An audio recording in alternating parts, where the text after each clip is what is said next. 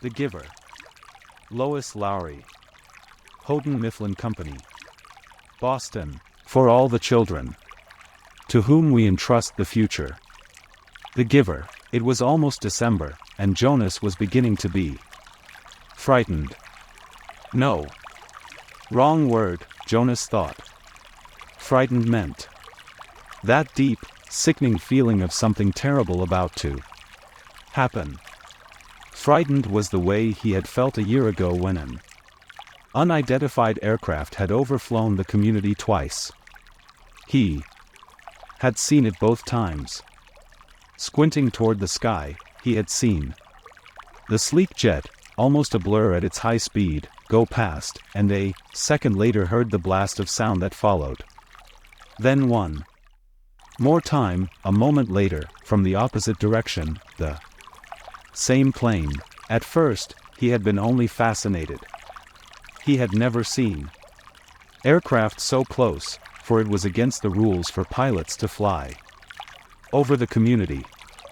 Occasionally, when supplies were delivered by cargo planes to the landing field across the river, the children rode their bicycles to the riverbank and watched, intrigued, the unloading and then the takeoff directed to the west, always away from the community. But the aircraft a year ago had been different. It was not a squat, fat-bellied cargo plane but a needle-nosed single-pilot jet. Jonas, looking around anxiously, had seen others, adults as well as children, stop what they were doing and wait, confused, for an explanation of the frightening event. Then all of the citizens had been ordered to go into the nearest building and stay there. Immediately, the rasping voice through the speakers had said, "Leave your bicycles where they are."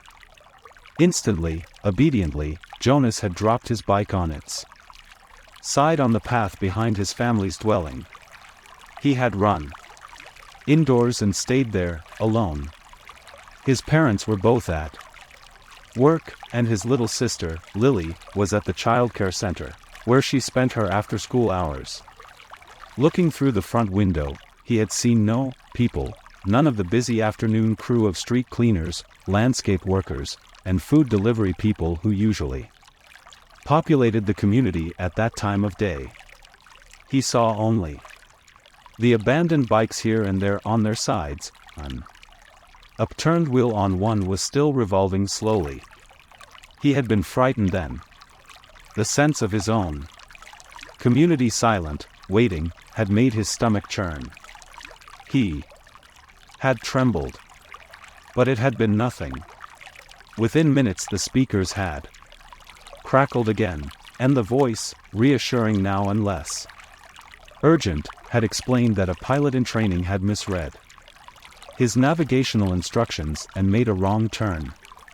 Desperately the pilot had been trying to make his way back before his error was noticed.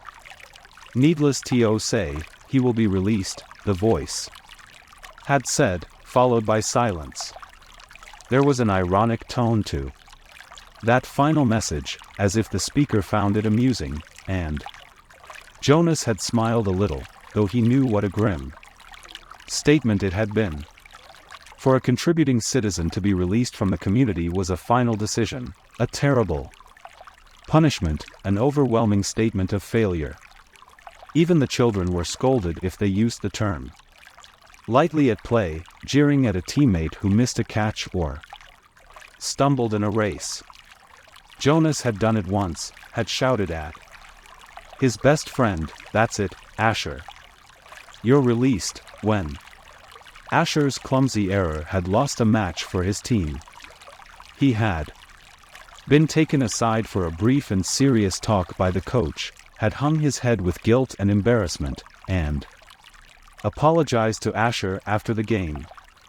Now, thinking about the feeling of fear as he pedaled home along the river path, he remembered that moment of palpable, stomach-sinking terror when the aircraft had streaked above. It was not what he was feeling now with December approaching. He searched for the right word to describe his own feeling. Jonas was careful about language. Not like his friend, Asher, who talked too fast and mixed things up, scrambling words and phrases until they were barely recognizable and often very funny. Jonas grinned, remembering the morning that Asher had dashed into the classroom, late as usual, arriving breathlessly in the middle of the chanting of the morning anthem. When the class took their seats at the conclusion of the patriotic hymn, Asher remained standing to make his public apology as was required. I apologize for inconveniencing my learning community. Asher ran through the standard apology phrase rapidly, still catching his breath. The instructor and class waited patiently for his explanation. The students had all been grinning, because they had listened to Asher's explanations so many times before. I left home at the correct time, but when I was riding along near the hatchery, the crew was separating some salmon. I guess I just got distraught, watching them. I apologize to my classmates, Asher concluded. He smoothed his rumpled tunic and sat down. We accept your apology, Asher. The class recited the standard response in unison. Many of the students were biting their lips to keep from laughing. I accept your apology, Asher, the instructor said. He was smiling. And I thank you, because once again you have provided an opportunity for a lesson in language. Distraught is too strong an adjective to describe salmon viewing.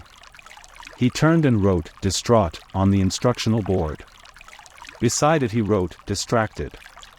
Jonas, nearing his home now, smiled at the recollection, thinking, still, as he wheeled his bike into its narrow port. Beside the door, he realized that frightened was the wrong word to describe his feelings, now that December was almost here. It was too strong an adjective. He had waited a long time for this special December. Now that it was almost upon him, he wasn't frightened, but he was eager, he decided. He was eager for it to come. And he was excited, certainly. All of the 11s were excited about the event that would be coming so soon. But there was a little shudder of nervousness when he thought about it, about what might happen. Apprehensive, Jonas decided. That's what I am. Who wants to be the first tonight, for feelings?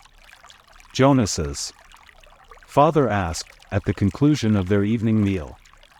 It was one of the rituals, the evening telling of feelings.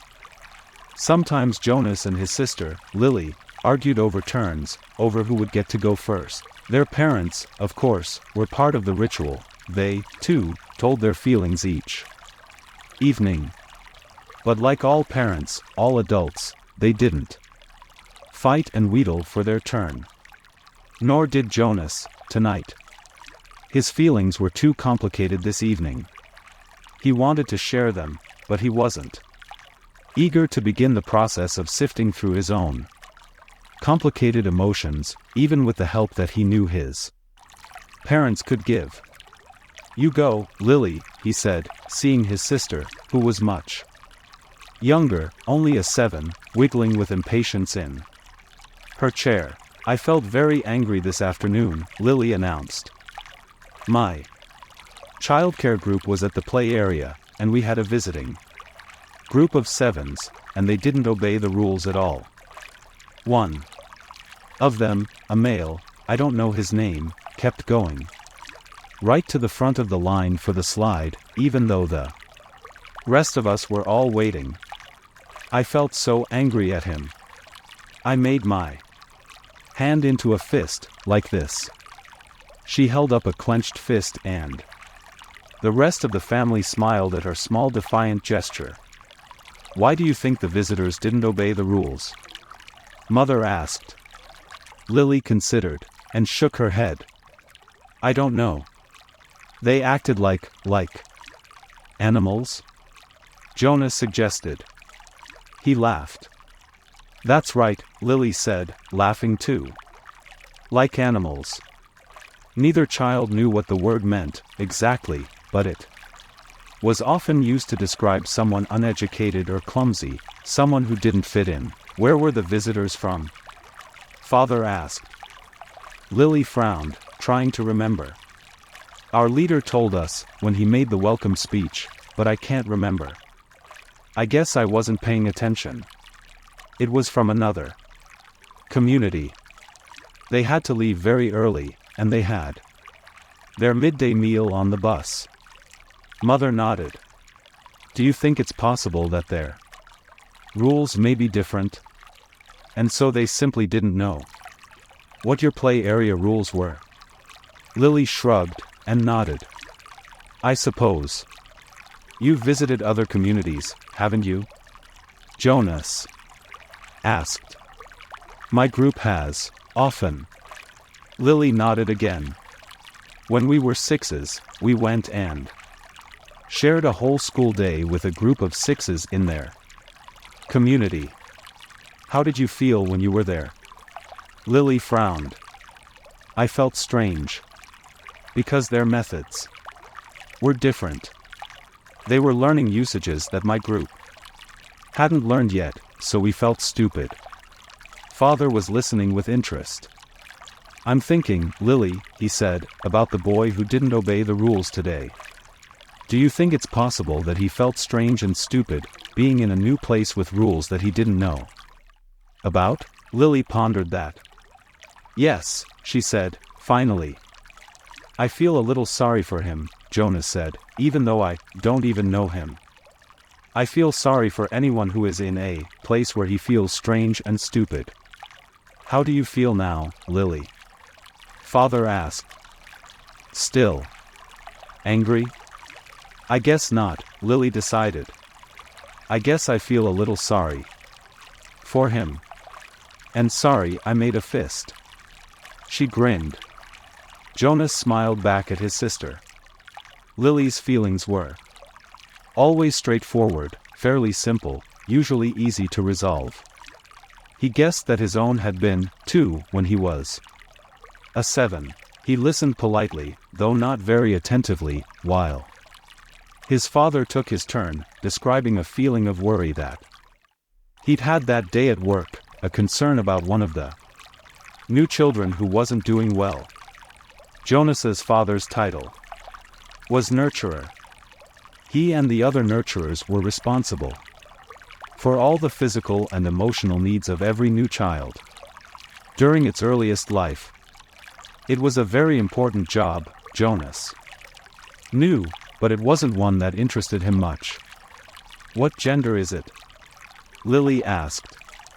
Male, Father said. He's a sweet little male with a lovely disposition. But he isn't growing as fast as he should, and he doesn't sleep soundly.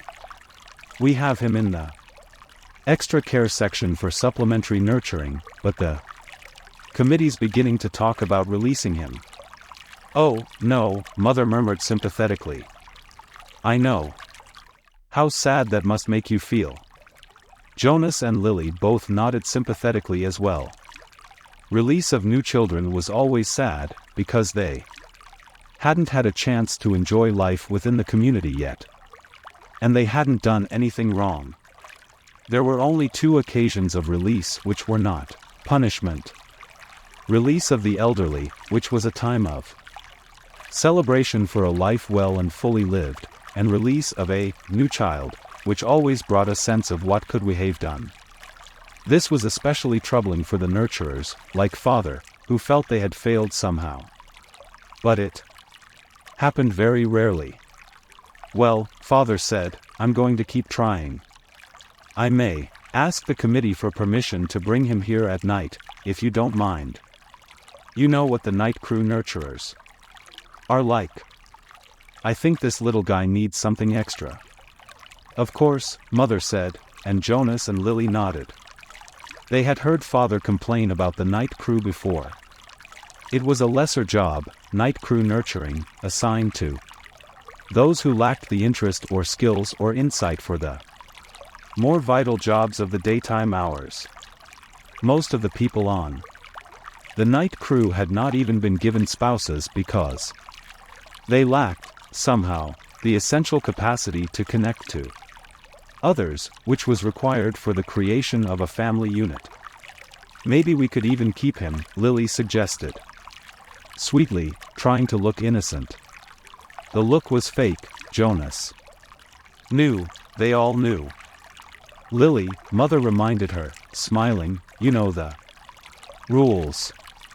2 children, 1 male, 1 female, to each family unit. It was written very clearly in the rules. Lily giggled. Well, she said, I thought maybe just this once. Next, Mother, who held a prominent position at the Department of Justice, talked about her feelings. Today a repeat offender had been brought before her, someone who had broken the rules before. Someone who she hoped had been adequately and fairly punished, and who had been restored to his place, to his job, his home, his family unit. To see him brought before her a second time caused her overwhelming feelings of frustration and anger. And even guilt, that she hadn't made a difference in his life. I feel frightened, too, for him, she confessed. You know that there's no third chance. The rules say that if there's a third transgression, he simply has to be released. Jonas shivered. He knew it happened. There was even a boy in his group of 11s whose father had been released years before. No one ever mentioned it, the disgrace was unspeakable. It was hard to imagine. Lily stood up and went to her mother. She stroked her mother's arm. From his place at the table, father reached over and took her hand. Jonas reached for the other. One by one, they comforted her. Soon she smiled, thanked them, and murmured that she felt soothed. The ritual continued. Jonas? Father asked, your last, tonight. Jonas sighed. This evening he almost would have preferred to keep his feelings hidden. But it was, of course, against the rules. I'm feeling apprehensive, he confessed, glad that the appropriate descriptive word had finally come to him. Why is that, son? His father looked concerned. I know there's really nothing to worry about, Jonas explained, and that every adult has been through it. I know. You have, father, and you too, mother. But it's the ceremony that I'm apprehensive about. It's almost December. Lily looked up, her eyes wide. The ceremony of 12, she whispered in an odd voice. Even the smallest children, Lily's age and younger, knew that it lay in the future for each of them. I'm glad you told us of your feelings, father said. Lily, mother said, beckoning to the little girl, go on now and get into your nightclothes. Father and I are going to stay here and talk to Jonas for a while. Lily sighed, but obediently she got down from her chair. Privately, she asked. Mother nodded. Yes, she said, this talk will be a private one with Jonas. Jonas watched as his father poured a fresh cup of coffee. He waited. You know, his father finally said, every December was exciting to me when I was young. And it has been for you and Lily, too, I'm sure. Each December brings such changes. Jonas nodded. He could remember the Decembers back to when he had become, well, probably a 4. The earlier ones were lost to him. But he observed them each year, and he remembered Lily's earliest Decembers. He remembered when his family received Lily, the day she was named, the day that she had become a 1. The ceremony for the ones was always noisy and fun. Each December, all the new children born in the previous year turned 1. One at a time, there were always 50 in each year's group. If none had been released, they had been brought to the stage by the nurturers who had cared for them since birth. Some were already walking, wobbly on their unsteady legs, others were no more than a few days old, wrapped in blankets, held by their nurturers. "I enjoy the naming," Jonas said. His mother agreed, smiling. "The year we got Lily, we knew, of course, that we'd receive our female, because we'd made our application and been approved. But I'd been wondering and wondering what her name would be. I could have sneaked a look at the list prior to the ceremony," Father confided. "The committee always makes the list in advance, and it's right there in the office at the nurturing center. As a matter of fact," he went on, "I feel a little guilty about this. But I did go in this afternoon and look to see if this year's naming list had been made yet. It was right there in the office, and I looked up number 36. That's the little guy I've been concerned about, because it occurred to me that it might enhance his nurturing if I could call him by a name. Just privately, of course, when no one else is around." "Did you find it?" Jonas asked. He was fascinated. It didn't seem a terribly important rule, but the fact that his father had broken a rule at all awed him. He glanced at his mother, the one responsible for adherence to the rules, and was relieved that she was smiling. His father nodded. "His name, if he makes it to the naming without being released, of course, is to be Gabriel. So I whisper that to him when I feed him every 4 hours, and during exercise and playtime. If no one can hear me. I call him Gabe, actually," he said, and grinned. Gabe. Jonas tried it out. A good name, he decided. Though Jonas had only become a 5 the year that they acquired Lily and learned her name, he remembered the excitement, the conversations at home, wondering about her, how she would look, who she would be, how she would fit into their established family unit. He remembered climbing the steps to the stage with his parents, his father by his side that year instead of with the nurturers, since it was the year that he would be given a new child of his own. He remembered his mother taking the new child, his sister, into her arms, while the document was read to the assembled family units. New child 23, the namer had read. Lily. He remembered his father's look of delight, and that his father had whispered, "She's one of my favorites." I was hoping for her to be the one. The crowd had clapped, and Jonas had grinned. He liked his sister's name. Lily, barely awake, had waved her small fist. Then they had stepped down to make room for the next family unit. "When I was an 11, his father said, now, as you are, Jonas, I was very impatient, waiting for the ceremony of 12. It's a long 2 days. I remember that I enjoyed the ones, as I always do, but that I didn't pay much attention to the other ceremonies, except for my sister's. She became a 9 that year, and got her bicycle. I'd been teaching her to ride mine, even though technically I wasn't supposed to." Jonas laughed. It was one of the few rules that was not taken very seriously and was almost always broken. The children all received their bicycles at 9, they were not allowed to ride bicycles before then. But almost always, the older brothers and sisters had secretly taught the younger ones. Jonas had been thinking already about teaching Lily.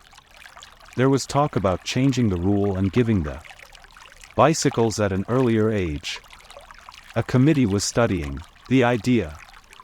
When something went to a committee for study, the people always joked about it. They said that the committee members would become elders by the time the rule change was made. Rules were very hard to change.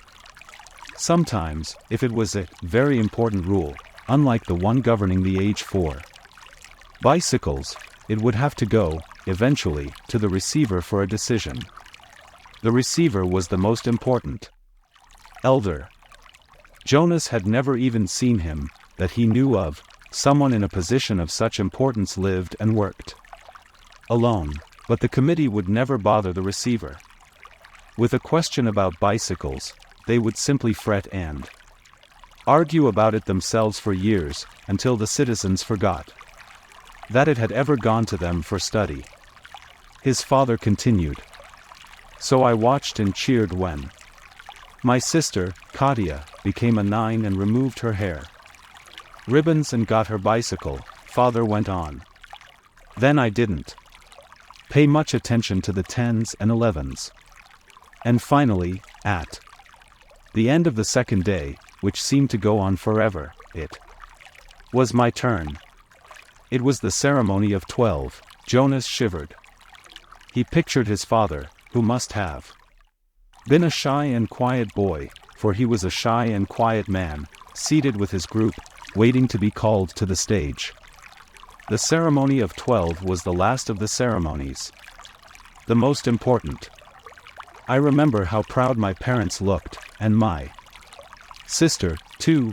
Even though she wanted to be out riding the bicycle publicly, she stopped fidgeting and was very still and attentive when my turn came. But to be honest, Jonas, his father said, for me there was not the element of suspense that there is with your ceremony, because I was already fairly certain of what my assignment was to be. Jonas was surprised. There was no way, really, to know in advance. It was a secret selection, made by the leaders of the community, the committee of elders, who took the responsibility so seriously that there were never even any jokes made about assignments. His mother seemed surprised, too. How could you have known? She asked. His father smiled his gentle smile.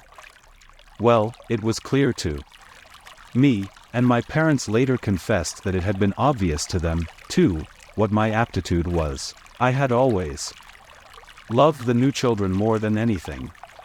When my friends in my age group were holding bicycle races, or building toy vehicles or bridges with their construction sets, or all the things I do with my friends, Jonas pointed out, and his mother nodded in agreement.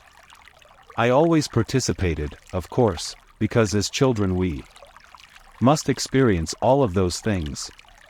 And I studied hard in school, as you do, Jonas. But again and again, during free time, I found myself drawn to the new children. I spent almost all of my volunteer hours helping in the nurturing center. Of course the elders knew that, from their observation. Jonas nodded. During the past year he had been aware of the increasing level of observation. In school, at recreation time, and during volunteer hours, he had noticed the elders watching him and the other 11s. He had seen them taking notes. He knew, too, that the elders were meeting for long hours with all of the instructors that he and the other 11s had had during their years of school. So I expected it, and I was pleased, but not at all surprised, when my assignment was announced as nurturer. Father explained. Did everyone applaud, even though they weren't surprised? Jonas asked. Oh, of course. They were happy for me, that my assignment was what I wanted most. I felt very fortunate. His father smiled. Were any of the 11s disappointed, your year? Jonas asked. Unlike his father, he had no idea what his assignment would be. But he knew that some would disappoint him. Though he respected his father's work, nurturer would not be his wish, and he didn't envy laborers at all. His father thought. No, I don't think so. Of course the Elders are so careful in their observations and selections. I think it's probably the most important job in our community, his mother commented. My friend Yoshiko was surprised by her selection as doctor, father said, but she was thrilled. And let's see, there was Andre. I remember that when we were boys. He never wanted to do physical things. He spent all the recreation time he could with his construction set, and his volunteer hours were always on building sites. The elders knew that, of course. Andre was given the assignment of engineer and he was delighted. Andre later designed the bridge that crosses the river to the west of town, Jonas's mother said. It wasn't there when we were children. There are very rarely disappointments, Jonas. I don't think you need to worry about that, his father reassured him. And if there are, you know there's an appeal process. But they all laughed at that. An appeal went to a committee for study. I worry a little about Asher's assignment, Jonas confessed. Asher's such fun. But he doesn't really have any serious interests. He makes a game out of everything. His father chuckled. You know, he said, I remember when Asher was a new child at the nurturing center, before he was named. He never cried. He giggled and laughed at everything. All of us on the staff enjoyed nurturing Asher. The elders know Asher, his mother said. They'll find exactly the right assignment for him. I don't think you need to worry about him. But, Jonas, let me warn you about something that may not have occurred to you. I know I didn't think about it until after my ceremony of 12. What's that? Well, it's the last of the ceremonies, as you know. After 12, age isn't important. Most of us even lose track of how old we are as time passes, though the information is in the Hall of Open Records, and we could go and look it up if we wanted to. What's important is the preparation for adult life, and the training you'll receive in your assignment.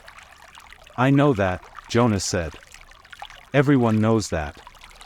But it means, his mother went on, that you'll move into a new group.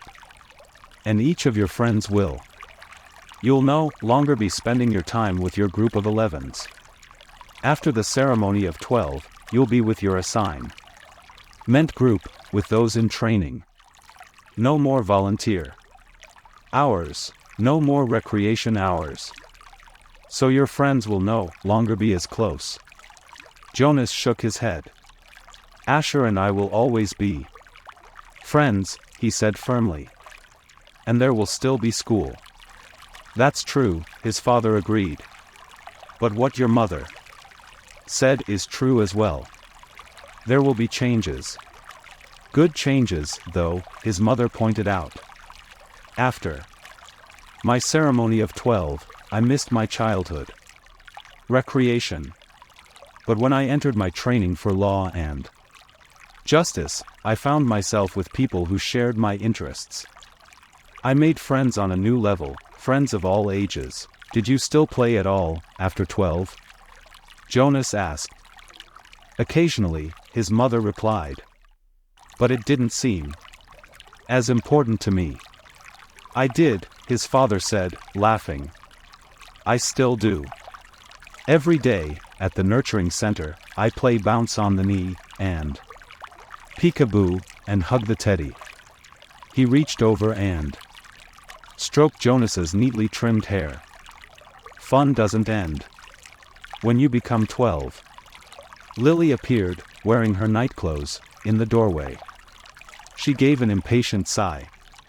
This is certainly a very long private conversation, she said. And there are certain people waiting for their comfort object. Lily, her mother said fondly, you're very close to being an 8, and when you're an 8, your comfort object will be taken away. It will be recycled to the Younger children. You should be starting to go off to sleep. Without it. But her father had already gone to the shelf and taken down the stuffed elephant which was kept there. Many of the comfort objects, like Lily's, were soft, stuffed, imaginary creatures. Jonas's had been called a bear. "Here you are, Lily Billy," he said. "I'll come help you. Remove your hair ribbons." Jonas and his mother rolled their eyes, yet they watched affectionately as Lily and her father headed to her sleeping room with the stuffed elephant that had been given to her as her comfort object when she was born. His mother moved to her big desk and opened her briefcase. Her work never seemed to end, even when she was at home in the evening. Jonas went to his own desk and began to sort through his school papers for the evening's assignment. But his mind was still on December and the coming ceremony. Though he had been reassured by the talk with his parents, he hadn't the slightest idea what assignment the elders would be selecting for his future, or how he might feel about it when the day came. "Oh, look!" Lily squealed in delight. "Isn't he cute? Look how tiny he is. And he has funny eyes like yours, Jonas." Jonas glared at her. He didn't like it that she had mentioned his eyes. He waited for his father to chastise Lily. But father was busy unstrapping the carrying basket from the back of his bicycle. Jonas walked over to look. It was the first thing Jonas noticed as he looked at the new child peering up curiously from the basket. The pale eyes. Almost every citizen in the community had dark eyes. His parents did, and Lily did, and so did all of his group members and friends. But there were a few exceptions. Jonas himself, and a female 5 who he had noticed had the different, lighter eyes. No one mentioned such things. It was not a rule, but was considered rude to call attention to things that were unsettling or different about individuals. Lily, he decided, would have to learn that soon, or she would be called in for chastisement because of her insensitive chatter. Father put his bike into its port. Then he picked up the basket and carried it into the house. Lily followed behind, but she glanced back over her shoulder at Jonas and teased, "Maybe he had the same birth mother as you." Jonas shrugged. He followed them inside. But he had been startled by the new child's eyes. Mirrors were rare in the community. They weren't forbidden, but there was no real need of them, and Jonas had simply never bothered to look at himself very often, even when he found himself in a location where a mirror existed. Now, seeing the new child and its expression, he was reminded that the light eyes were not only a rarity but gave the one who had them a certain look. What was it? Depth, he decided, as if one were looking into the clear water of the river, down to the bottom, where things might lurk which hadn't been discovered yet. He felt self-conscious, realizing that he, too, had that look. He went to his desk, pretending not to be interested in the new child. On the other side of the room, Mother and Lily were bending over to watch as Father unwrapped its blanket. "What's his comfort object called?" Lily asked, picking up the stuffed creature which had been placed beside the new child in his basket. Father glanced at it. "Hippo," he said.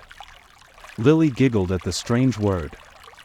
"Hippo," she repeated, and put the comfort object down again. She peered at the unwrapped new child, who waved his arms. "I think new children are so cute," Lily sighed. "I hope I get assigned to be a birth mother." "Lily." Mother spoke very sharply. "Don't say that. There's very little honor in that assignment." "But I was talking to Natasha. You know, the 10 who lives around the corner. She does some of her volunteer hours at the birthing center.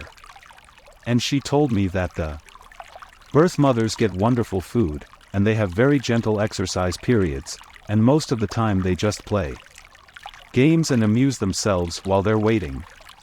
I think I'd like that, Lily said petulantly. 3 years, Mother told her firmly. 3 births, and that's all. After that they are laborers for the rest of their adult lives, until the day that they enter the house of the old. Is that what you want, Lily? 3 lazy years, and then hard physical labor until you are old? Well, no, I guess not, Lily acknowledged reluctantly. Father turned the new child onto his tummy in the basket. He sat beside it and rubbed its small back with a rhythmic motion. Anyway, Lily Billy, he said affectionately, the birth mothers never even get to see new children. If you enjoy the little ones so much, you should hope for an assignment as nurturer. When you're an 8 and start your volunteer hours, you can try some at the nurturing center, Mother suggested. Yes, I think I will, Lily said. She knelt beside the basket. What did you say his name is? Gabriel? Hello, Gabriel, she said in a sing-song voice. Then she giggled. Oops, she whispered. I think he's asleep. I guess I'd better be quiet. Jonas turned to the school assignments on his desk. Some chance of that, he thought. Lily was never quiet. Probably she should hope for an assignment as speaker, so that she could sit in the office with the microphone all day, making announcements. He laughed silently to himself, picturing his sister droning on in the self-important voice that all the speakers seemed to develop, saying things like, attention. This is a reminder to females under 9 that hair ribbons are to be neatly tied at all times. He turned toward Lily and noticed to his satisfaction that her ribbons were, as usual, undone and dangling. There would be an announcement like that quite soon, he felt certain, and it would be directed mainly at Lily, though. Her name, of course, would not be mentioned. Everyone would know.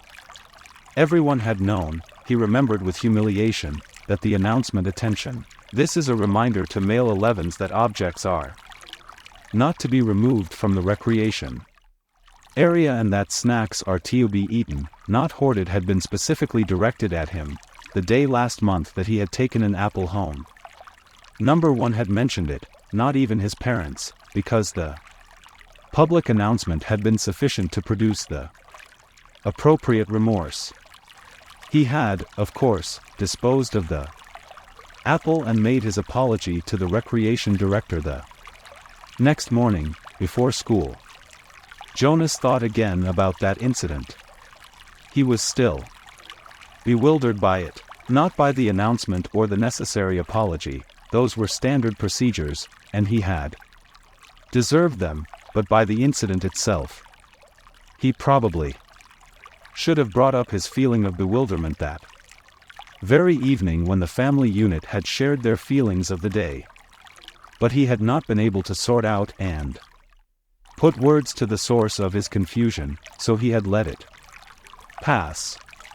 It had happened during the recreation period, when he had been playing with Asher. Jonas had casually picked up an apple from the basket where the snacks were kept, and had thrown it to his friend. Asher had thrown it back, and they had begun a simple game of catch. There had been nothing special about it, it was an activity that he had performed countless times, throw, catch, throw, catch. It was effortless for Jonas, and even boring, though Asher enjoyed it, and playing catch was a required activity for Asher because it would improve his hand-eye coordination, which was not up to standards. But suddenly Jonas had noticed, following the path of the apple through the air with his eyes, that the piece of fruit had, well, this was the part that he couldn't adequately understand, the apple had changed. Just for an instant. It had changed in mid-air, he remembered. Then it was in his hand, and he looked at it carefully, but it was the same apple. Unchanged. The same size and shape, a perfect sphere. The same nondescript shade, about the same shade as his own tunic. There was absolutely nothing remarkable about that apple. He had tossed it back and forth between his hands a few times, then thrown it again to Asher. And again, in the air, for an instant only, it had changed. It had happened 4 times. Jonas had blinked, looked around, and then tested his eyesight, squinting at the small print on the identification badge attached to his tunic. He read his name quite clearly. He could also clearly see Asher at the other end of the throwing area. And he had had no problem catching the apple. Jonas had been completely mystified. Ash, he had called. Does anything seem strange to you about the apple? Yes, Asher called back, laughing. It jumps out of my hand onto the ground. Asher had just dropped it once. Again. So Jonas laughed too, and with his laughter tried to ignore his uneasy conviction that something had happened. But he had taken the apple home, against the recreation area rules. That evening, before his parents and Lily arrived at the dwelling, he had held it in his hands and looked at it carefully. It was slightly bruised now, because Asher had dropped it several times. But there was nothing at all unusual about the apple. He had held a magnifying glass to it. He had tossed it several times across the room, watching, and then rolled it around and around on his desktop, waiting for the thing to happen again. But it hadn't. The only thing that happened was the announcement later that evening over the speaker, the announcement that had singled him out without using his name, that had caused both of his parents to glance meaningfully at his desk where the apple still lay. Now, sitting at his desk, staring at his schoolwork as his family hovered over the new child in its basket, he shook his head, trying to forget the odd incident. He forced himself to arrange his papers and try to study a little before the evening meal. The new child, Gabriel, stirred and whimpered, and father spoke softly to Lily, explaining the feeding procedure as he opened the container that held the formula and equipment. The evening proceeded as all evenings did in the family unit, in the dwelling, in the community, quiet, reflective, a time for renewal and preparation for the day to come. It was different only in the addition to it of the new child with his pale, solemn, knowing eyes. Jonas rode at a leisurely pace, glancing at the bike ports beside the buildings to see if he could spot Asher's. He didn't often do his volunteer hours with his friend because Asher frequently fooled around and made serious work a little difficult. But now, with 12 coming so soon and the volunteer hours ending, it didn't seem to matter. The freedom to choose where to spend those hours had always seemed a wonderful luxury to Jonas. Other hours of the day were so carefully regulated. He remembered when he had become an 8, as Lily would do shortly, and had been faced with that freedom of choice. The 8s always set out on their first volunteer hour a little nervously, giggling and staying in groups of friends. They almost invariably did their hours on recreation duty first, helping with the younger ones in a place where they still felt comfortable. But with guidance, as they developed self-confidence and maturity, they moved on to other jobs, gravitating toward those that would suit their own interests and skills. A male 11 named Benjamin had done his entire, nearly 4 years in the rehabilitation center, working with citizens who had been injured. It was rumored that he was as skilled now as the rehabilitation directors. themselves, and that he had even developed some machines and methods to hasten rehabilitation. There was no doubt that Benjamin would receive his assignment to that field and would probably be permitted to bypass most of the training. Jonas was impressed by the things Benjamin had achieved. He knew him, of course, since they had always been groupmates, but they had never talked about the boys' accomplishments because such a conversation would have been awkward for Benjamin. There was never any comfortable way to mention or discuss one's successes without breaking the rule against bragging, even if one didn't mean to. It was a minor rule, rather like rudeness, punishable only by gentle chastisement. But still, better to steer clear of an occasion governed by a rule which would be so easy to break. The area of dwellings behind him, Jonas rode past the community structures, hoping to spot Asher's bicycle, parked beside one of the small factories or office buildings. He passed the childcare center where Lily stayed after school, and the play areas surrounding it. He rode through the central plaza and the large auditorium where public meetings were held. Jonas slowed and looked at the name tags on the bicycles lined up outside the nurturing center. Then he checked those outside food distribution. It was always fun to help with the deliveries, and he hoped he would find his friend there so that they could go together on the daily rounds, carrying the cartons of supplies into the dwellings of the community. But he finally found Asher's bicycle, leaning, as usual, instead of upright in its port, as it should have been, at the house of the old. There was only one other child's bicycle there, that of a female 11 named Fiona.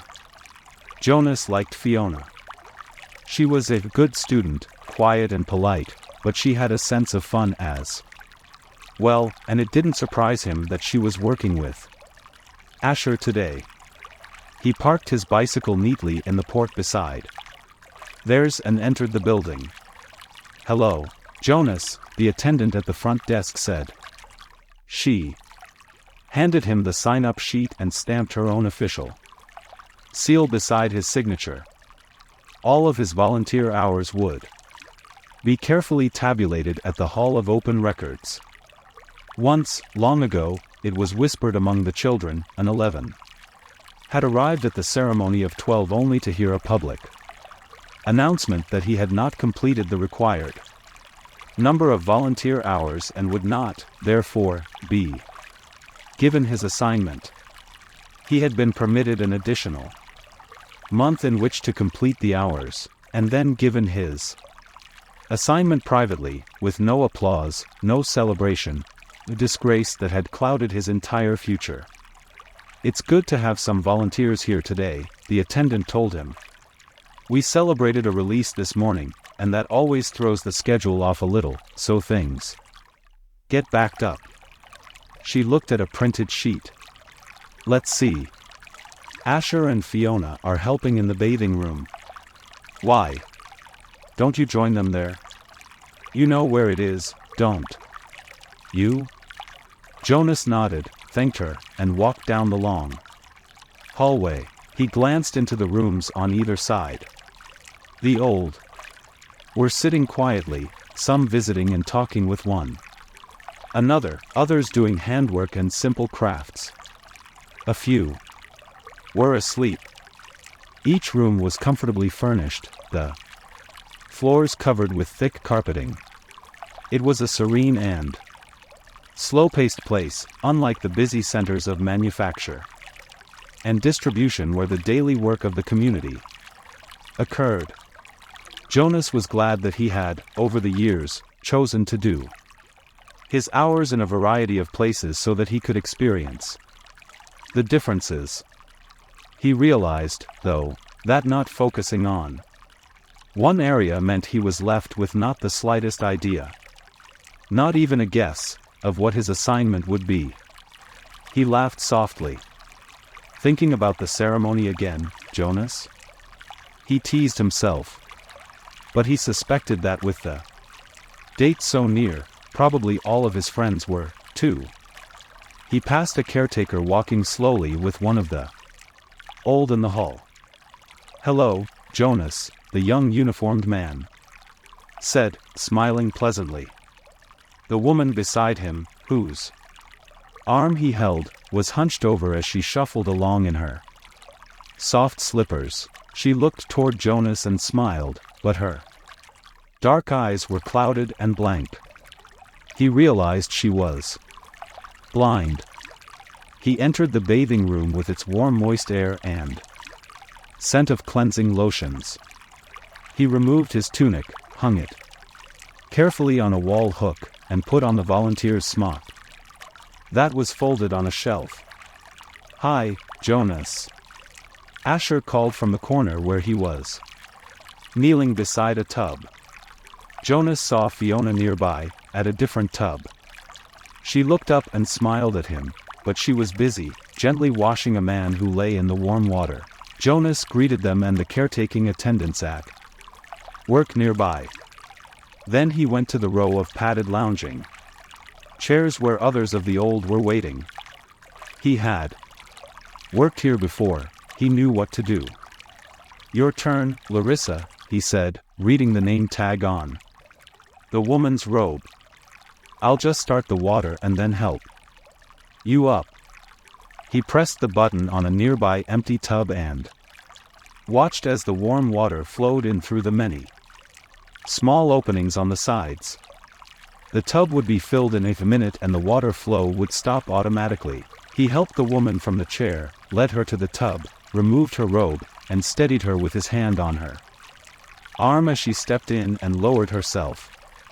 She leaned back and sighed with pleasure, her head on a soft cushioned headrest. "Comfortable?" he asked, and she nodded, her eyes closed. Jonas squeezed cleansing lotion onto the clean sponge at the edge of the tub and began to wash her frail body. Last night he had watched as his father bathed the new child. This was much the same, the fragile skin, the soothing water, the gentle motion of his hand, slippery with soap. The relaxed, peaceful smile on the woman's face reminded him of Gabriel being bathed. And the nakedness, too. It was against the rules for children or adults to look at another's nakedness, but the rule did not apply to new children or the old. Jonas was glad. It was a nuisance to keep oneself covered while changing for games, and the required apology if one had by mistake glimpsed another's body was always awkward. He couldn't see why it was necessary. He liked the feeling of safety here in this warm and quiet room. He liked the expression of trust on the woman's face as she lay in the water unprotected, exposed, and free. From the corner of his eye he could see his friend Fiona help the old man from the tub and tenderly pat his thin, naked body dry with an absorbent cloth. She helped him into his robe.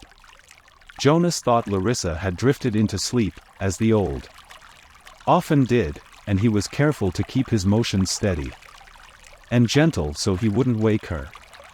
He was surprised when she spoke, her eyes still closed. "This morning we celebrated the release of Roberto," she told him. "It was wonderful." "I knew Roberto," Jonas said. "I helped with his feeding the last time I was here, just a few weeks ago. He was a very interesting man." Larissa opened her eyes happily. "They told his whole life before they released him," she said. "They always do. But to be honest," she whispered with a mischievous look, "some of the tellings are a little boring. I've even seen some of the old fall asleep during tellings, when they released Edna recently." "Did you know Edna?" Jonas shook his head. He couldn't recall anyone named Edna. "Well, they tried to make her life sound meaningful. And of course," she added primly, "all lives are meaningful. I don't mean that they aren't. But Edna. My goodness. She was a birth mother, and then she worked in food production for years, until she came here. She never even had a family unit. Larissa lifted her head and looked around to make sure no one else was listening. Then she confided, I don't think Edna was very smart. Jonas laughed.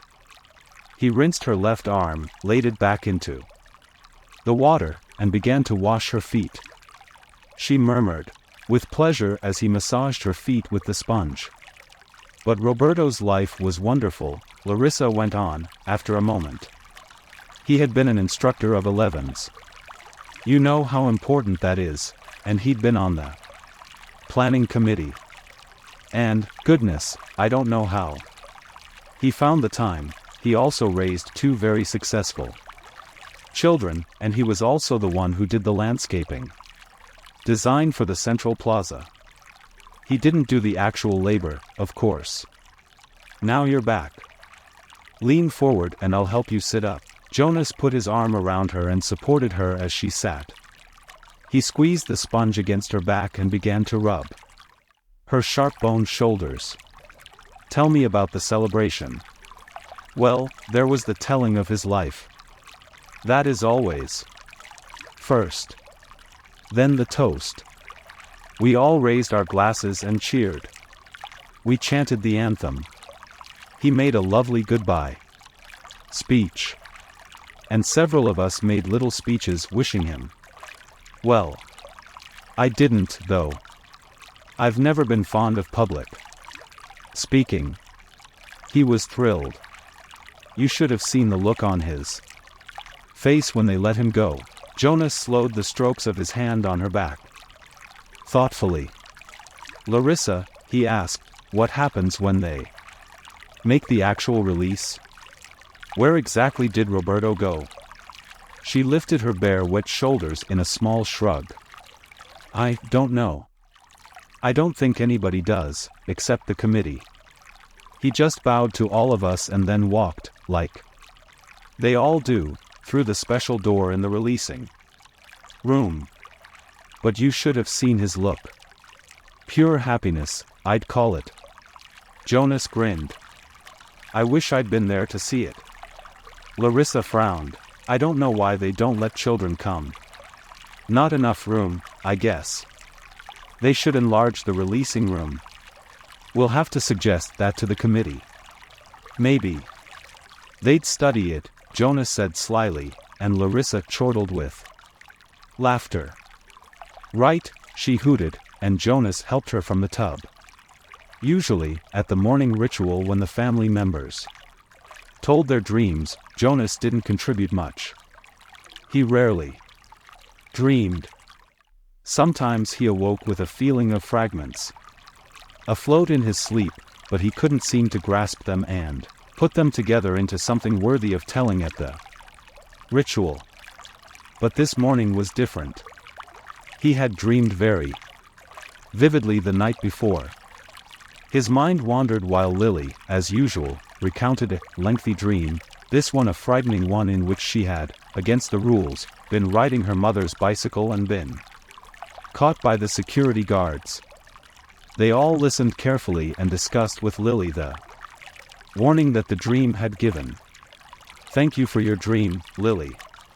Jonas said the standard phrase automatically, and tried to pay better attention, while his mother told of a dream fragment, a disquieting scene where she had been chastised for a rule infraction she didn't understand. Together they agreed that it probably resulted from her feelings when she had reluctantly dealt punishment to the citizen who had broken the major rules a second time. Father said that he had had no dreams. Gabe? Father asked, looking down at the basket where the new child lay gurgling after his feeding, ready to be taken back to the nurturing center for the day. They all laughed. Dream-telling began with threes. If new children dreamed, no one knew. Jonas? Mother asked. They always asked, though they knew how rarely Jonas had a dream to tell. I did dream last night, Jonas told them. He shifted in his chair, frowning. Good, Father said. Tell us. The details aren't clear, really, Jonas explained, trying to recreate the odd dream in his mind. I think I was in the bathing room at the house of the old. That's where you were yesterday, Father pointed out. Jonas nodded. But it wasn't really the same. There was a tub in the dream. But only one, and the real bathing room has rows and rows of them. But the room in the dream was warm and damp. And I had taken off my tunic, but hadn't put on the smock, so my chest was bare. I was perspiring, because it was so warm. And Fiona was there, the way she was yesterday. Asher, too? Mother asked. Jonas shook his head. No. It was only me and Fiona, alone in the room, standing beside the tub. She was laughing. But I wasn't.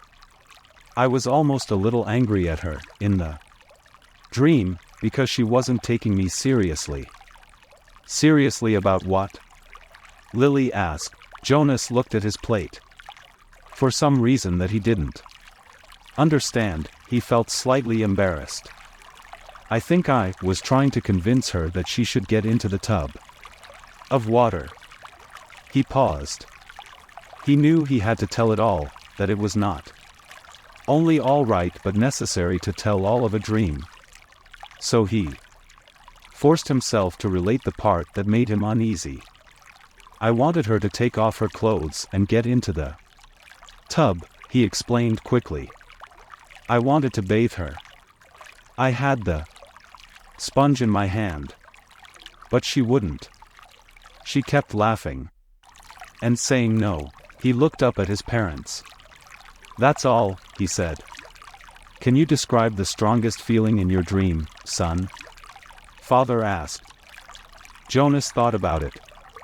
The details were murky and vague. But the feelings were clear, and flooded him again. Now as he thought. The wanting, he said. I knew that she wouldn't. And I think I knew that she shouldn't. But I wanted it so terribly. I could feel the wanting all through me. Thank you for your dream, Jonas, Mother said after a moment. She glanced at Father. Lily, Father said, it's time to leave for school. Would you walk beside me this morning and keep an eye on the child's basket? We want to be certain he doesn't wiggle himself loose. Jonas began to rise to collect his schoolbooks. He thought it surprising that they hadn't talked about his dream at length before the thank you. Perhaps they found it as confusing as he had. Wait, Jonas, Mother said gently. I'll write an apology to your instructor so that you won't have to speak one for being late. He sank back down into his chair, puzzled. He waved to Father and Lily as they left the dwelling, carrying Gabe in his basket. He watched while Mother tidied the remains of the morning meal and placed the tray by the front door for the collection crew.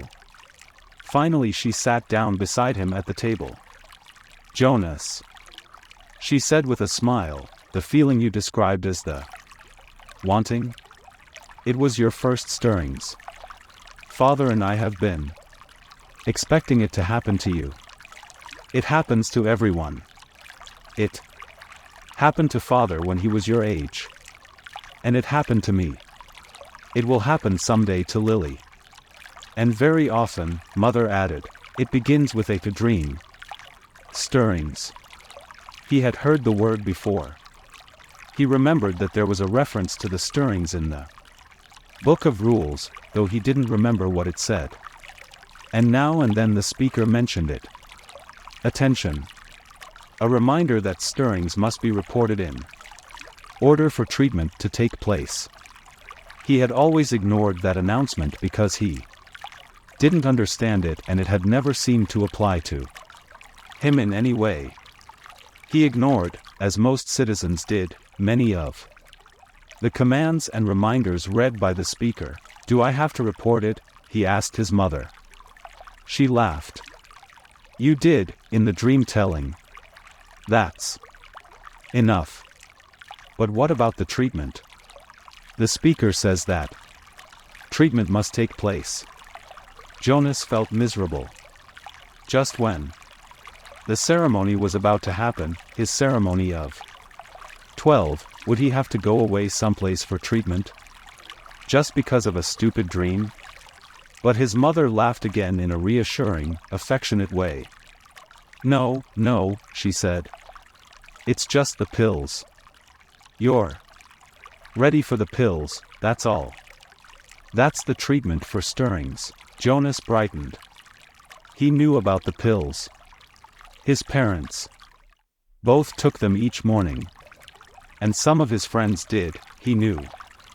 Once he had been heading off to school with Asher, both of them on their bikes, when Asher's father had called from their dwelling doorway, "You forgot your pill, Asher."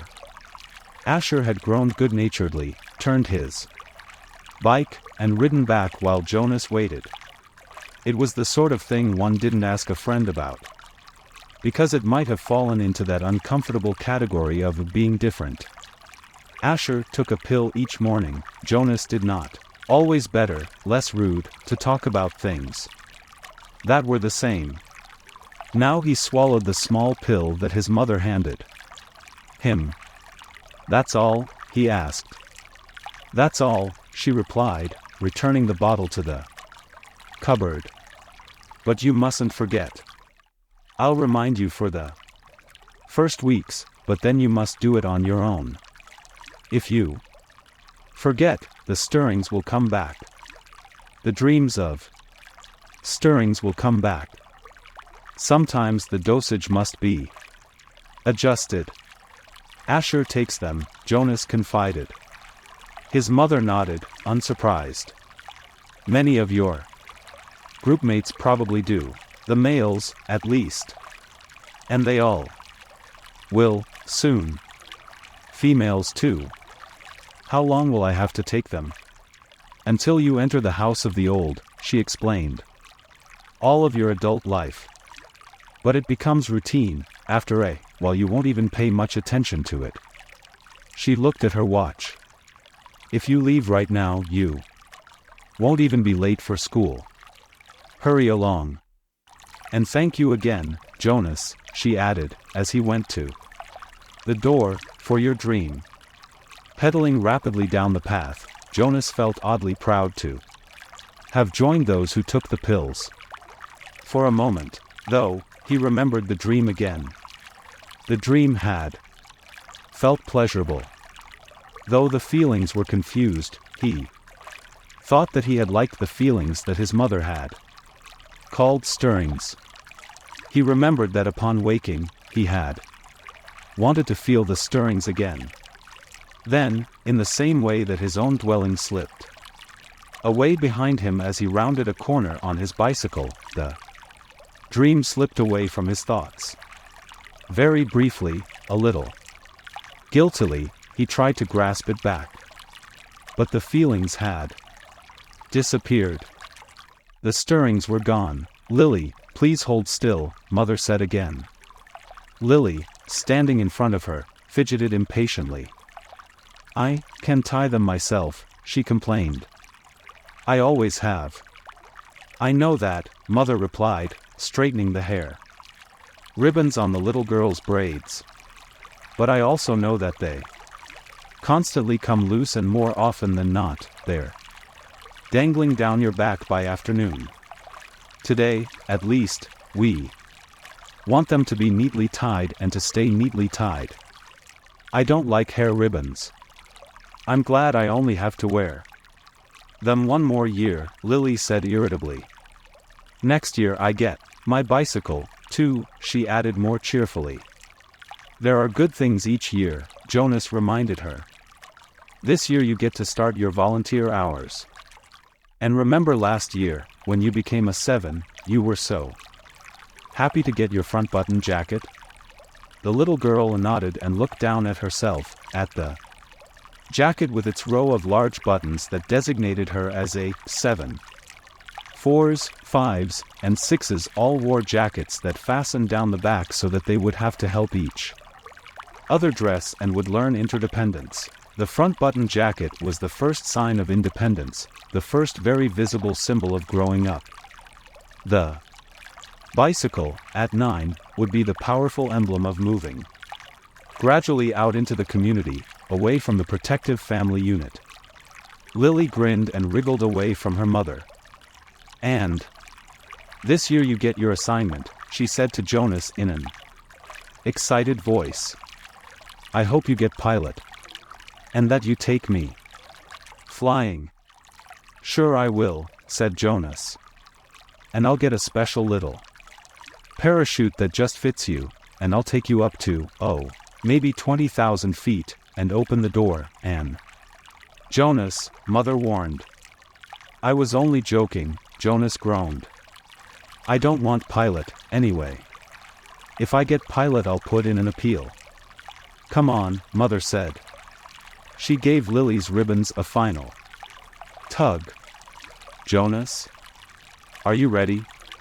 Did you take your pill? I want to get a good seat in the auditorium, she prodded Lily to the front door and Jonas followed. It was a short ride to the auditorium, Lily waving to her friends from her seat on the back of Mother's bicycle.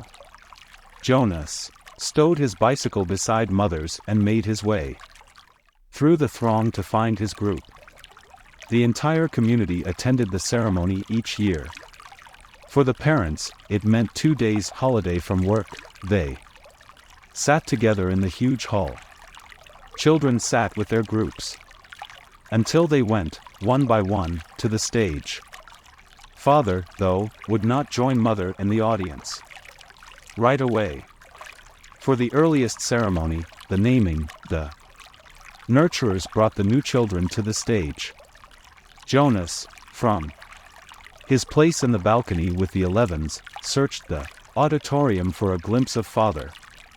It wasn't at all hard to spot the nurturers section at the front, coming from. It were the wails and howls of the new children who Saturday squirming on the nurturers' laps. At every other public ceremony, the audience was silent and attentive. But once a year, they all smiled indulgently at the commotion from the little ones waiting to receive their names and families. Jonas finally caught his father's eye and waved. Father grinned and waved back, then held up the hand of the new child on his lap, making it wave, too. It wasn't Gabriel. Gabe was back at the nurturing center today, being cared for by the night crew. He had been given an unusual and special reprieve from the committee, and granted an additional year of nurturing before his naming and placement.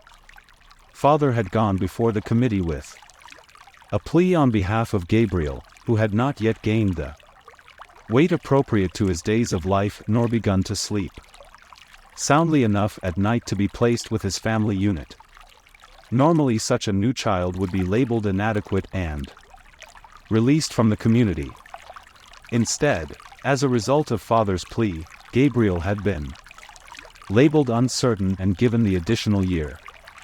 He would continue to be nurtured at the center and would spend his nights with Jonas's family unit. Each family member, including Lily, had been required to sign a pledge that they would not become attached to this little temporary guest, and that they would relinquish him without protest or appeal when he was assigned to his own family unit at next year's ceremony. At least, Jonas thought, after Gabriel was placed next year, they would still see him often because he would be part of the community. If he were released, they would not see him again. Ever. Those who were released, even as new children, were sent elsewhere and never returned to the community. Father had not had to release a single new child this year, so Gabriel would have represented a real failure and sadness. Even Jonas, though he didn't hover over the little one the way Lily and his father did, was glad that Gabe had not been released. The first ceremony began right on time, and Jonas watched as one after another each new child was given a name and handed by the nurturers to its new family unit. For some, it was a first child. But many came to the stage, accompanied by another child beaming with pride to receive a little brother or sister, the way Jonas had when he was about to be a 5. Asher poked Jonas's arm. "Remember when we got Philippa?" he asked in a loud whisper. Jonas nodded. It had only been last year. Asher's parents had waited quite a long time before applying for a second child. Maybe, Jonas suspected, they had been so exhausted by Asher's lively foolishness that they had needed a little time. 2 of their group, Fiona and another female named Thea, were missing temporarily, waiting with their parents to receive new children. But it was rare that there was such an age gap between children in a family unit. When her family ceremony was completed, Fiona took the seat that had been saved for her in the row ahead of Asher and Jonas. She turned and whispered to them, "He's cute, but I don't like his name very much." She made a face and giggled. Fiona's new brother had been named Bruno. It wasn't a great name, Jonas thought, like Gabriel, for example. But it was okay. The audience applause, which was enthusiastic at each naming, rose in an exuberant swell when one parental pair, glowing with pride, took a male new child and heard him named Caleb. This new Caleb was a replacement child. The couple had lost their first Caleb, a cheerful little 4. Loss of a child was very, very rare. The community was extraordinarily safe, each citizen watchful and protective of all children, but somehow the first little Caleb had wandered away unnoticed, and had fallen into the river. The entire community had performed the ceremony of loss together, murmuring the name Caleb throughout an entire day, less and less frequently, softer in volume, as the long and somber day went on, so that the little 4 seemed to fade away gradually from everyone's consciousness. Now, at this special naming, the community performed the brief murmur of replacement ceremony, repeating the name for the first time since the loss, softly and slowly at first, then faster and with greater volume, as the couple stood on the stage with the new child sleeping in the mother's arms. It was as if the first Caleb were returning. Another new child was given the name Roberto, and Jonas remembered that Roberto the Old had been released only last week. But there was no murmur of replacement ceremony for the new little Roberto. Release was not the same as loss. He sat politely through the ceremonies of 2 and 3 and 4, increasingly bored as he was each year. Then a break for midday meal, served outdoors, and back again to the seats, for the 5s, 6s, 7s, and finally, last of the first day's ceremonies, the 8s. Jonas watched and cheered as Lily marched proudly to the stage, became an 8 and received the identifying jacket that she would wear this year, this one with smaller buttons and, for the first time, pockets, indicating that she was mature enough now to keep track of her own small belongings. She stood solemnly listening to the speech of firm instructions on the responsibilities of 8 and doing volunteer hours for the first time, but Jonas could see that Lily, though she seemed attentive, was looking longingly at the row of gleaming bicycles, which would be presented tomorrow morning to the 9s. Next year, Lily Billy, Jonas thought. It was an exhausting day, and even Gabriel, retrieved in his basket from the nurturing center, slept soundly that night. Finally it was the morning of the ceremony of 12. Now father sat beside mother in the audience.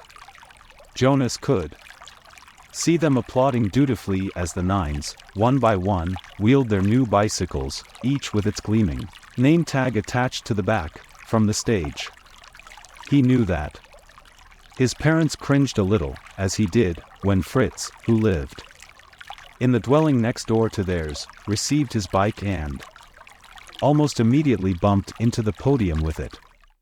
Fritz was a very awkward child who had been summoned for chastisement again and again.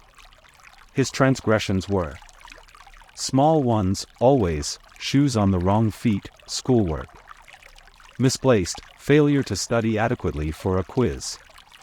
But each such error reflected negatively on his parents' guidance and infringed on the community's sense of order and success.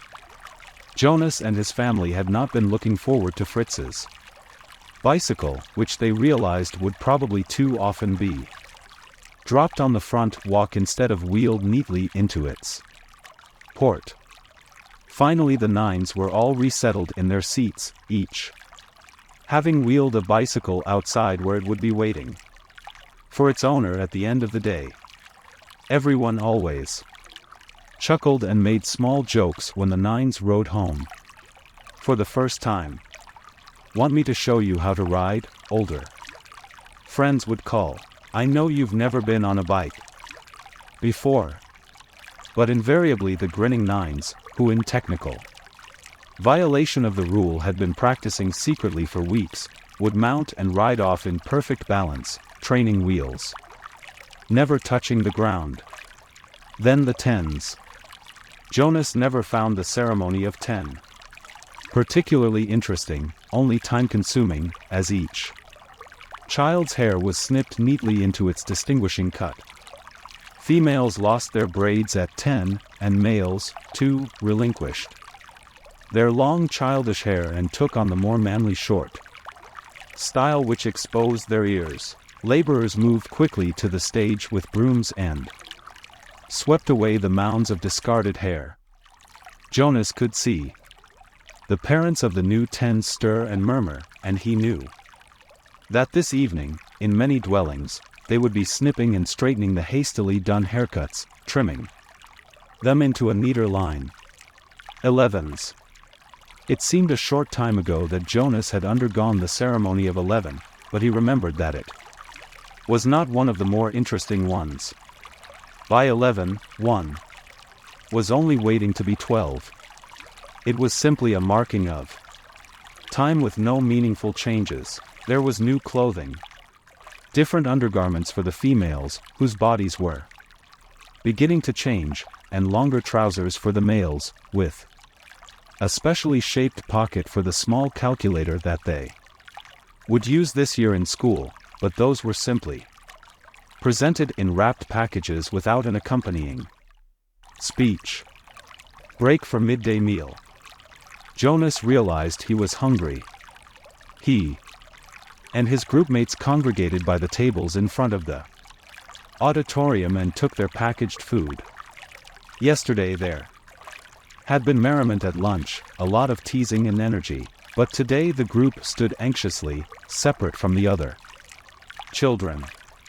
Jonas watched the new nines gravitate toward their waiting bicycles, each one admiring his or her name tag. He saw the 10 stroking their new shortened hair, the females shaking their heads to feel the unaccustomed lightness without the heavy braids they had worn so long. I heard about a guy who was absolutely certain he was going to be assigned engineer, Asher muttered as they ate, and instead they gave him sanitation laborer. He went out the next day, jumped into the river, swam across, and joined the next community he came to. Nobody ever saw him again. Jonas laughed. Somebody made that story up, Ash, he said. My father said he heard that story when he was 12. But Asher wasn't reassured. He was eyeing the river, where it was visible behind the auditorium. I can't even swim very well, he said. My swimming instructor said that. I don't have the right boyishness or something. Buoyancy, Jonas corrected him. Whatever. I don't have it. I sink. Anyway, Jonas pointed out, have you ever once known of anyone, I mean really known for sure, Asher, not just heard a story about it, who joined another community? No, Asher admitted reluctantly. But you can. It says so in the rules. If you don't fit in, you can apply for elsewhere and be released. My mother says that once, about 10 years ago, someone applied and was gone the next day. Then he chuckled. She told me that because I was driving her crazy. She threatened to apply for elsewhere. She was joking. I know. But it was true, what she said, that someone did. That once, she said that it was really true. Here today and gone tomorrow. Never seen again. Not even a ceremony of release. Jonas shrugged. It didn't worry him. How could someone not fit in? The community was so meticulously ordered, the choices so carefully made. Even the matching of spouses was given such weighty consideration that sometimes an adult who applied to receive a spouse waited months or even years before a match was approved and announced. All of the factors, disposition, energy level, intelligence, and interests, had to correspond and to interact perfectly. Jonas's mother, for example, had higher intelligence than his father, but his father had a calmer disposition. They balanced each other. Their match, which like all matches had been monitored by the Committee of Elders for 3 years before they could apply for children, had always been a successful one. Like the matching of spouses and the naming and placement of new children, the assignments were scrupulously thought through by the Committee of Elders. He was certain that his assignment, whatever it was to be, and Asher's too, would be the right one for them. He only wished that the midday break would conclude, that the audience would re-enter the auditorium, and the suspense would end. As if in answer to his unspoken wish, the signal came, and the crowd began to move toward the doors. Now Jonas's group had taken a new place in the auditorium, trading with the new 11s, so that they sat in the very front, immediately before the stage. They were arranged by their original numbers, the numbers they had been given at birth. The numbers were rarely used after the naming. But each child knew his number, of course. Sometimes parents used them in irritation at a child's misbehavior, indicating that mischief made one unworthy of a name. Jonas always chuckled when he heard a parent, exasperated, call sharply to a whining toddler, "That's enough, 23. Jonas was 19. He had been the 19th new child born his year. It had meant that at his naming, he had been already standing and bright-eyed, soon to walk and talk. It had given him a slight advantage the first year or two, a little more maturity than many of his groupmates, who had been born in the later months of that year. But it evened out, as it always did, by 3. After 3, the children progressed at much the same level, though by their first number one could always tell who was a few months older than others in his group. Technically, Jonas's full number was 1119, since there were other 19s, of course, in each age group. And today, now that the new 11s had been advanced this morning, there were 2 1119s. At the midday break he had exchanged smiles with the new one, a shy female named Harriet. But the duplication was only for these few hours. Very soon he would not be an 11 but a 12, and age would no longer matter. He would be an adult, like his parents, though a new one and untrained still. Asher was 4, and sat now in the row ahead of Jonas. He would receive his assignment 4th. Fiona, 18, was on his left, on his other side sat 20, a male named Pierre whom Jonas didn't like much. Pierre was very serious, not much fun, and a worrier and tattletale, too. Have you checked the rules, Jonas? Pierre was always whispering solemnly.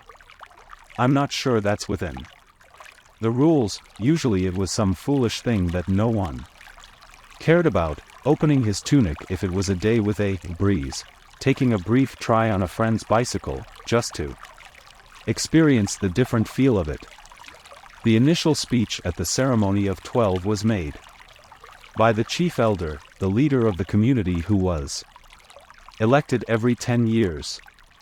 The speech was much the same each year, recollection of the time of childhood and the period of preparation, the coming responsibilities of adult life, the profound importance of assignment, the seriousness of training to come. Then the chief elder moved ahead in her speech.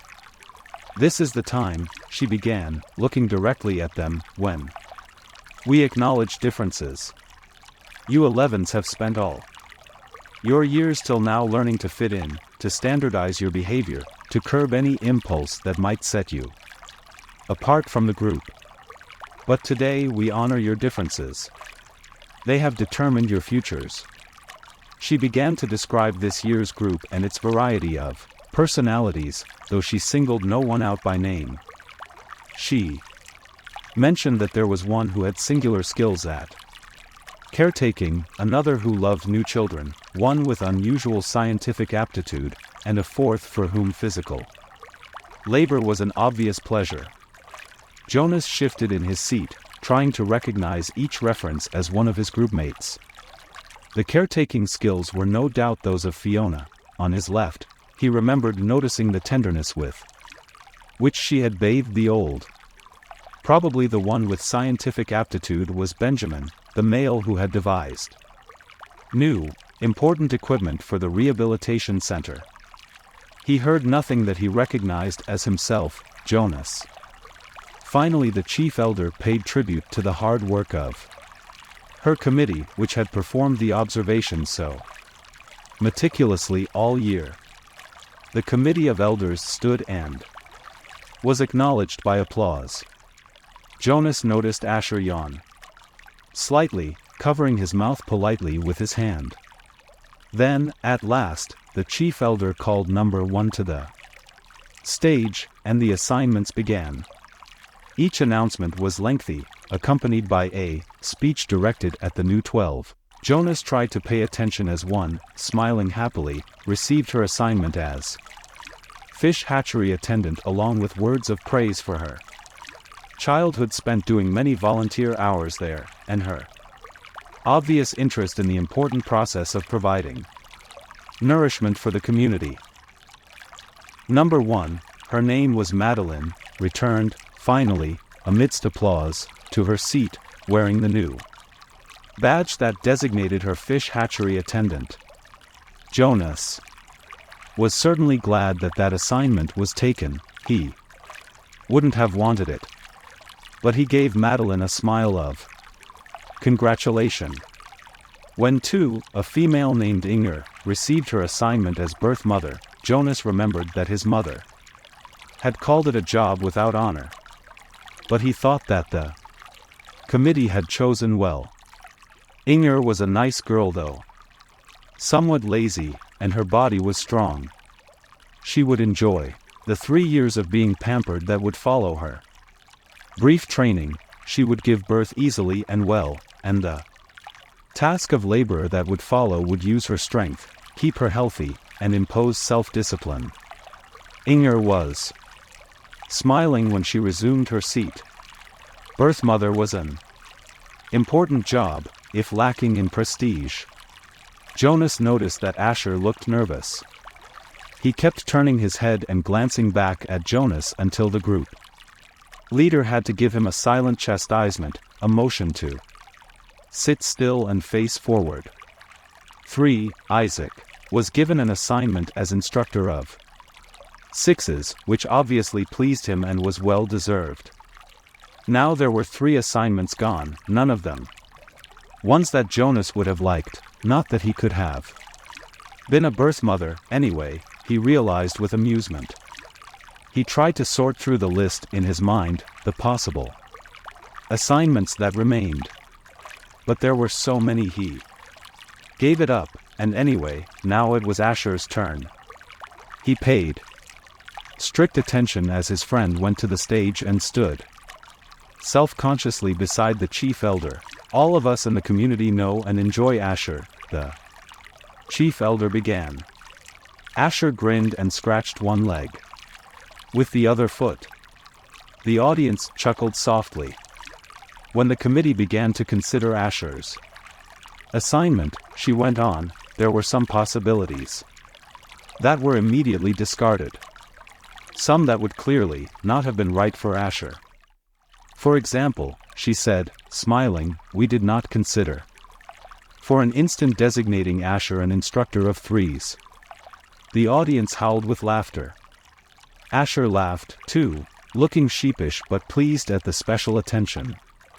The instructors of threes were in charge of the acquisition of correct language. In fact, the chief elder continued, chuckling a little. Herself, we even gave a little thought to some retroactive chastisement for the one who had been Asher's instructor of threes so long ago. At the meeting where Asher was discussed, we retold many of the stories that we all remembered from his days of language acquisition. Especially, she said, chuckling, the difference between snack and smack. Remember, Asher? Asher nodded ruefully, and the audience laughed aloud. Jonas did, too. He remembered, though he had been only a 3 at the time himself. The punishment used for small children was a regulated system of smacks with the discipline wand, a thin, flexible weapon that stung painfully when it was wielded. The childcare specialists were trained very carefully in the discipline methods, a quick smack across the hands for a bit of minor misbehavior, 3 sharper smacks on the bare legs for a second offense. Poor Asher, who always talked too fast and mixed up words, even as a toddler. As a 3, eager for his juice and crackers at snack time, he one day said smack instead of snack as he stood waiting in line for the morning treat. Jonas remembered it clearly. He could still see little Asher, wiggling with impatience in the line. He remembered the cheerful voice call out, I want my smack. The other 3s, including Jonas, had laughed nervously. Snack, they corrected. You meant snack, Asher. But the mistake had been made. And precision of language was one of the most important tasks of small children. Asher had asked for a smack. The discipline wand, in the hand of the childcare worker, whistled as it came down across Asher's hands. Asher whimpered, cringed, and corrected himself instantly. Snack, he whispered. But the next morning he had done it again. And again the following week. He couldn't seem to stop, though for each lapse the discipline wand came again, escalating to a series of painful lashes that left marks on Asher's legs. Eventually, for a period of time, Asher stopped talking altogether, when he was a 3. For a while, the chief elder said, relating the story, we had a silent Asher. But he learned. She turned to him with a smile. When he began to talk again, it was with greater precision. And now his lapses are very few. His corrections and apologies are very prompt. And his good humor is unfailing, the audience murmured. In agreement. Asher's cheerful disposition was well known throughout the community. Asher, she lifted her voice to make the official announcement. We have given you the assignment of Assistant Director of Recreation. She clipped on his new badge as he stood beside her, beaming. Then he turned and left the stage as the audience cheered. When he had taken his seat again, the chief elder looked down at him and said the words that she had said now 4 times, and would say to each new 12. Somehow she gave it special meaning for each of them. Asher, she said, thank you for your childhood. The assignments continued, and Jonas watched and listened, relieved now by the wonderful assignment his best friend had been given. But he was more and more apprehensive as his own approached. Now the new 12s in the row ahead had all received their badges. They were fingering them as they sat, and Jonas knew that each one was thinking about the training that lay ahead. For some, one studious male had been selected as doctor, a female as engineer, and another for law and justice. It would be years of hard work and study. Others, like laborers and birth mothers, would have a much shorter training period. 18, Fiona, on his left, was called. Jonas knew she must be nervous, but Fiona was a calm female. She had been sitting quietly, serenely, throughout the ceremony. Even the applause, though enthusiastic, seemed serene. When Fiona was given the important assignment of caretaker of the old, it was perfect for such a sensitive, gentle girl, and her smile was satisfied and pleased when she took her seat beside him again. Jonas prepared himself to walk to the stage when the applause ended and the chief elder picked up the next folder and looked down to the group to call forward the next new 12. He was calm now that his turn had come. He took a deep breath and smoothed his hair with his hand. 20, he heard her voice say clearly. Pierre. She skipped me, Jonas thought, stunned. Had he heard wrong? No. There was a sudden hush in the crowd, and he knew that the entire community realized that the chief elder had moved from 18 to 20, leaving a gap. On his right, Pierre, with a startled look, rose from his seat and moved to the stage. A mistake. She made a mistake. But Jonas knew, even as he had the thought, that she hadn't. The chief elder made no mistakes. Not at the ceremony of 12. He felt dizzy, and couldn't focus his attention. He didn't hear what assignment Pierre received, and was only dimly aware of the applause as the boy returned, wearing his new badge. Then, 21. 22. The numbers continued in order. Jonas sat, dazed, as they moved into the 30s and then the 40s, nearing the end. Each time, at each announcement, his heart jumped for a moment, and he thought wild thoughts. Perhaps now she would call his name. Could he have forgotten his own number? No. He had always been 19. He was sitting in the seat marked 19. But she had skipped him. He saw the others in his group glance at him, embarrassed, and then avert their eyes. Quickly. He saw a worried look on the face of his group leader. He hunched his shoulders and tried to make himself smaller in the seat. He wanted to disappear, to fade away, not to exist. He didn't dare to turn and find his parents in the crowd. He couldn't bear to see their faces darken with shame. Jonas bowed his head and searched through his mind. What had he done wrong? The audience was clearly ill at ease. They applauded at the final assignment, but the applause was piecemeal, no longer a crescendo of united enthusiasm. There were murmurs of confusion. Jonas moved his hands together, clapping, but it was an automatic, meaningless gesture that he wasn't even aware of. His mind had shut out all of the earlier emotions, the anticipation, excitement, pride, and even the happy kinship with his friends. Now he felt only humiliation and terror. The chief elder waited until the uneasy applause subsided. Then she spoke again. "I know," she said in her vibrant, gracious voice, "that you are all concerned. That you feel I have made a mistake." She smiled. The community, relieved from its discomfort very slightly by her benign statement, seemed to breathe more easily. It was very silent. Jonas looked up. "I have caused you anxiety," she said. "I apologize to my community." Her voice flowed over the assembled crowd. "We accept your apology," they all uttered together. "Jonas," she said, looking down at him, "I apologize to you in particular. I caused you anguish." "I accept your apology," Jonas replied shakily. "Please come to the stage now."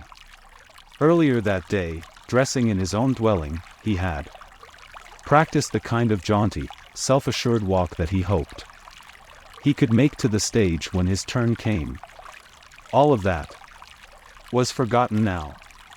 He simply willed himself to stand, to move his feet that felt weighted and clumsy, to go forward, up the steps and across the platform until he stood at her side. Reassuringly she placed her arm across his tense shoulders. "Jonas has not been assigned," she informed the crowd, and his heart sank. Then she went on. "Jonas has been selected." He blinked. What did that mean? He felt a collective, questioning stir from the audience. They, too, were puzzled. In a firm, commanding voice she announced, "Jonas has been selected to be our next receiver of memory." Then he heard the gasp, the sudden intake of breath, drawn sharply in astonishment by each of the seated citizens. He saw their faces, the eyes widened in awe. And still he did not understand. "Such a selection is very, very rare," the chief elder told the audience. "Our community has only one receiver. It is he who trains his successor. We have had our current receiver for a very long time." She went on. Jonas followed her eyes and saw that she was looking at one of the elders. The committee of elders was sitting together in a group, and the chief elder's eyes were now on one who sat in the midst but seemed oddly separate from them. It was a man Jonas had never noticed before, a bearded man with pale eyes. He was watching Jonas intently. "We failed in our last selection," the chief elder said solemnly.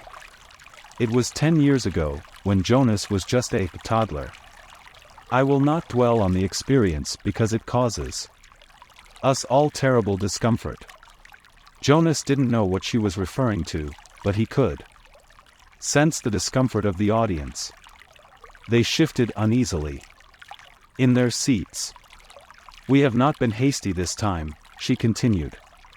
"We could not afford another failure. Sometimes," she went on, speaking now in a lighter tone, relaxing the tension in the auditorium, "we are not entirely certain about the assignments, even after the most painstaking observations.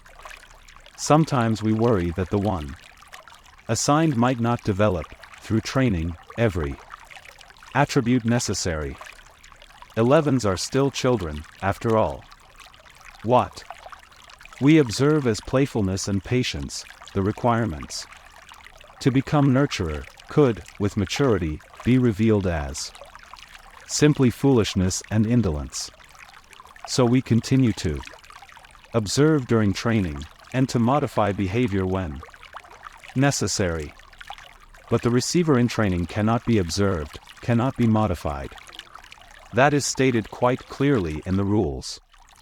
He is to be alone, apart, while he is prepared by the current receiver for the job which is the most honored in our community. Alone? Apart? Jonas listened with increasing unease. Therefore the selection must be sound. It must be a unanimous choice of the committee. They can have no doubts, however fleeting. If, during the process, an elder reports a dream of uncertainty, that dream has the power to set a candidate aside instantly. Jonas was identified as a possible receiver many years ago. We have observed him meticulously. There were no dreams of uncertainty. He has shown all of the qualities that a receiver must have. With her hand still firmly on his shoulder, the chief elder listed the qualities. Intelligence, she said. We are all aware that Jonas has been a top student throughout his school days. Integrity, she said next. Jonas has, like all of us, committed minor transgressions. She smiled at him. We expect that. We hoped, also, that he would present himself promptly for chastisement, and he has always done so. Courage, she went on. Only one of us here today has ever undergone the rigorous training required of a receiver. He, of course, is the most important member of the committee, the current receiver. It was he who reminded us, again and again, of the courage required. Jonas, she said, turning to him, but speaking in a voice that the entire community could hear, the training required of you involves pain. Physical pain. He felt fear flutter within him. You have never experienced that. Yes, you have. Scraped your knees in falls from your bicycle. Yes, you crushed your finger in a door last year. Jonas nodded, agreeing, as he recalled the incident, and its accompanying misery. But you will be faced, now, she explained gently, with pain of a magnitude that none of us here can comprehend because it is beyond our experience. The receiver himself was not able to describe it, only to remind us that you would be faced with it, that you would need immense courage. We cannot prepare you for that. But we feel certain that you are brave, she said to him. He did not feel brave at all. Not now. The fourth essential attribute, the chief elder said, is wisdom. Jonas has not yet acquired that. The acquisition of wisdom will come through his training. We are convinced that Jonas has the ability to acquire wisdom. That is what we looked for. Finally, the receiver must have one more quality, and it is one which I can only name, but not describe. I do not understand it. You members of the community will not understand it either. Perhaps Jonas will, because the current receiver has told us that Jonas already has this quality. He calls it the capacity to see beyond. The chief elder looked at Jonas with a question in her eyes. The audience watched him, too. They were silent. For a moment he froze, consumed with despair. He didn't have it, though whatever she had said. He didn't know what it was. Now was the moment when he would have to confess, to say, no, I don't. I can't, and throw himself on their mercy, ask their forgiveness, to explain that he had been wrongly chosen, that he was not the right one at all. But when he looked out across the crowd, the sea of faces, the thing happened again. The thing that had happened with the apple. They changed. He blinked, and it was gone. His shoulders straightened slightly. Briefly he felt a tiny sliver of sureness for the first time. She was still watching him. They all were. I think it's true, he told the chief elder and the community. I don't understand it yet. I don't know what it is. But sometimes I see something. And maybe it's beyond. She took her arm from his shoulders. Jonas, she said, speaking not to him alone but to the entire community of which he was a part, you will be trained to be our next receiver of memory. We thank you for your childhood. Then she turned and left the stage, left him there alone, standing and facing the crowd, which began spontaneously. The collective murmur of his name. Jonas. It was a whisper at first, hushed, barely audible. Jonas. Jonas. Then louder, faster. Jonas. Jonas. Jonas. With the chant, Jonas knew, the community was accepting him and his new role, giving him life, the way they had given it to the new child Caleb. His heart swelled with gratitude and pride. But at the same time he was filled with fear. He did not know what his selection meant. He did not know what he was to become, or what would become of him. Now, for the first time in his 12 years of life, Jonas felt separate, different. He remembered what the chief elder had said, that his training would be alone and apart. But his training had not yet begun, and already, upon leaving the auditorium, he felt the apartness. Holding the folder she had given him, he made his way through the throng, looking for his family unit and for Asher. People moved aside for him. They watched him. He thought he could hear whispers. Ash, he called, spotting his friend near the rows of bicycles. Ride back with me? Sure. Asher smiled, his usual smile, friendly and familiar. But Jonas felt a moment of hesitation from his friend, an uncertainty. Congratulations, Asher said. You too, Jonas replied. It was really funny, when she told about the smacks. You got more applause than almost anybody else. The other new 12s clustered nearby, placing their folders carefully into the carrying containers on the backs of the bikes. In each dwelling tonight they would be studying the instructions for the beginning of their training.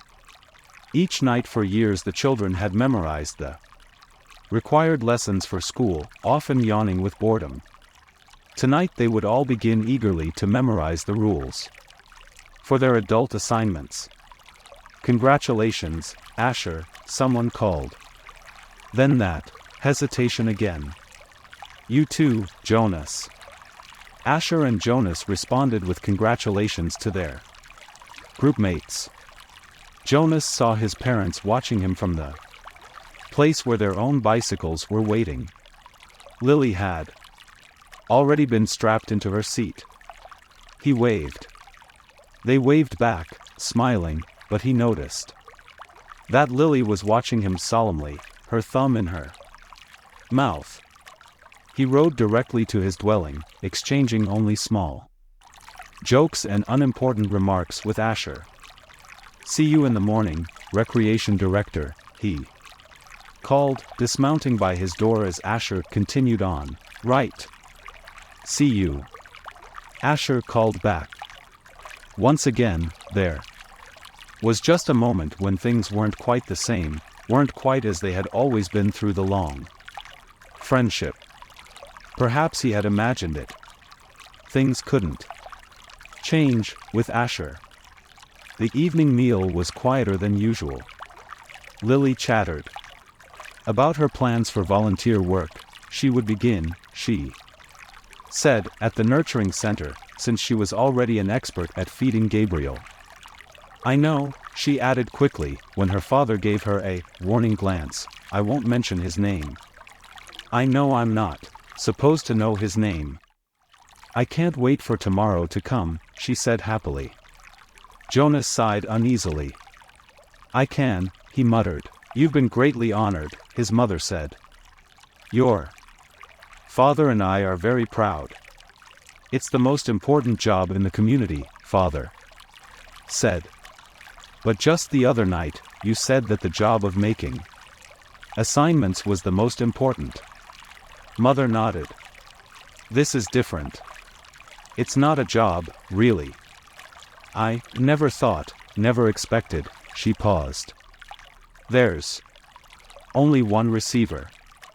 But the chief elder said that they had made a selection before, and that it failed. What was she talking about?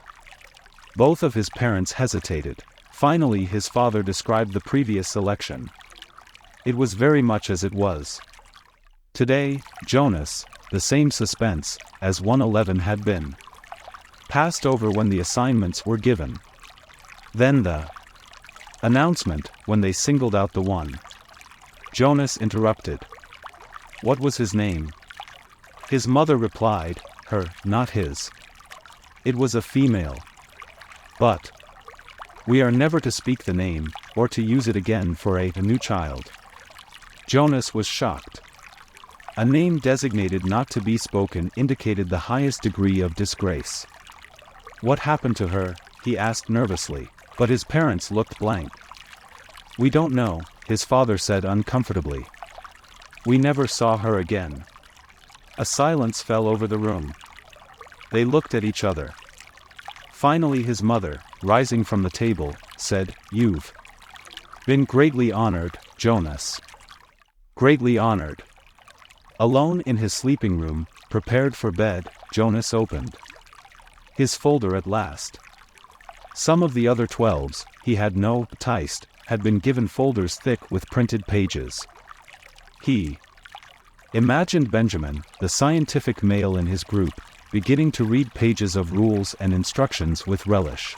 He pictured Fiona smiling her gentle smile as she bent over the lists of duties and methods that she would be required to learn in the days to come. But his own folder was startlingly close to empty. Inside, there was only a single printed sheet. He read it twice. Jonas. Receiver of memory. 1. Go immediately at the end of school hours each day to the annex entrance behind the house of the old and present yourself to the attendant. 2. Go immediately to your dwelling at the conclusion of training hours each day. 3. From this moment you are exempted from rules governing rudeness. You may ask any question of any citizen and you will receive answers.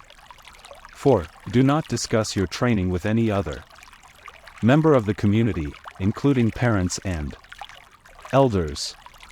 5. From this moment you are prohibited from dream telling. 6. Except for illness or injury unrelated to your training, do not apply for any medication. 7. You are not permitted to apply for release. 8. You may lie. Jonas was stunned. What would happen to his friendships? His mindless hours playing ball, or riding his bike along the river? Those had been happy and vital times for him. Were they to be completely taken from him, now? The simple logistic instructions, where to go, and when, were expected. Every 12 had to be told, of course, where and how and when to report for training. But he was a little dismayed that his schedule left no time, apparently, for recreation. The exemption from rudeness startled him. Reading it again, however, he realized that it didn't compel him to be rude, it simply allowed him the option. He was quite certain he would never take advantage of it. He was so completely, so thoroughly accustomed to courtesy within the community, that the thought of asking another citizen an intimate question, of calling someone's attention to an area of awkwardness, was unnerving. The prohibition of dream-telling, he thought, would not be a real problem. He dreamed so rarely that the dream-telling did not come easily to him anyway, and he was glad to be excused from it. He wondered briefly, though, how to deal with it at the morning meal.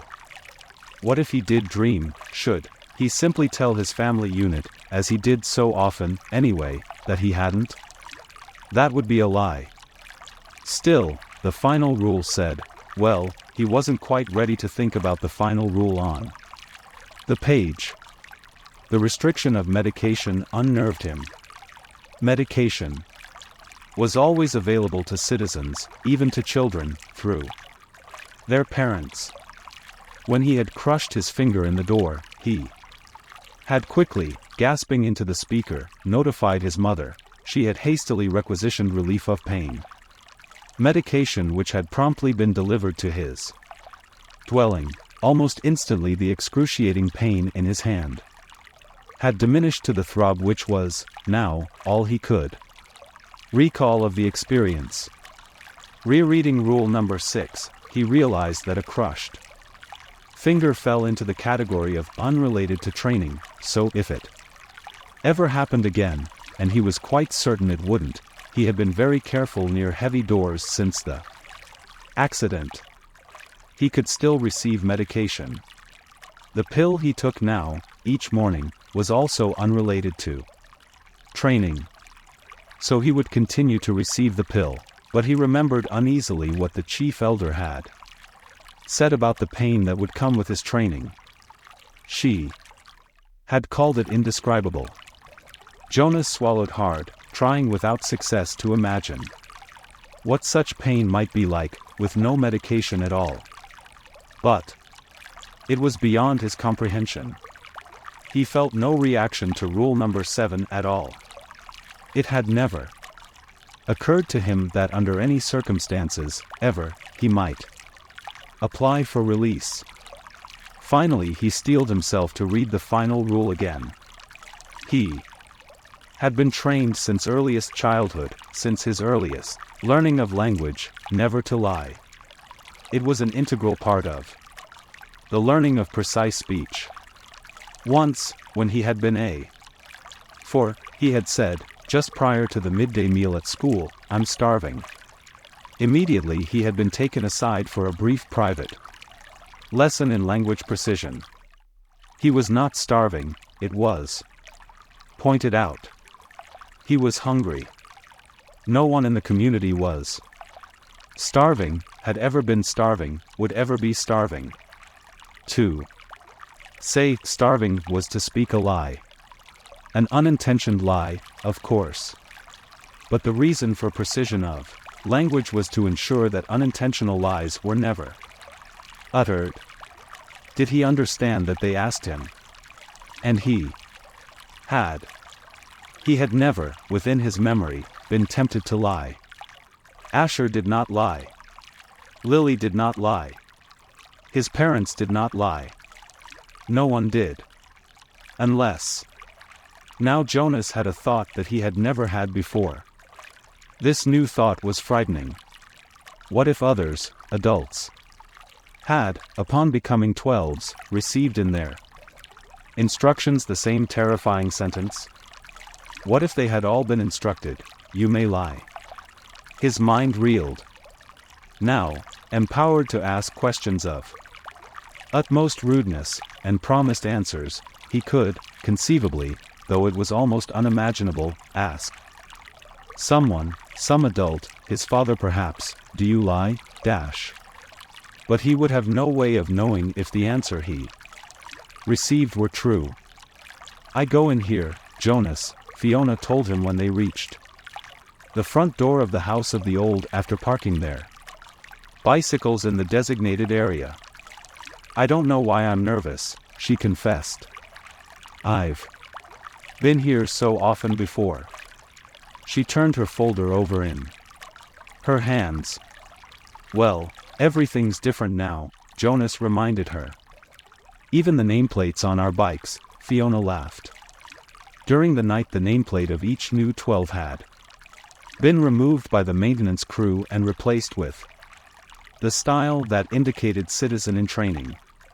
"I don't want to be late," she said hastily, and started up the steps. "If we finish at the same time, I'll ride home with you." Jonas nodded, waved to her, and headed around the building toward the annex, a small wing attached to the back. He certainly didn't want to be late for his first day of training, either. The annex was very ordinary, its door unremarkable.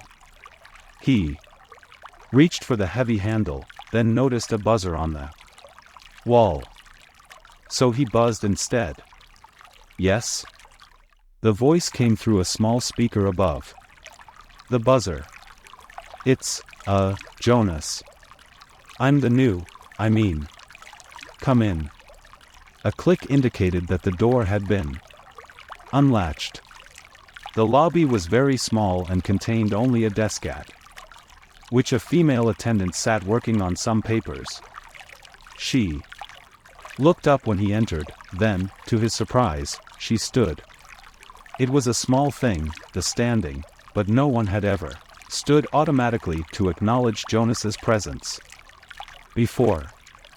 Welcome, receiver of memory, she said respectfully. Oh, please, he replied uncomfortably. Call me Jonas. She smiled, pushed a button, and he heard a click that unlocked the door to her left. You may go right on in, she told him. Then she seemed to notice his discomfort and to realize its origin. No doors in the community were locked, ever. None that Jonas knew of, anyway.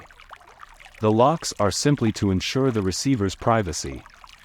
Because he needs concentration, she explained. It would be difficult if citizens wandered in, looking for the Department of Bicycle Repair, or something. Jonas laughed, relaxing a little. The woman seemed very friendly, and it was true, in fact it was a joke. Throughout the community, that the Department of Bicycle Repair, an unimportant little office, was relocated so often that no one ever knew where it was. There is nothing dangerous here, she told him. But, she added, glancing at the wall clock, he doesn't like to be kept waiting. Jonas hurried through the door and found himself in a comfortably furnished living area. It was not unlike his own family unit's dwelling. Furniture was standard throughout the community, practical, sturdy, the function of each piece clearly defined. A bed for sleeping. A table for eating. A desk for studying. All of those things were in this spacious room, though. Each was slightly different from those in his own dwelling. The fabrics on the upholstered chairs and sofa were slightly thicker and more luxurious. The table legs were not straight, like those at home, but slender and curved, with a small, carved decoration at the foot. The bed, in an alcove at the far end of the room, was draped with a splendid cloth, embroidered over its entire surface with intricate designs. But the most conspicuous difference was the more descriptions of offices and factories and committees.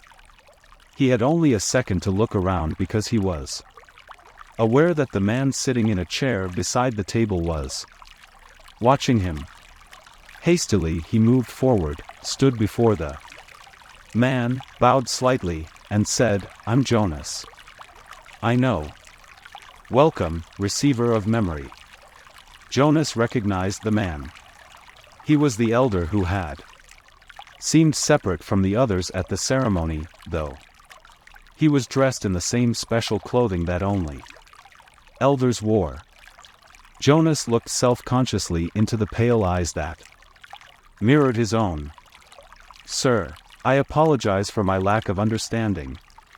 He waited, but the man did not give the standard accepting of apology response. After a moment, Jonas went on, but I thought, I think, he corrected, reminding himself that if precision of language were ever to be important, it was certainly important now, in the presence of this man, that you are the receiver of memory. I was only assigned, selected, yesterday. I'm not anything at all. Not yet. The man looked at him thoughtfully, silently. It was a look that combined interest, curiosity, concern, and perhaps a little sympathy as well. Finally he spoke. Beginning today, this moment, at least to me, you are the receiver. I have been the receiver for a long time. A very, very long time. You can see that, can't you? Jonas nodded. The man was wrinkled, and his eyes, though piercing in their unusual lightness, seemed tired. The flesh around them was darkened into shadowed circles. I can see that you are very old, Jonas responded with respect. The old were always given the highest respect. The man smiled. He touched the sagging flesh on his own face with amusement. I am not, actually, as old as I look, he told Jonas. This job has aged me. I know I look as if I should be scheduled for release very soon. But actually I have a good deal of time left. I was pleased, though, when you were selected. It took them a long time. The failure of the previous selection was 10 years ago, and my energy is starting to diminish. I need what strength I have remaining for your training. We have hard and painful work to do, you and I. Please sit down, he said, and gestured toward the nearby chair. Jonas lowered himself onto the soft cushioned seat. The man closed his eyes and continued speaking. When I became a 12, I was selected, as you were. I was frightened, as I'm sure you are. He opened his eyes for a moment and peered at Jonas, who nodded. The eyes closed again. I came to this very room to begin my training. It was such a long time ago. The previous receiver seemed just as old to me as I do to you. He was just as tired as I am today. He sat forward suddenly, opened his eyes, and said, You may ask questions. I have so little experience in describing this process. It is forbidden to talk of it. I know, sir. I have read the instructions, Jonas said. So I may neglect to make things as clear as I should. The man chuckled. My job is important and has enormous honor. But that does not mean I am perfect, and when I tried before to train a successor, I failed. Please ask any questions that will help you. In his mind, Jonas had questions. 1,000. 1,000,000. Questions. As many questions as there were books lining the walls. But he did not ask one, not yet.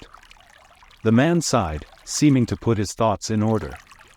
Then he spoke again.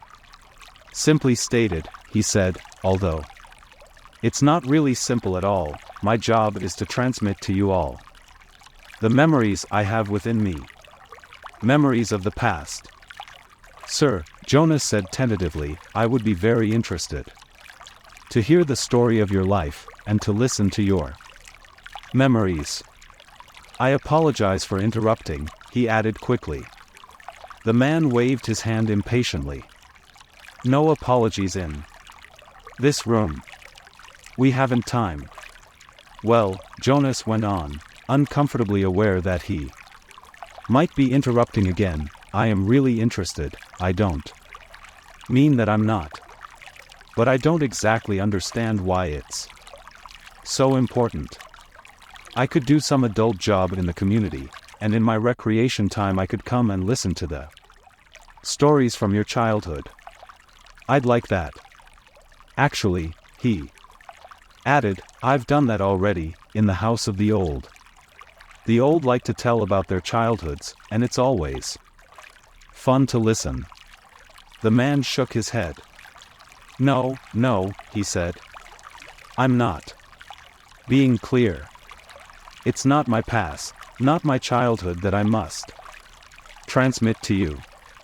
He leaned back, resting his head against the back of the upholstered chair. It's the memories of the whole world, he said with a sigh. Before you, before me, before the previous receiver, and generations before him. Jonas frowned.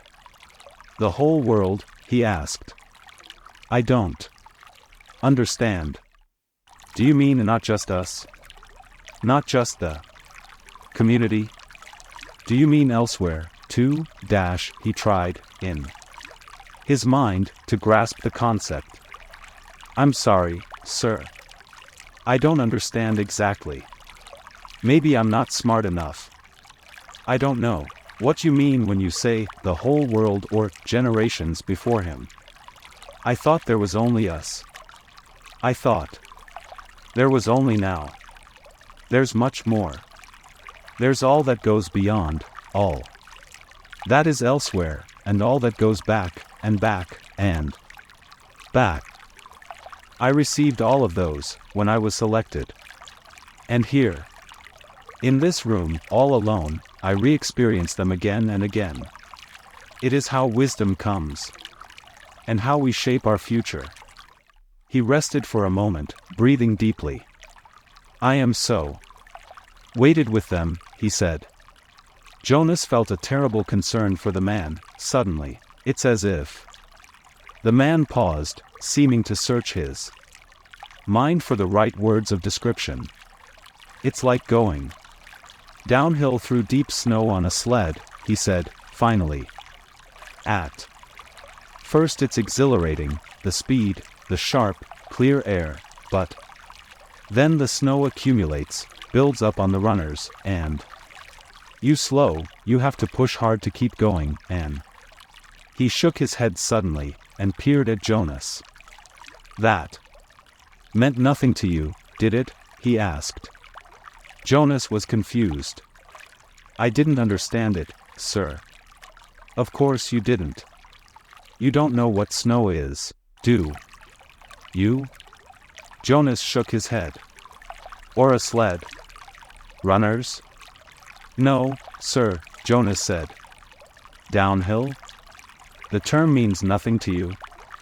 Nothing, sir. Well, it's a place to start.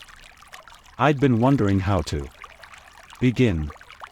Move to the bed, and lie face down. Remove your tunic first. Jonas did so, a little apprehensively.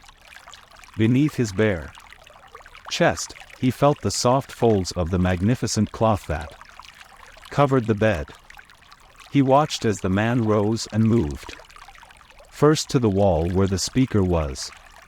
It was the same sort of speaker that occupied a place in every dwelling, but one thing about it was different.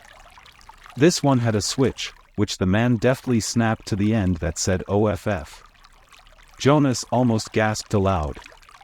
To have the power to turn the speaker off. It was an astonishing thing. Then the man moved with surprising quickness to the corner where the bed was. He sat on a chair beside Jonas, who was motionless, waiting for what would happen next. Close your eyes. Relax. This will not be painful. Jonas remembered that he was allowed, that he had even been encouraged to ask questions. What are you going to do, sir? He asked, hoping that his voice didn't betray his nervousness.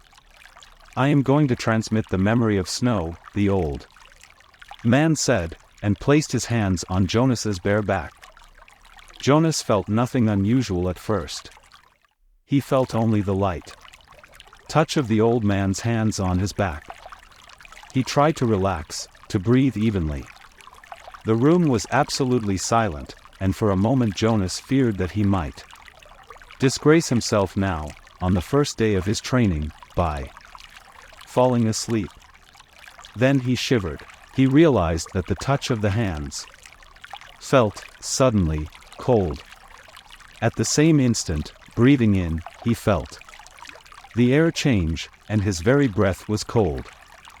He licked his lips, and in doing so, his tongue touched the suddenly chilled air. It was very startling, but he was not at all frightened, now. He was filled with energy, and he breathed again, feeling the sharp intake of frigid air. Now, too, he could feel cold air swirling around his entire body. He felt it blow against his hands where they lay at his sides, and over his back. The touch of the man's hands seemed to have disappeared. Now he became aware of an entirely new sensation. Pinpricks? No, because they were soft and without pain. Tiny, cold, feather-like feelings peppered his body and face. He put out his tongue again, and caught one of the dots of cold upon it. It disappeared from his awareness instantly, but he caught another, and another. The sensation made him smile. One part of his consciousness knew that he was still lying there, on the bed, in the annex room. Yet another, separate part of his being was upright now, in a sitting position, and beneath him he could feel that he was not on the soft, decorated bed covering at all, but rather seated on a flat, hard surface. His hands now held, though at the same time they were still motionless at his sides, a rough, damp rope. And he could see, though his eyes were closed. He could see a bright, whirling torrent of crystals in the air around him, and he could see them gather on the backs of his hands, like cold fur. His breath was visible. Beyond, through the swirl of what he now, somehow, perceived was the thing the old man had spoken of, snow. He could look out and down a great distance. He was up high someplace. The ground was thick with the furry snow, but he sat slightly above it on a hard, flat object. Sled, he knew abruptly. He was sitting on a thing called sled, and the sled itself seemed to be poised at the top of a long, extended mound that rose from the very land where he was. Even as he thought the word mound, his new consciousness told him hill. Then the sled, with Jonas himself upon it, began to move through the snowfall, and he understood instantly that now he was going downhill. No voice made an explanation. The experience explained itself to him. His face cut through the frigid air as he began the descent, moving through the substance called snow on the vehicle called sled, which propelled itself on what he now knew without doubt to be runners. Comprehending all of those things as he sped downward, he was free to enjoy the breathless glee that overwhelmed him, the speed, the clear cold air, the total silence, the feeling of balance and excitement and peace. Then, as the angle of incline lessened, as the hill, flattened, nearing the bottom, the sled's forward motion slowed. The snow was piled now around it, and he pushed with his body, moving it forward, not wanting the exhilarating ride to end. Finally, the obstruction of the piled snow was too much for the thin runners of the sled, and he came to a stop. He sat there for a moment, panting, holding the rope in his cold hands. Tentatively he opened his eyes, not his snow hill sled eyes, for they had been open throughout the strange ride. He opened his ordinary eyes, and saw that he was still on the bed, that he had not moved at all. The old man, still beside the bed, was watching him. "How do you fee?" he asked. Jonas sat up and tried to answer honestly. "Surprised," he said, after a moment. The old man wiped his forehead with his sleeve. "Phew," he said. "It was exhausting. But you know, even transmitting that tiny memory to you, I think it lightened me just a little." "Do you mean, you did say I could ask questions?" The man nodded, encouraging his question. "Do you mean that now you don't have the memory of it? Of that ride on the sled, anymore?" "That's right. A little weight off this old body. But it was such fun. And now you don't have it anymore. I took it from you." But the old man laughed. "All I gave you was one ride, on one sled, in one snow, on one hill. I have a whole world. of them in my memory. I could give them to you one by one, 1,000 times, and there would still be more. Are you saying that I mean we, could do it again? Jonas asked. I'd really like to. I think I could steer by pulling the rope. I didn't try this time, because it was so new. The old man, laughing, shook his head. Maybe another day, for a treat. But there's no time, really, just to play. I only wanted to begin by showing you how it works. Now, he said, turning businesslike, lie back down. I want to. Jonas did. He was eager for whatever experience would come next. But he had, suddenly, so many questions. Why don't we have snow, and sleds, and hills, he asked. And when did we, in the past? Did my parents have sleds when they were young? Did you? The old man shrugged and gave a short laugh. No, he told Jonas. It's a very distant memory. That's why it was so exhausting. I had to tug it forward from many generations back. It was given to me when I was a new receiver, and the previous receiver had to pull it through a long time period, too. But what happened to those things? Snow, and the rest of it? Climate control. Snow made growing food difficult, limited the agricultural periods. And unpredictable weather made transportation almost impossible at times. It wasn't a practical thing, so it became obsolete when we went to sameness. And hills, too, he added. They made conveyance of goods unwieldy. Trucks, buses, slowed them down. So, he waved his hand, as if a gesture had caused hills to disappear. Sameness, he concluded. Jonas frowned. I wish we had those things, still. Just now and then. The old man smiled. So do I, he said. But that choice is not ours. But sir, Jonas suggested, since you have so much power. The man corrected him. Honor, he said firmly. I have great honor. So will you. But you will find that that is not the same as power. Lie quietly now. Since we've entered into the topic of climate, let me give you something else. And this time I'm not going to tell you the name of it, because I want to test the receiving. You should be able to perceive the name without being told. I gave away snow and sled and downhill and runners by telling them to you in advance. Without being instructed, Jonas closed his eyes again. He felt the hands on his back again. He waited. Now it came more quickly, the feelings. This time the hands didn't become cold, but instead began to feel warm. On his body. They moistened a little. The warmth spread, extending across his shoulders, up his neck, onto the side of his face. He could feel it through his clothed parts, too, a pleasant, all-over sensation, and when he licked his lips. This time, the air was hot and heavy. He didn't move. There was no sled. His posture didn't change.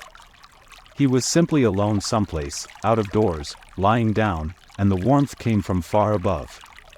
It was not as exciting as the ride through the snowy air, but it was pleasurable and comforting. Suddenly he perceived the word for it, sunshine. He perceived that it came from the sky. Then it ended. Sunshine, he said aloud, opening his eyes. Good. You did get the word. That makes my job easier. Not so much explaining. And it came from the sky. That's right, the old man said. Just the way it used to. before sameness. Before climate control, Jonas added. The man laughed. You receive well, and learn quickly. I'm very pleased with you. That's enough for today, I think. We're off to a good start. There was a question bothering Jonas. Sir, he said, the chief elder told me, she told everyone, and you told me, too, that it would be painful. So I was a little scared, but it didn't hurt at all. I really enjoyed it, he looked quizzically at the old man. The man sighed. I started you with memories of pleasure. My previous failure gave me the wisdom to do that. He took a few deep breaths. Jonas, he said, it will be painful. But it need not be painful yet. I'm brave. I really am. Jonas sat up a little straighter. The old man looked at him for a moment. He smiled. I can see that, he said. Well, since you asked the question, I think I have enough energy for one more transmission. Lie down once more. This will be the last today. Jonas obeyed cheerfully. He closed his eyes, waiting, and felt the hands again, then he felt the warmth again, the sunshine again, coming from the sky of this other consciousness that was so new to him. This time, as he lay basking in the wonderful warmth, he felt the passage of time. His real self was aware that it was only a minute or two, but his other, memory-receiving self felt hours pass in the sun. His skin began to sting. Restlessly he moved one arm, bending it, and felt a sharp pain in the crease of his inner arm at the elbow. The old man nodded to him. He looked drained, and a little sad. Sir? Jonas said shyly. Yes? Do you have a question? It's just that I don't know your name. I thought you were the receiver, but you say that now I'm the receiver. So I don't know what to call you. The man had sat back down in the comfortable upholstered chair. He moved his shoulders around as if to ease away an aching sensation. He seemed terribly weary. Call me the giver, he told Jonas. Ouch, he said loudly, and shifted on the bed. Ow, he said, wincing at the shift, and even ing. His mouth to speak made his face hurt. He knew there was a word, but the pain kept him from grasping it. Then it ended. He opened his eyes, wincing with discomfort. It hurt, he told the man, and I couldn't get the word for it. It was sunburn, the old man told him. It hurt a lot, Jonas said, but I'm glad you gave it to me. It was interesting. And now I understand better what it meant, that there would be pain. The man didn't respond.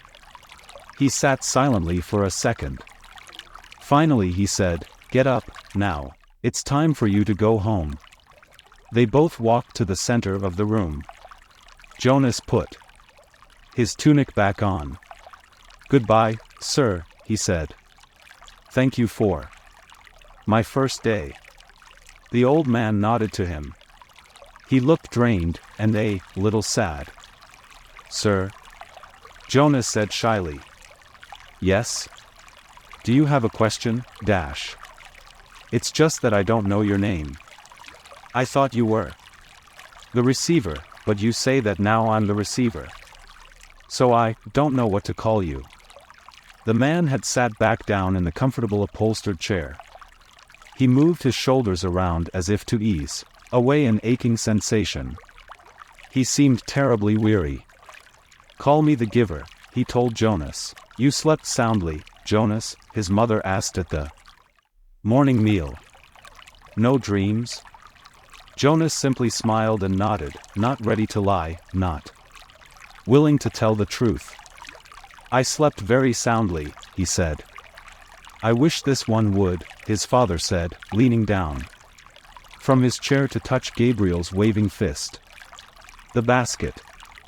was on the floor beside him, in its corner, beside Gabriel's head. The stuffed hippo sat staring with its blank eyes. "So do I," Mother said, rolling her eyes. "He's so fretful." At night, Jonas had not heard the new child during the night because, as always, he had slept soundly. But it was not true.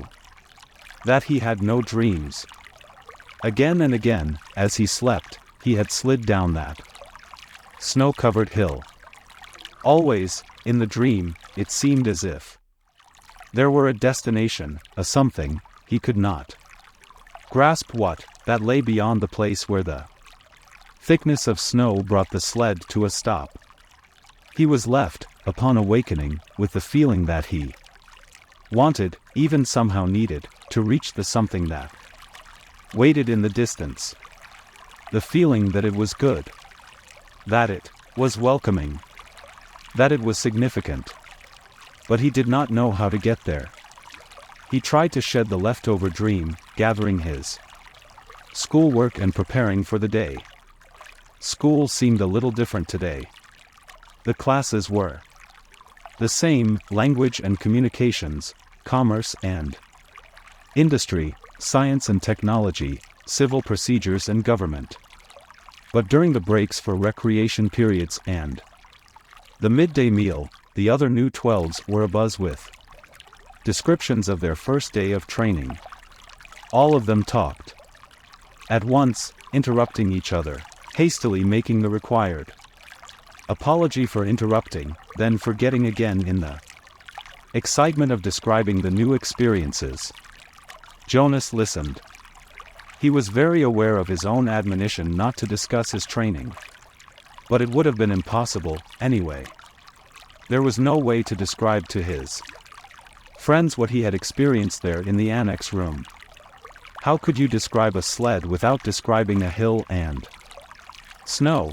And how could you describe a hill and snow to someone who had never felt height or wind or that feathery, magical cold, even trained for years as they all had been in precision of language? What words could you use which would give another the experience of sunshine? So it was easy for Jonas to be still and to listen. After school hours he rode again beside Fiona to the house of the old. "I looked for you yesterday," she told him, "so we could ride home together. Your bike was still there, and I waited for a little while. But it was getting late, so I went on home." "I apologize for making you wait," Jonas said. "I accept your apology," she replied automatically. "I stayed a little longer than I expected," Jonas explained. She pedaled forward silently, and he knew that she expected him to tell her why. She expected him to describe his first day of training. But to ask would have fallen into the category of rudeness. "You've been doing so many volunteer hours with the old," Jonas said, changing the subject. "There won't be much that you don't already know." "Oh, there's lots to learn," Fiona replied. "There's administrative work, and the dietary rules, and punishment for disobedience. Did you know that they use a discipline wand on the old, the same as for small children? And there's occupational therapy, and recreational activities, and medications, and they reached the building and braked their bikes. I really think I'll like it better than school," Fiona confessed. "Me too," Jonas agreed, wheeling his bike into its place. She waited for a second, as if, again, she expected him to go on. Then she looked at her watch, waved, and hurried toward the entrance. Jonas stood for a moment beside his bike, startled. It had happened again, the thing that he thought of now as seeing beyond. This time it had been Fiona who had undergone that fleeting indescribable change. As he looked up and toward her going through the door, it happened, she changed. Actually, Jonas thought, trying to recreate it in his mind, it wasn't Fiona in her entirety. It seemed to be just her hair. And just for that flickering instant, he ran through it in his mind. It was clearly beginning to happen more often. First, the apple a few weeks before. The next time had been the faces in the audience at the auditorium, just 2 days ago. Now, today, Fiona's hair. Frowning, Jonas walked toward the annex. I will ask the giver, he decided. The old man looked up, smiling, when Jonas entered the room. He was already seated beside the bed, and he seemed more energetic today, slightly renewed, and glad to see Jonas. Welcome, he said. We must get started. You're 1 minute late. I apologize, Jonas began, and then stopped, flustered, remembering there were to be no apologies. He removed his tunic and went to the bed. I'm 1 minute late because something happened, he explained. And I'd like to ask you about it, if you don't mind. You may ask me anything. Jonas tried to sort it out in his mind so that he could explain it clearly. I think it's what you call seeing beyond, he said. The giver nodded. Describe it, he said. Jonas told him about the experience with the apple. Then the moment on the stage, when he had looked out and seen the same phenomenon in the faces of the crowd. Then today, just now, outside, it happened with my friend Fiona. She herself didn't change, exactly. But something about her changed for a second. Her hair looked different, but not in its shape, not in its length. I can't quite. Jonas paused, frustrated by his inability to grasp and describe exactly what had occurred. Finally he simply said, it changed. I don't know how, or why. That's why I was 1 minute late, he concluded, and looked questioningly at the giver. To his surprise, the old man asked him a question which seemed unrelated to the seeing beyond. When I gave you the memory yesterday, the first one, the ride on the sled, did you look around? Jonas nodded. Yes, he said, but the stuff, I mean, the snow in the air made it hard to see anything. Did you look at the sled? Jonas thought back. No. I only felt it under me. I dreamed of it last night, too. But I don't remember seeing the sled in my dream either. Just feeling it. The giver seemed to be thinking. When I was observing you, before the selection, I perceived that you probably had the capacity, and what you described confirms that. It happened somewhat differently to me, the giver told him. When I was just your age, about to become the new receiver, I began to experience it, though it took a different form. With me it was, well, I won't describe that now, you wouldn't understand it yet. But I think I can guess how it's happening with you. Let me just make a little test, to confirm my guess. Lie down. Jonas lay on the bed again with his hands at his sides. He felt comfortable here now. He closed his eyes and waited for the familiar feel of the giver's hands on his back.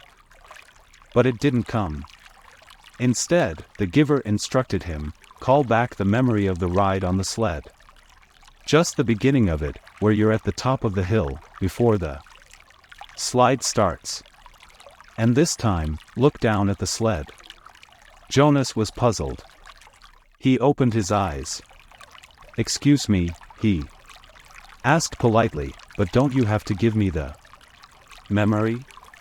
It's your memory, now, it's not mine to experience any longer. I gave it away. But how can I call it back? You can remember last year, or the year that you were a 7, or a 5, can't you? Of course. It's much the same. Everyone in the community has one generation memories like those. But now you will be able to go back farther. Try. Just concentrate. Jonas closed his eyes again. He took a deep breath and sought the sled and the hill and the snow in his consciousness.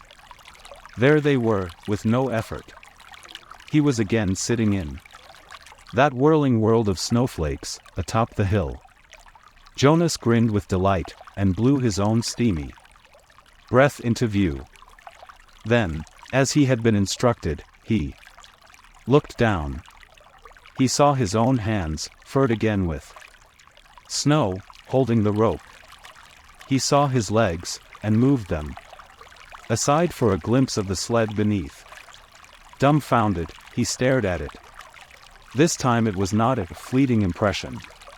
This time the sled had, and continued to have, as he blinked and stared at it again, that same mysterious quality that the apple had had so briefly. And Fiona's hair. The sled did not change. It simply was. Whatever the thing was. Jonas opened his eyes and was still on the bed. The giver was watching him curiously. Yes, Jonas said slowly. I saw it, in the sled. Let me try one more thing. Look over there, to the bookcase. Do you see the very top row of books, the ones behind the table, on the top shelf? Jonas sought them with his eyes. He stared at them, and they changed. But the change was fleeting. It slipped away. The next instant. It happened, Jonas said. It happened to the books, but it went away again. I'm right, then, the giver said. You're beginning to see the color red. The what? The giver sighed. How to explain this? Once, back in the time of the memories, everything had a shape and size, the way things still do, but they also had a quality called color. There were a lot of colors, and one of them was called red. That's the one you are starting to see. Your friend Fiona has red hair, quite distinctive, actually, I've noticed it before. When you mentioned Fiona's hair, it was the clue. That told me you were probably beginning to see the color red. And the faces of people? The ones I saw at the ceremony? The giver shook his head. No, flesh isn't red. But it has red tones in it. There was a time, actually, you'll see this in the memories later, when flesh was many different colors. That was before we went to sameness. Today flesh is all the same, and what you saw was the red tones. Probably when you saw the faces take on color it wasn't as deep or vibrant as the apple, or your friend's hair. The giver chuckled, suddenly. We've never completely mastered sameness. I suppose the genetic scientists are still hard at work trying to work the kinks out. Hair like Fiona's must drive them crazy. Jonas listened, trying hard to comprehend. And the sled, he said. It had that same thing, the color red. But it didn't change, giver. It just was. Because it's a memory from the time when color was. It was so, oh, I wish language were more precise. The red was so beautiful. The giver nodded. It is. Do you see it all the time? I see all of them. All the colors. Will I? Of course. When you receive the memories, you have the capacity to see beyond. You'll gain wisdom, then, along with colors. And lots more. Jonas wasn't interested, just then, in wisdom. It was the colors that fascinated him. Why can't everyone see them? Why did colors disappear? The giver shrugged. Our people made that choice, the choice to go to sameness, before my time, before the previous time, back and back and back. We relinquished color when we relinquished sunshine and did away with differences. He thought for a moment. We gained control of many things, but we had to let go of others. We shouldn't have, Jonas said fiercely. The giver looked startled at the certainty of Jonas's reaction. Then he smiled wryly. You've come very quickly to that conclusion, he said. It took me many years. Maybe your wisdom will come much more quickly than mine. He glanced at the wall clock. Lie back down, now. We have so much to do. Giver, Jonas asked as he arranged himself again on the bed, how did it happen to you when you were becoming the receiver? You said that the seeing beyond happened to you, but not the same way. The hands came to his back. Another day, the giver said gently. I'll tell you another day. Now we must work. And I've thought of a way to help you with the concept of color. Close your eyes and be still, now. I'm going to give you a memory of a rainbow. Days went by, and weeks. Jonas learned, through the memories, the names of colors, and now he began to see them all, in his ordinary life, though he knew it was ordinary no longer, and would never be again. But they didn't last. There would be a glimpse of green, the landscaped lawn around the central plaza, a bush on the riverbank. The bright orange of pumpkins being trucked in from the agricultural fields beyond the community boundary, seen in an instant, the flash of brilliant color, but gone again, returning to their flat and hueless shade.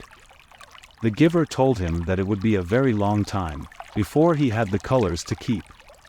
But I want them, Jonas said angrily. It isn't fair that nothing has color. Not fair? The giver looked at Jonas curiously. Explain what you mean. Well, Jonas had to stop and think it through. If everything's the same, then there aren't any choices. I want to wake up in the morning and decide things. A blue tunic, or a red one. He looked down at himself, at the colorless fabric of his clothing. But it's all the same, always. Then he laughed a little. I know it's not important, what you wear, it doesn't matter. But it's the choosing that's important, isn't it? The giver asked him. Jonas nodded. My little brother, he began, and then corrected himself. No, that's inaccurate. He's not my brother, not really. But this new child that my family takes care of, his name's Gabriel. Yes, I know about Gabriel. Well, he's right at the age where he's learning so much. He grabs toys when we hold them in front of him, my father says he's learning small muscle control. And he's really cute. The giver nodded, but now that I can see colors, at least sometimes, I was just thinking, what if we could hold up things that were bright red, or bright yellow, and he could choose instead of the sameness. He might make wrong choices. Oh. Jonas was silent for a minute. Oh, I see what you mean. It wouldn't matter for a new child's toy. But later it does matter, doesn't it? We don't dare to let people make choices of their own. Not safe? The giver suggested. Definitely not safe, Jonas said with certainty. What if they were allowed to choose their own mate? And chose wrong? Or what if, he went on, almost laughing at the absurdity, they chose their own jobs? Frightening, isn't it? The giver said. Jonas chuckled. Very frightening. I can't even imagine it. We really have to protect people from wrong choices. It's safer. Yes, Jonas agreed. Much safer. But when the conversation turned to other things, Jonas was left, still, with a feeling of frustration that he didn't understand. He found that he was often angry, now, irrationally, angry at his groupmates, that they were satisfied with their lives which had none of the vibrance his own was taking on. And he was angry at himself, that he could not change that for them. He tried, without asking permission from the giver, because he feared, or knew, that it would be denied, he tried to give his new awareness to his friends. Asher, Jonas said one morning, look at those flowers. Very carefully. They were standing beside a bed of geraniums planted near the Hall of Open Records. He put his hands on Asher's shoulders, and concentrated on the red of the petals, trying to hold it as long as he could, and trying at the same time to transmit the awareness of red to his friend. What's the matter? Asher asked uneasily. Is something wrong? He moved away from Jonas's hands. It was extremely rude for one citizen to touch another outside of family units. No, nothing. I thought for a minute that they were wilting, and we should let the gardening crew know they needed more watering. Jonas sighed, and turned away. One evening he came home from his training weighted with new knowledge. The giver had chosen a startling and disturbing memory that day. Under the touch of his hands, Jonas had found himself suddenly in a place that was completely alien, hot and windswept under a vast blue sky. There were tufts of sparse grass, a few bushes, and rocks, and nearby he could see an area of thicker vegetation, broad, low trees outlined against the sky. He could hear noises, the sharp crack of weapons, he perceived the word guns, and then shouts, and an immense crashing thud as something fell, tearing branches from the trees. He heard voices calling to one another. Peering from the place where he stood hidden behind some shrubbery, he was reminded of what the giver had told him, that there had been a time when flesh had different colors. Two of these men had dark brown skin, the others were light. Going closer, he watched them hack the tusks from a motionless elephant on the ground and haul them away, spattered with blood. He felt himself overwhelmed with a new perception of the color he knew as red. Then the men were gone, speeding toward the horizon, in a vehicle that spit pebbles from its whirling tires. One hit his forehead and stung him there. But the memory continued, though Jonas ached now for it to end. Now he saw another elephant emerge from the place where it had stood hidden in the trees. Very slowly it walked to the mutilated body and looked down. With its sinuous trunk it stroked the huge corpse, then it reached up, broke some leafy branches with a snap, and draped them over the mass of torn thick flesh. Finally it tilted its massive head, raised its trunk, and roared into the empty landscape. Jonas had never heard such a sound. It was a sound of rage and grief, and it seemed never to end. He could still hear it when he opened his eyes and lay anguished on the bed where he received the memories. It continued to roar into his consciousness as he pedaled slowly home. Lily, he asked that evening when his sister took her comfort object, the stuffed elephant, from the shelf, did you know that once there really were elephants? Live ones? She glanced down at the ragged comfort object and grinned. Right, she said, skeptically. Sure, Jonas. Jonas went and sat beside them while his father untied Lily's hair ribbons and combed her hair. He placed one hand on each of their shoulders. With all of his being he tried to give each of them a piece of the memory, not of the tortured cry of the elephant, but of the being of the elephant, of the towering, immense creature and the meticulous touch with which it had tended its friend at the end. But his father had continued to comb Lily's long hair, and Lily, impatient, had finally wiggled under her brother's touch. "Jonas," she said, "you're hurting me with your hand." "I apologize for hurting you, Lily," Jonas mumbled, and took his hand away. "'Cept your apology," Lily responded indifferently, stroking the lifeless elephant.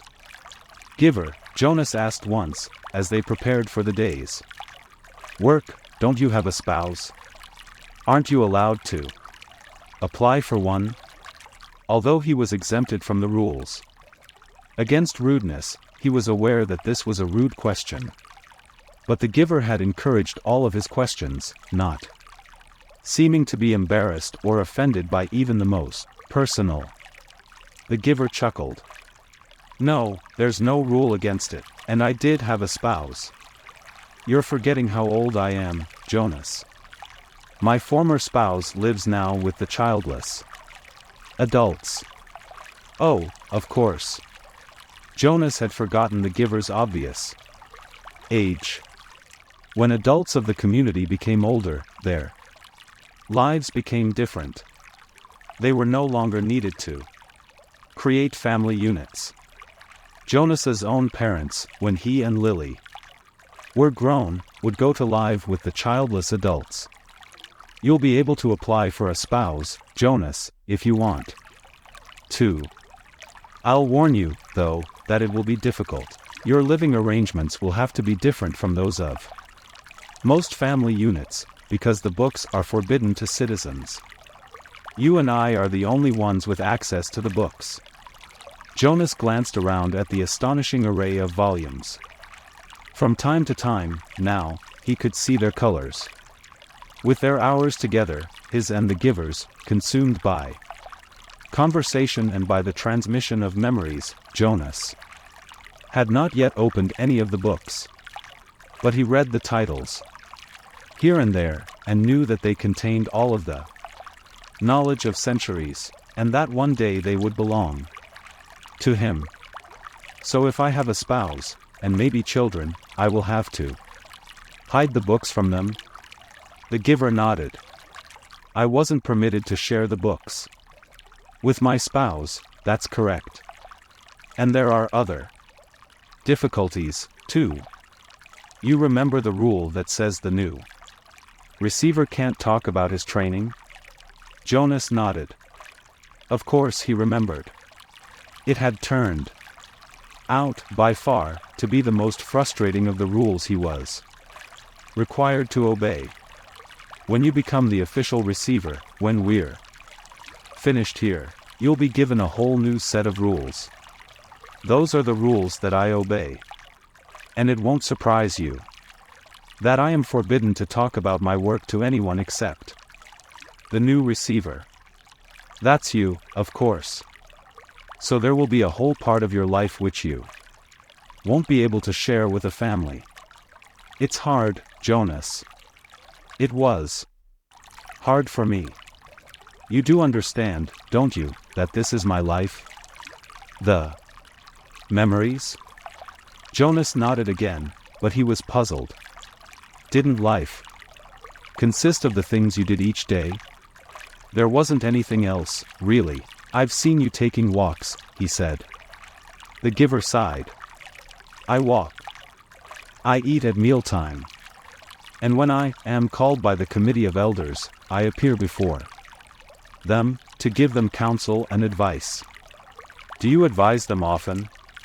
Jonas was a little frightened at the thought that one day he would be the one to advise the ruling body.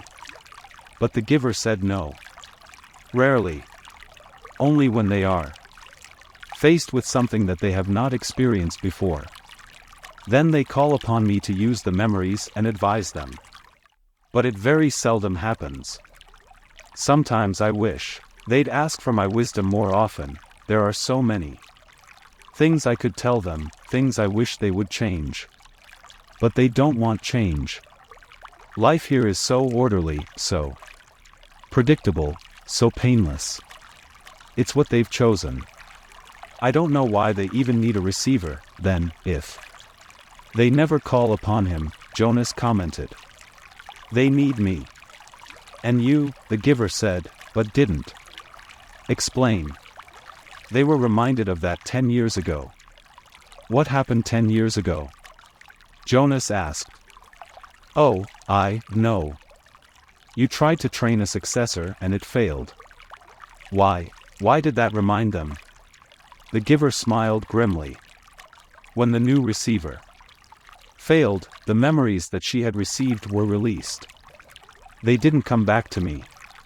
They went. He paused, and seemed to be struggling with the concept.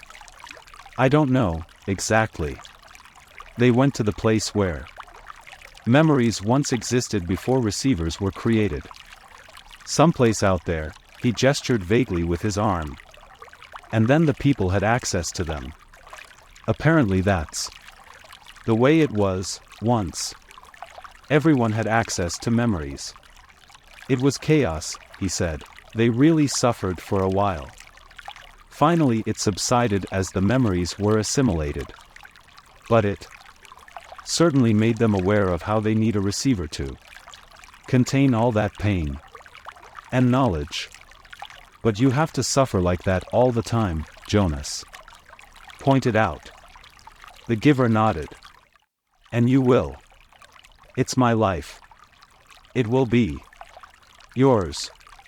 Jonas thought about it, about what it would be like for him. Along with walking and eating, and he looked around the walls of books. Reading? That's it? The giver shook his head.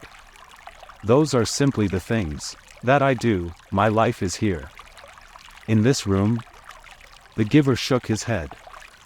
He put his hands to his own face, to his chest. No. Here, in my being. Where the memories are. My instructors in science and technology have taught us about how the brain works, Jonas told him eagerly. It's full of electrical impulses. It's like a computer. If you stimulate one part of the brain with an electrode, he stopped talking.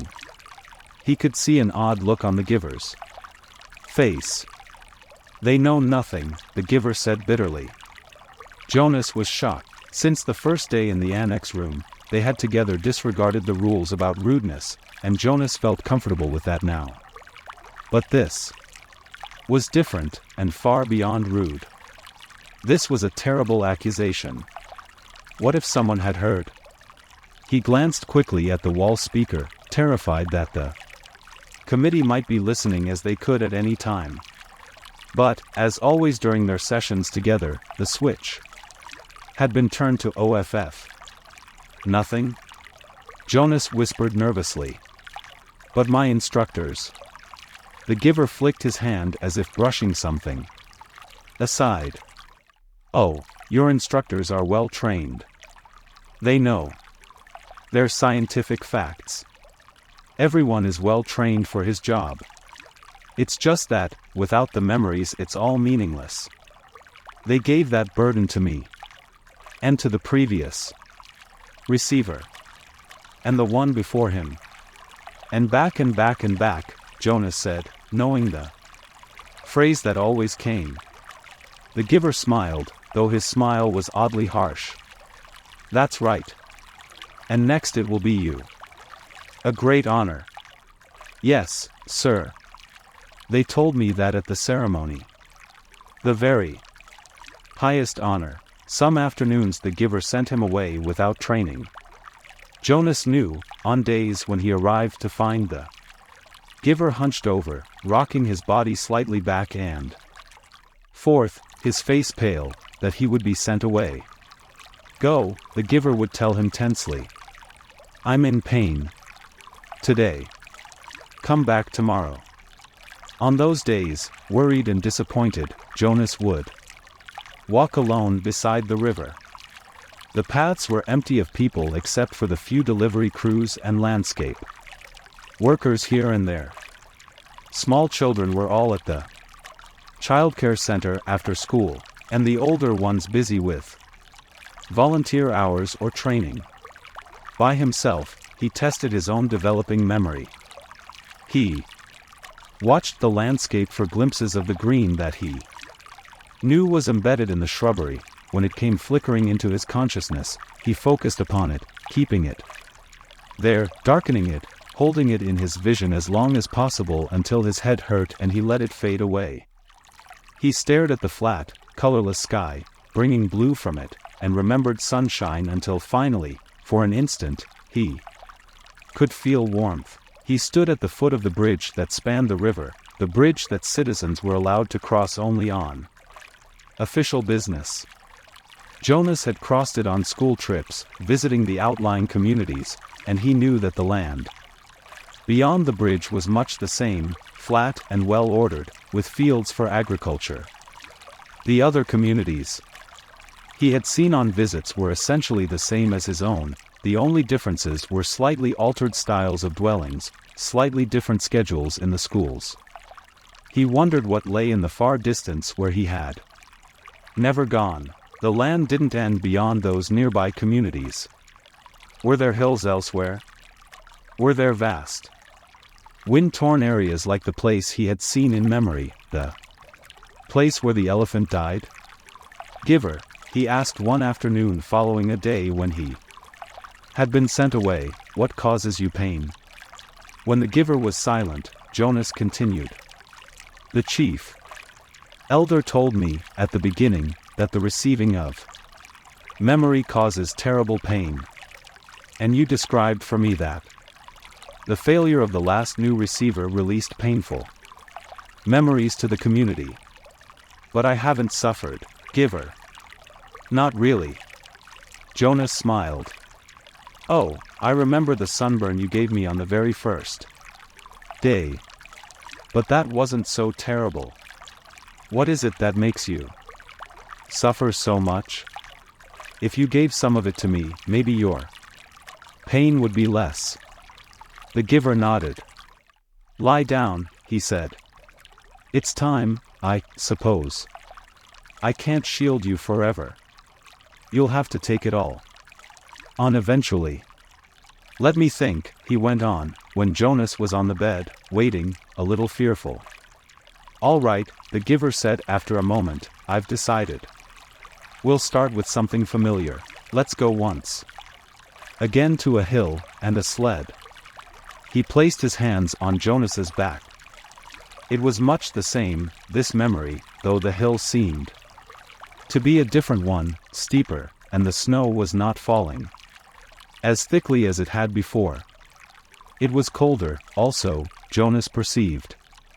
He could see, as he sat waiting at the top of the hill, that the snow beneath the sled was not thick and soft as it had been before, but hard, and coated with bluish ice. The sled moved forward, and Jonas grinned with delight, looking forward to the breathtaking slide down through the invigorating air. But the runners, this time, couldn't slice through the frozen expanse as they had on the other, snow-cushioned hill. They skittered sideways and the sled gathered speed. Jonas pulled at the rope, trying to steer, but the steepness and speed took control from his hands and he was no longer enjoying the feeling of freedom but instead, terrified, was at the mercy of the wild acceleration downward over the ice. Sideways, spinning, the sled hit a bump in the hill and Jonas was jarred loose and thrown violently into the air. He fell with his leg twisted under him, and could hear the crack of bone. His face scraped along jagged edges of ice, and when he came, at last, to a stop, he lay shocked and still, feeling nothing at first but fear. Then, the first wave of pain. He gasped. It was as if a hatchet lay lodged in his leg, slicing through each nerve with a hot blade. In his agony he perceived the word, fire. and felt flames licking at the torn bone and flesh. He tried to move, and could not. The pain grew. He screamed. There was no answer. Sobbing, he turned his head and vomited onto the frozen snow. Blood dripped from his face into the vomit. No, he cried, and the sound disappeared into the empty landscape, into the wind. Then, suddenly, he was in the annex room again, writhing on the bed. His face was wet with tears. Able to move now, he rocked his own body back and forth, breathing deeply to release the remembered pain. He sat, and looked at his own leg, where it lay straight on the bed, unbroken. The brutal slice of pain was gone. But the leg ached horribly, still, and his face felt raw. "May I have relief of pain, please?" he begged. It was always provided in his everyday life for the bruises and wounds, for a mashed finger, a stomach ache, a skinned knee from a fall from a bike. There was always a daub of anesthetic ointment, or a pill, or in severe instances, an injection that brought complete and instantaneous deliverance. But the giver said no, and looked away. Limping, Jonas walked home, pushing his bicycle, that evening. The sunburn pain had been so small, in comparison, and had not stayed with him. But this ache lingered. It was not unendurable, as the pain on the hill had been. Jonas tried to be brave. He remembered that the chief elder had said he was brave. "Is something wrong, Jonas?" his father asked at the evening meal. "You're so quiet tonight.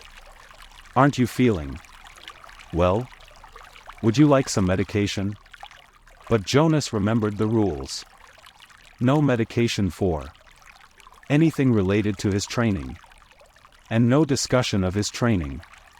At the time for sharing of feelings, he simply said that he felt tired, that his school lessons had been unusually demanding that day. He went to his sleeping room early, and from behind the closed door he could hear his parents and sister laughing as they gave Gabriel his evening bath. They have never known pain, he thought. The realization made him feel desperately lonely, and he rubbed his throbbing leg. He eventually slept. Again and again he dreamed of the anguish and the isolation on the forsaken hill. The daily training continued, and now it always included pain. The agony of the fractured leg began to seem no more than a mild discomfort as the giver led Jonas firmly, little by little, into the deep and terrible suffering of the past. Each time, in his kindness, the giver ended the afternoon with a color-filled memory of pleasure, a brisk sail on a blue-green lake, a meadow dotted with yellow wildflowers, an orange sunset behind mountains. It was not enough to assuage the pain that Jonas was beginning, now, to know. Why? Jonas asked him after he had received a torturous memory in which he had been neglected and unfed. The hunger had caused excruciating spasms in his empty, distended stomach. He lay on the bed, aching. "Why do you and I have to hold these memories?" "It gives us wisdom," the giver replied. "Without wisdom I could not fulfill my function of advising the committee of elders when they call upon me." "But what wisdom do you get from hunger?" Jonas groaned. His stomach still hurt, though the memory had ended. "Some years ago," the giver told him, "before your birth, a lot of citizens petitioned the committee of elders. They wanted to increase the rate of births. They wanted each birth mother to be assigned 4 births instead of 3, so that the population would increase and there would be more laborers available." Jonas nodded, listening. "That makes sense." The idea was that certain family units could accommodate an additional child. Jonas nodded again. "Mine could," he pointed out. "We have Gabriel this year, and it's fun, having a third child. The committee of elders sought my advice, the giver said. It made sense to them, too, but it was a new idea, and they came to me for wisdom. And you used your memories? The giver said yes. And the strongest memory that came was hunger. It came from many generations back. Centuries back. The population had gotten so big that hunger was everywhere. Excruciating hunger and starvation. It was followed by warfare. Warfare? It was a concept Jonas did not know. But hunger was familiar to him now. Unconsciously he rubbed his own abdomen, recalling the pain of its unfulfilled needs. So you described that to them? They don't want to hear about pain.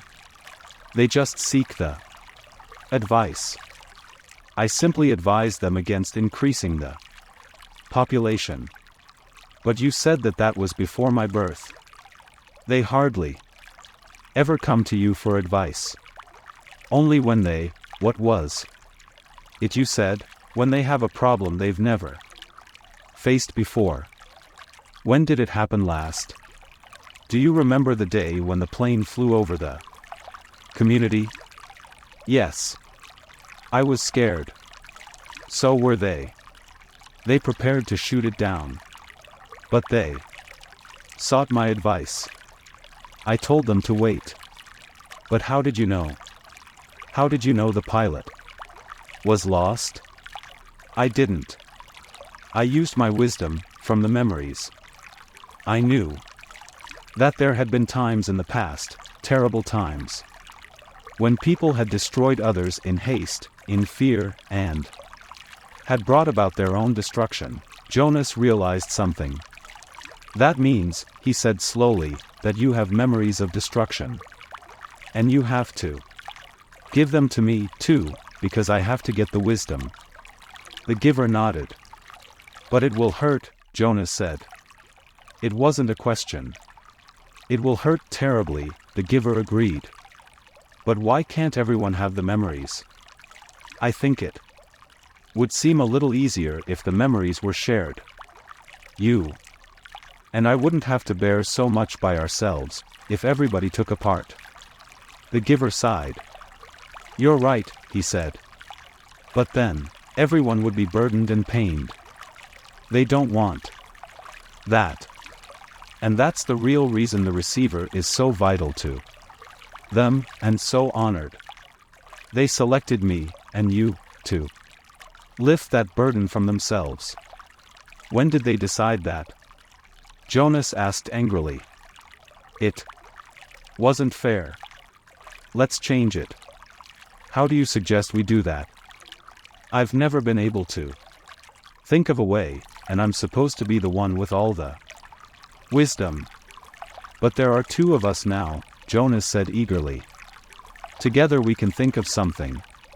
The giver watched him with a wry smile. Why can't we just apply for a change of rules? Jonas suggested. The giver laughed, then Jonas, too, chuckled reluctantly. The decision was made long before my time or yours. The giver said, and before the previous receiver, and he waited. Back and back and back. Jonas repeated the familiar phrase. Sometimes it had seemed humorous to him. Sometimes it had seemed meaningful and important. Now it was ominous. It meant, he knew, that nothing could be changed. The new child, Gabriel, was growing, and successfully, past the tests of maturity that the nurturers gave each month. He could sit alone, now, could reach for and grasp small play objects, and he had 6 teeth. During the daytime hours, father reported, he was cheerful and seemed of normal intelligence. But he remained fretful at night, whimpering often, needing frequent attention.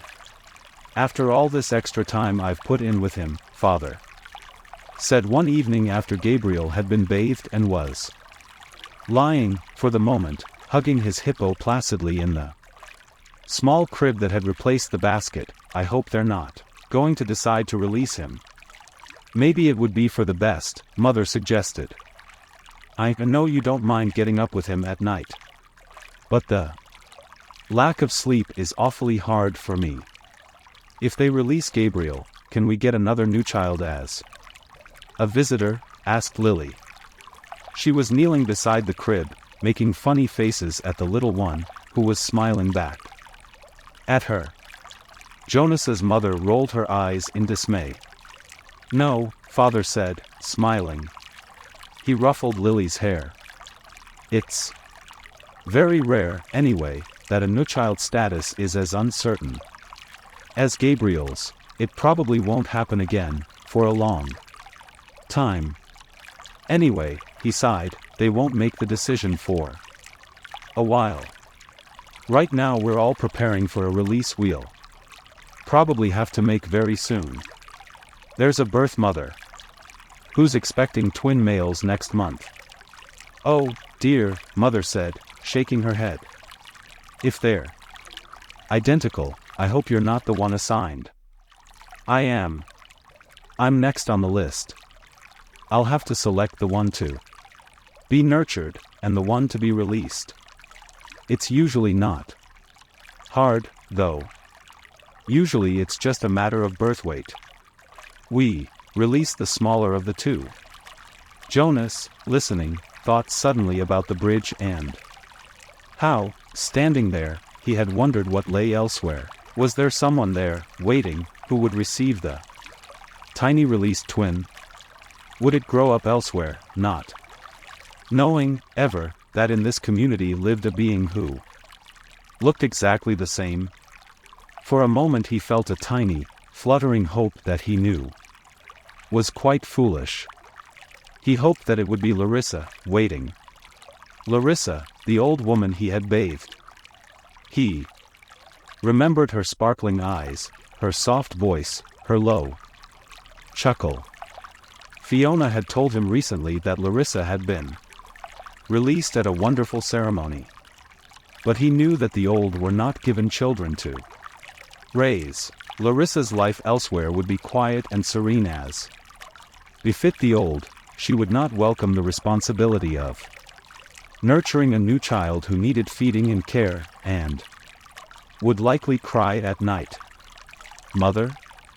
Father, he said, the idea coming to him unexpectedly, why don't we put Gabriel's crib in my room tonight? I know how to feed and comfort him, and it would let you and Father get some sleep. Father looked doubtful. You sleep so soundly, Jonas. What if his restlessness didn't wake you? It was Lily who answered that. If no one goes to tend Gabriel, she pointed out, he gets very loud. He'd wake all of us, if Jonas slept through it. Father laughed. You're right, Lily Billy. All right, Jonas, let's try it, just for tonight. I'll take the night off and we'll let Mother get some sleep, too. Gabriel slept soundly for the earliest part of the night. Jonas, in his bed, lay awake for a while, from time to time. He raised himself on one elbow, looking over at the crib. The new child was on his stomach, his arms relaxed beside his head, his eyes closed, and his breathing regular and undisturbed. Finally Jonas slept too. Then, as the middle hours of the night approached, the noise of Gabe's restlessness woke Jonas. The new child was turning under his cover, flailing his arms, and beginning to whimper. Jonas rose and went to him. Gently he patted Gabriel's back. Sometimes that was all it took to lull him back to sleep. But the new child still squirmed fretfully under his hand. Still patting rhythmically, Jonas began to remember the wonderful sail that the giver had given him not long before, a bright, breezy day on a clear turquoise lake, and above him the white sail of the boat billowing as he moved along in the brisk wind. He was not aware of giving the memory, but suddenly he realized that it was becoming dimmer, that it was sliding through his hand into the being of the new child.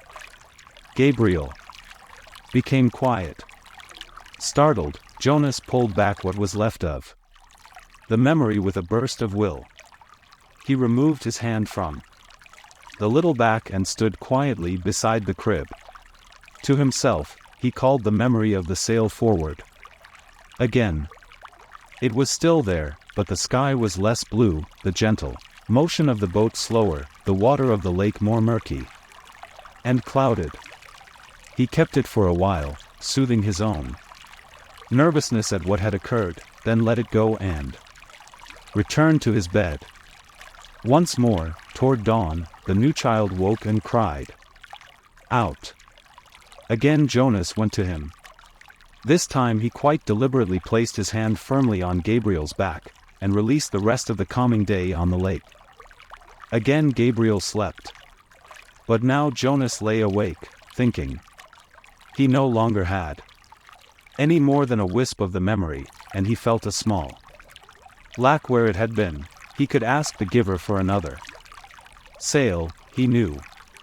A sail perhaps on ocean, next time, for Jonas had a memory of ocean, now, and knew what it was. He knew that there were sailboats there, too, in memories yet to be acquired. He wondered, though, if he should confess to the giver that he had given a memory away. He was not yet qualified to be a giver himself, nor had Gabriel been selected to be a receiver. That he had this power frightened him. He decided not to tell. Jonas entered the annex room and realized immediately that it was a day when he would be sent away. The giver was rigid in his chair, his face in his hands. "I'll come back tomorrow, sir," he said quickly. Then he hesitated. "Unless maybe there's something I can do to help." The giver looked up at him, his face contorted with suffering. "Please," he gasped, "take some of the pain." Jonas helped him to his chair at the side of the bed. Then he quickly removed his tunic and lay face down. "Put your hands on me," he directed, aware that in such anguish the giver might need reminding. The hands came, and the pain came with them and through them. Jonas braced himself and entered the memory which was torturing the giver. He was in a confused, noisy, foul-smelling place. It was daylight, early morning, and the air was thick with smoke that hung, yellow and brown, above the ground. Around him, everywhere, far across the expanse of what seemed to be a field, lay groaning men.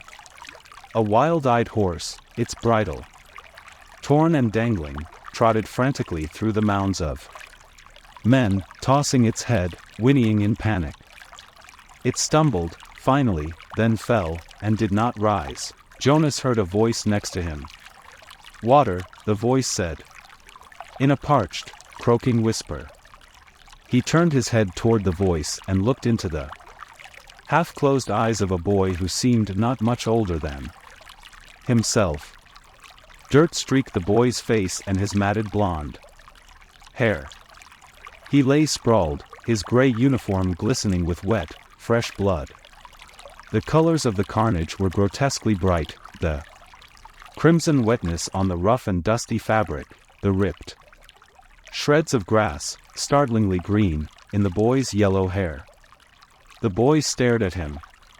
"Water," he begged again. When he spoke, a new spurt of blood drenched the coarse cloth across his chest and sleeve. One of Jonas's arms was immobilized with pain, and he could see through his own torn sleeve something that looked like ragged flesh and splintery bone. He tried his remaining arm and felt it move. Slowly he reached to his side, felt the metal container there, and removed its cap, stopping the small motion of his hand now and then to wait for the surging pain to ease. Finally, when the container was open, he extended his arm slowly across the blood-soaked earth, inch by inch, and held it to the lips of the boy. Water trickled into the imploring mouth and down the grimy chin. The boy sighed. His head fell back, his lower jaw dropping as if he had been surprised by something. A dull blankness slid slowly across his eyes. He was silent. But the noise continued all around, the cries of the wounded men, the cries begging for water and for mother. And for death. Horses lying on the ground shrieked, raised their heads, and stabbed randomly toward the sky with their hooves. From the distance, Jonas could hear the thud of cannons. Overwhelmed by pain, he lay there in the fearsome stench. For hours, listened to the men and animals die, and learned what warfare meant. Finally, when he knew that he could bear it no longer, and would welcome death himself, he opened his eyes and was once again on the bed. The giver looked away, as if he could not bear to see what he had done to Jonas. "Forgive me," he said. Jonas did not want to go back. He didn't want the memories, didn't want the honor, didn't want the wisdom, didn't want the pain. He wanted his childhood again, his scraped knees and ball games. He sat in his dwelling alone, watching through the window, seeing children at play, citizens bicycling home from uneventful days at work, ordinary lives free of anguish because he had been selected, as others before him had, to bear their burden. But the choice was not his. He returned each day to the annex room. The giver was gentle with him for many days following the terrible shared memory of war. There are so many good memories, the giver reminded Jonas. And it was true. By now Jonas had experienced countless bits of happiness, things he had never known of before.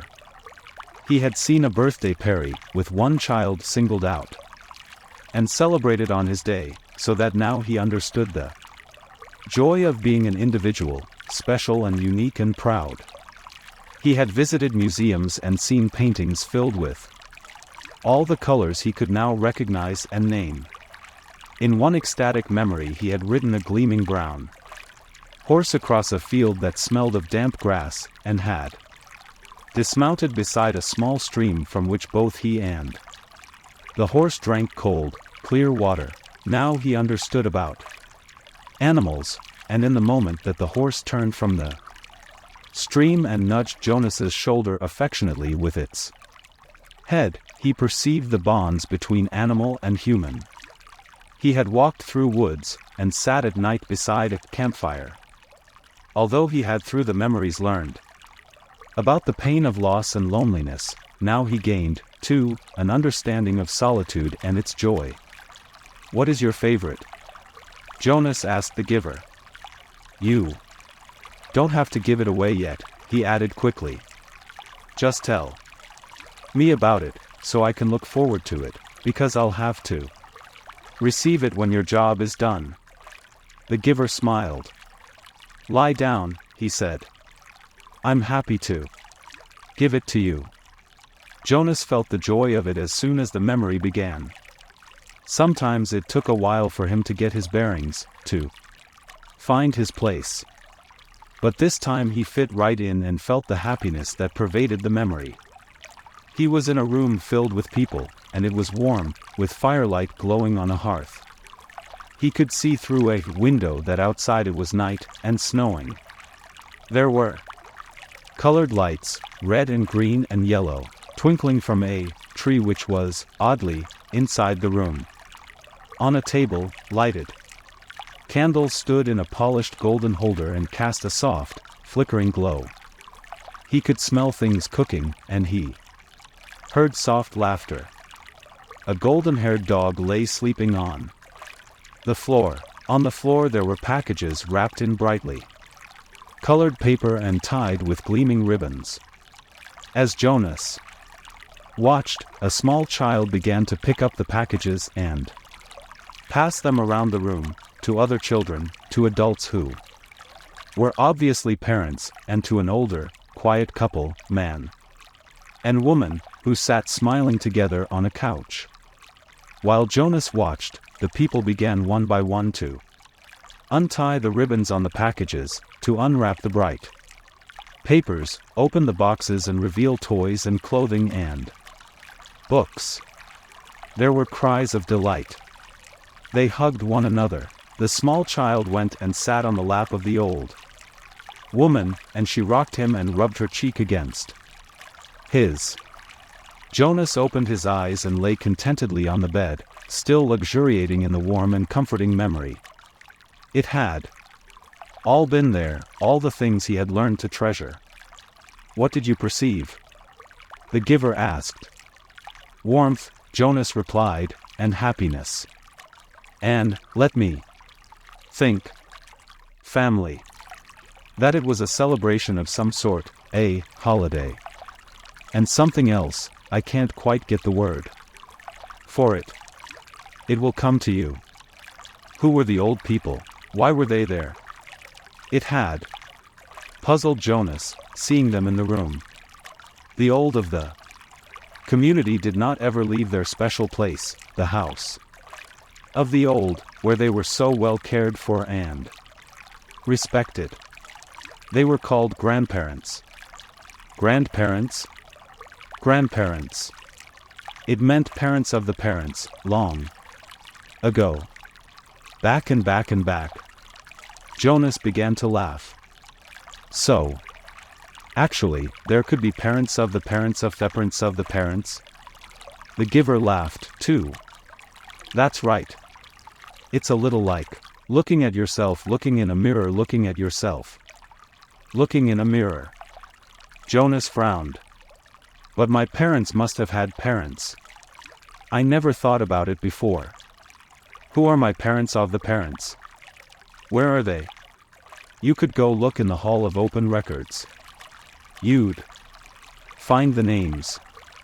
But think, son. If you apply for children, then who will be their parents of the parents? Who will be their grandparents? My mother and father, of course. And where will they be? Jonas thought. Oh, he said slowly. When I finish my training and become a full adult, I'll be given my own dwelling. And then when Lily does, a few years later, she'll get her own dwelling, and maybe a spouse, and children if she applies for them, and then mother and father. That's right. As long as they're still working and contributing to the community, they'll go and live with the other childless adults. And they won't be part of my life anymore. And after that, when the time comes, they'll go to the house of the old, Jonas went on. He was thinking aloud. And they'll be well cared for, and respected, and when they're released, there will be a celebration. Which you won't attend, the giver pointed out. No, of course not, because I won't even know about it. By then I'll be so busy with my own life. And Lily will, too. So our children, if we have them, won't know who their parents of parents are, either. It seems to work pretty well that way, doesn't it? The way we do it in our community? Jonas asked. I just didn't realize there was any other way, until I received that memory. It works, the giver agreed. Jonas hesitated. I certainly liked the memory, though. I can see why it's your favorite. I couldn't quite get the word for the whole feeling of it, the feeling that was so strong in the room. Love, the giver told him. Jonas repeated it. Love. It was a word and concept new to him.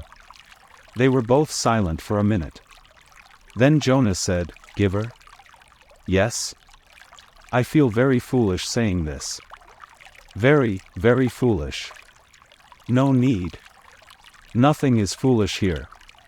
Trust the memories and how they make you feel. Well, Jonas said, looking at the floor, I know you don't have the memory anymore, because you gave it to me, so maybe you won't understand this. I will. I am left with a vague wisp of that one, and I have many other memories of families, and holidays, and happiness. Of love. Jonas blurted out what he was feeling. I was thinking that, well, I can see that it wasn't a very practical way to live, with the old right there in the same place, where maybe they wouldn't be well taken care of, the way they are now, and that we have a better arranged way of doing things. But anyway, I was thinking, feeling, actually, that it was kind of nice, then. And that I wish we could be that way, and that you could be my grandparent. The family in the memory seemed a little more, he faltered, not able to find the word he wanted. A little more complete, the giver suggested. Jonas nodded. I liked the feeling of love, he confessed. He glanced nervously at the speaker on the wall, reassuring himself that no one was listening. I wish we still had that, he whispered. Of course, he added quickly, I do understand that it wouldn't work very well, and that it's much better to be organized the way we are now. I can see that it was a dangerous way to live. What do you mean? Jonas hesitated. He wasn't certain, really, what he had meant. He could feel that there was risk involved, though he wasn't sure how. Well, he said finally, grasping for an explanation, they had fire right there in that room. There was a fire burning in the fireplace. And there were candles on a table. I can certainly see why those things were outlawed. Still, he said slowly, almost to himself, I did like the light they made. And the warmth. Father? Mother? Jonas asked tentatively after the evening meal. I have a question I want to ask you. What is it, Jonas? His father asked. He made himself say the words, though he felt flushed with embarrassment. He had rehearsed them in his mind all the way home from the annex. Do you love me? There was an awkward silence for a moment. Then father gave a little chuckle. Jonas. You, of all people. Precision of language, please. What do you mean? Jonas asked. Amusement was not at all what he had anticipated. Your father means that you used a very generalized word, so meaningless that it's become almost obsolete, his mother explained carefully. Jonas stared at them. Meaningless? He had never before felt anything as meaningful as the memory. And of course our community can't function smoothly if people don't use precise language. You could ask, do you enjoy me? The answer is yes, his mother said. Or, his father suggested, do you take pride in my accomplishments? And the answer is wholeheartedly yes. Do you understand why it's inappropriate to use a word like love? Mother asked. Jonas nodded. Yes, thank you, I do, he replied slowly. It was his first lie to his parents. Gabriel? Jonas whispered that night to the new child. The crib was in his room again.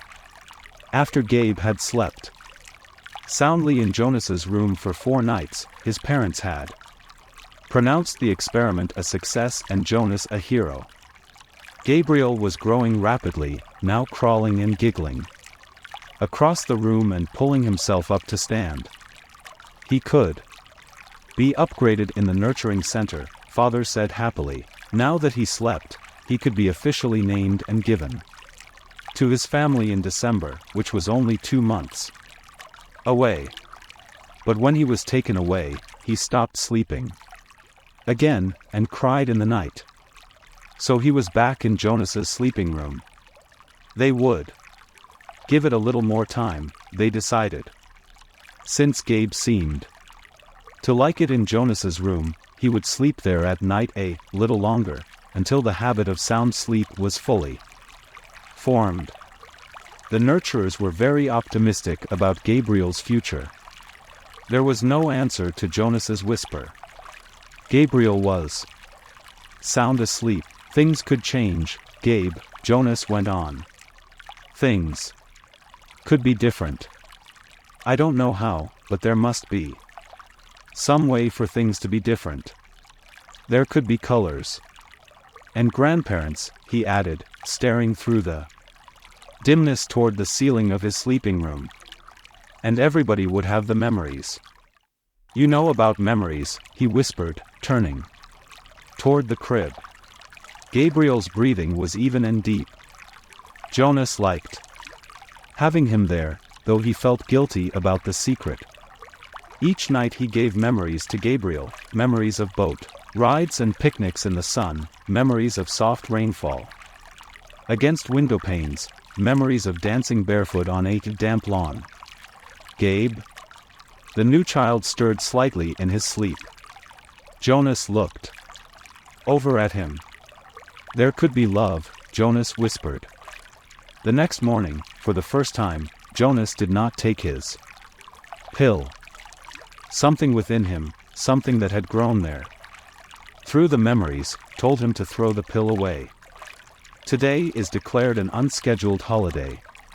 Jonas, his parents, and Lily all turned in surprise and looked at the wall speaker from which the announcement had come. It happened so rarely, and was such a treat for the entire community when it did.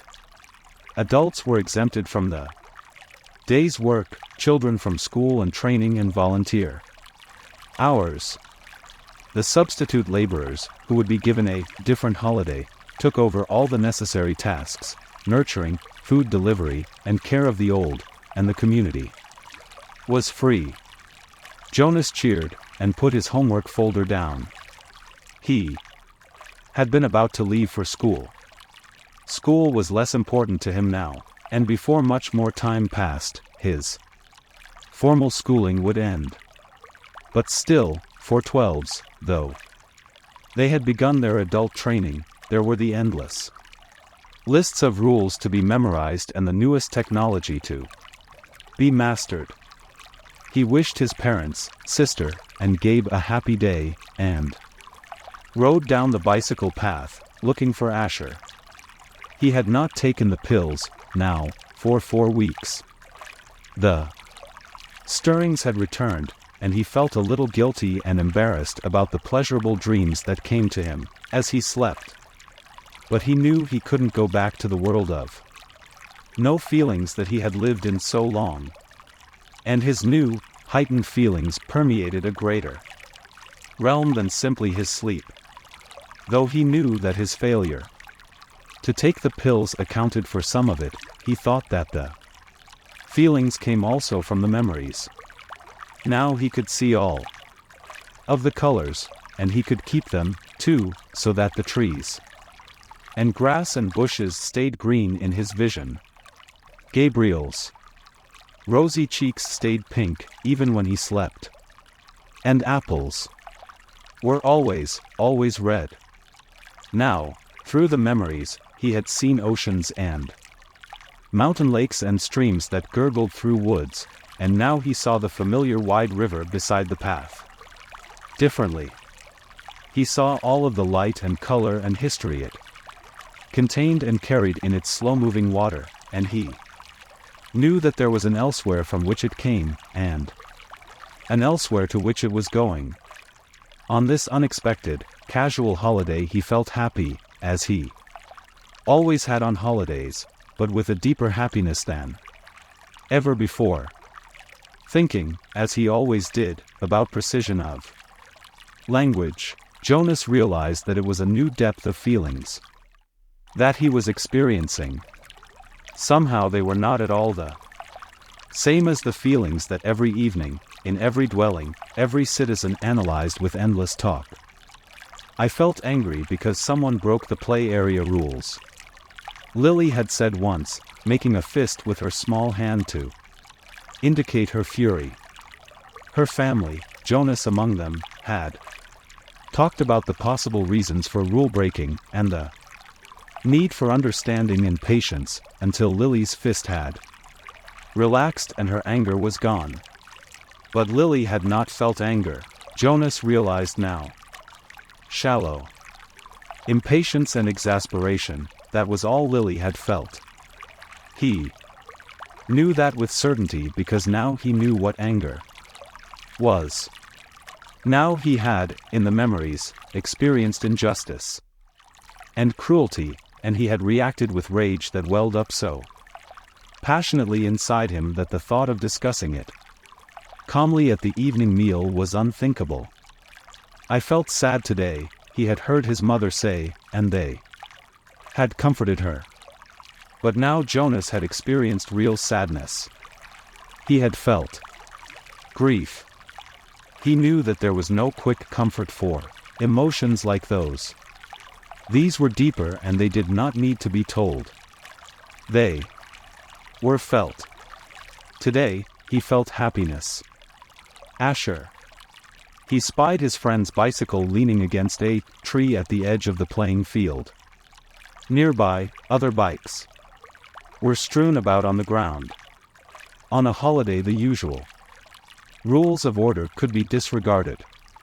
He skidded to a stop and dropped his own bike beside the others. "Hey, Ash," he shouted, looking around. There seemed to be no one in the play area. "Where are you?" "She." A child's voice, coming from behind a nearby bush, made the sound. "Pow! Pow! Pow!" A female 11 named Tanya staggered forward from where she had been hiding. Dramatically she clutched her stomach and stumbled about in a zigzag pattern, groaning. "You got me," she called, and fell to the ground, grinning. Blam! Jonas, standing on the side of the playing field, recognized Asher's voice. He saw his friend, aiming an imaginary weapon in his hand, dart from behind one tree to another. Blam! "You're in my line of ambush, Jonas. Watch out!" Jonas stepped back. He moved behind Asher's bike and knelt so that he was out of sight. It was a game he had often played with the other children, a game of good guys and bad guys, a harmless pastime that used up their contained energy and ended only when they all lay posed in freakish postures on the ground.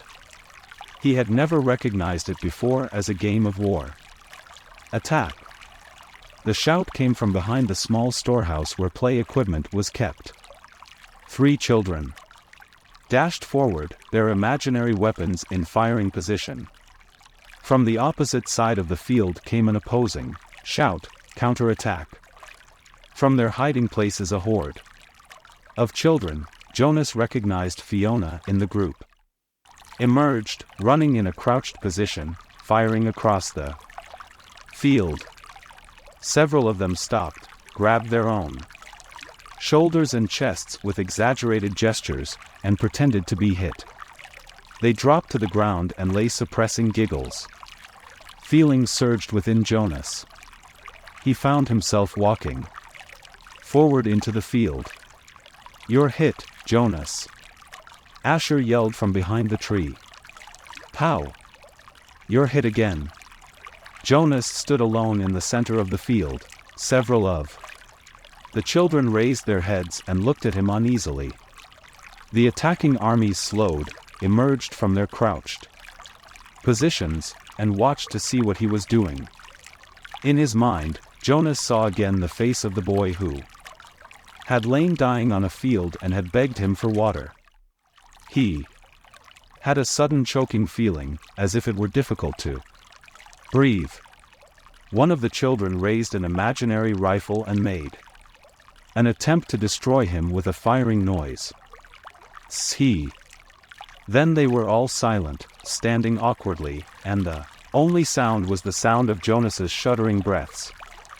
He was struggling not to cry. Gradually, when nothing happened, nothing changed, the children looked at each other nervously and went away. He heard the sounds as they righted their bicycles and began to ride down the path that led from the field. Only Asher and Fiona remained. "What's wrong, Jonas?" "It was only a game," Fiona said. "You ruined it," Asher said in an irritated voice. "Don't play it anymore," Jonas pleaded. "I'm the one who's training for assistant recreation." "Director," Asher pointed out angrily, "games aren't your area of expertness." "Expertise," Jonas corrected him automatically. "Whatever. You can't say what we play, even if you are going to be the new receiver." Asher looked warily at him. "I apologize for not paying you the respect you deserve," he mumbled. "Asher," Jonas said. He was trying to speak carefully, and with kindness, to say exactly what he wanted to say. "You had no way of knowing this. I didn't know it myself. Until recently. But it's a cruel game.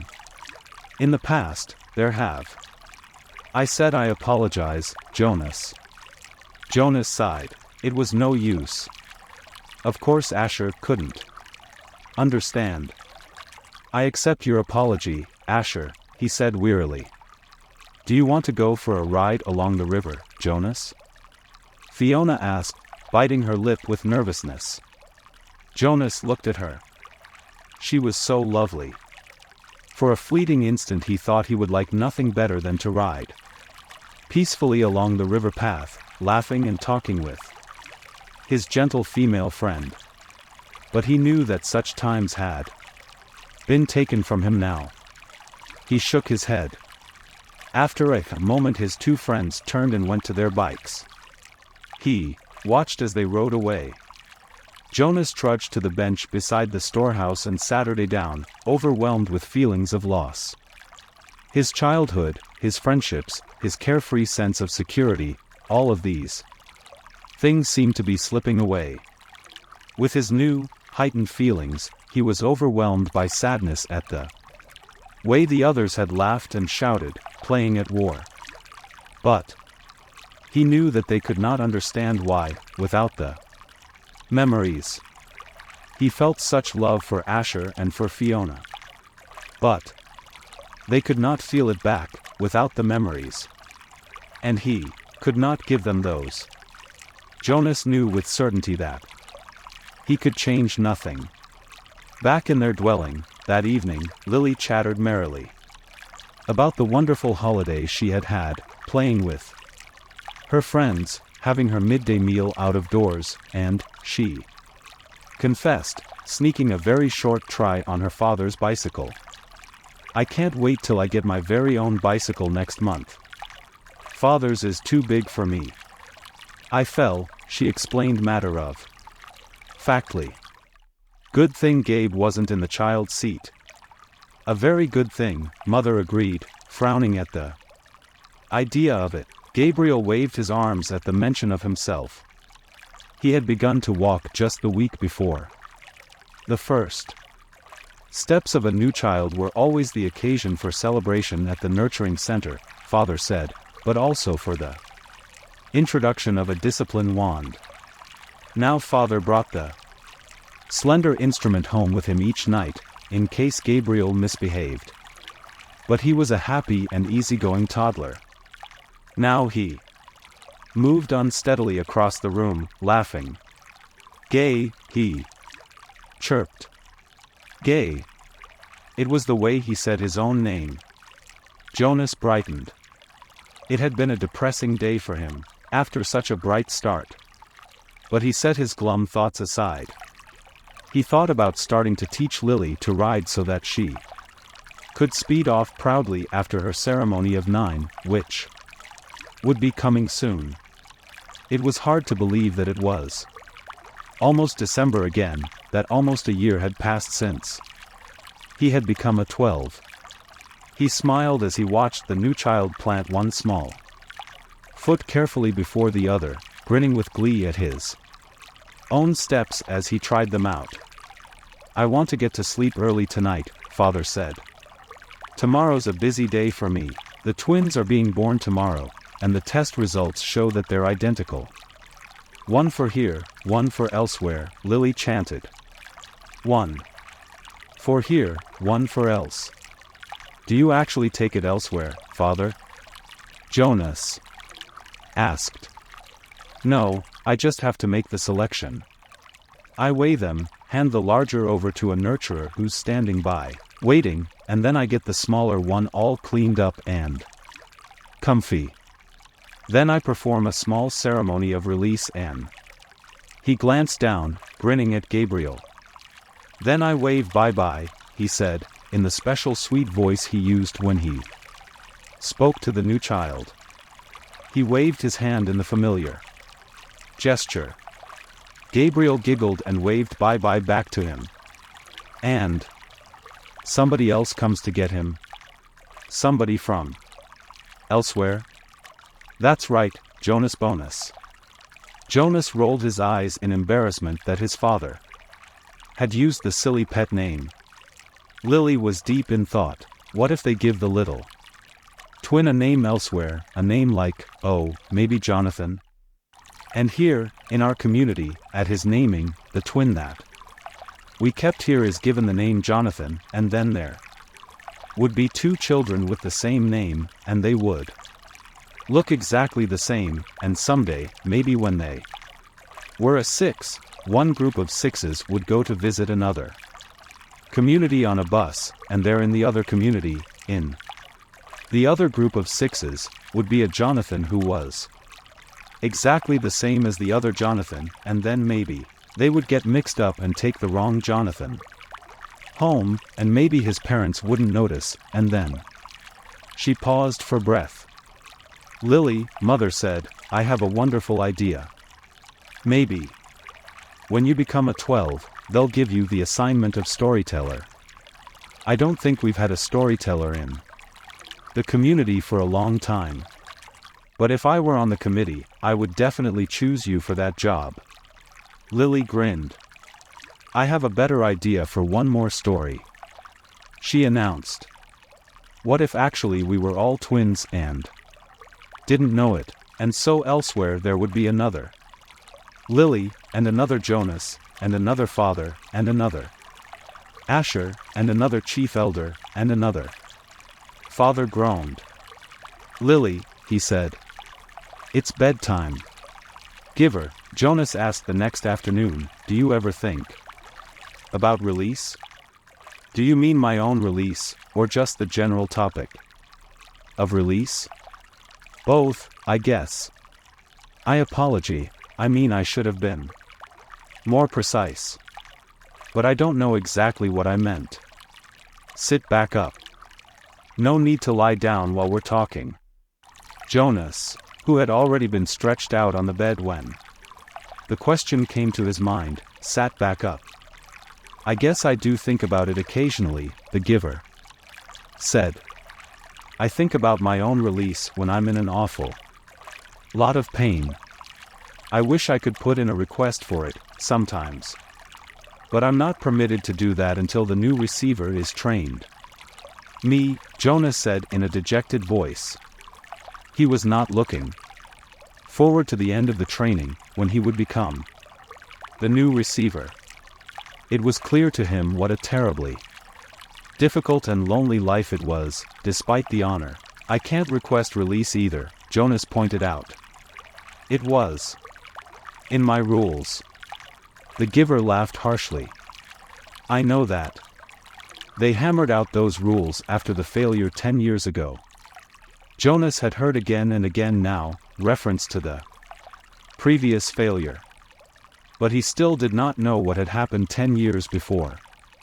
Giver, he said, tell me what happened. Please. The giver shrugged. On the surface, it was quite simple. A receiver-to-be was selected, the way you were. The selection went smoothly enough. The ceremony was held, and the selection was made. The crowd cheered, as they did. For you. The new receiver was puzzled and a little frightened, as you were. My parents told me it was a female. The giver nodded. Jonas thought of his favorite female, Fiona, and shivered. He wouldn't want his gentle friend to suffer the way he had, taking on the memories. What was she like? He asked the giver. The giver looked sad, thinking about it. She was a remarkable young woman.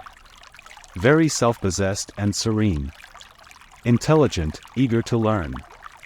He shook his head and drew a deep breath. You know, Jonas, when she came to me in this room, when she presented herself to begin her training.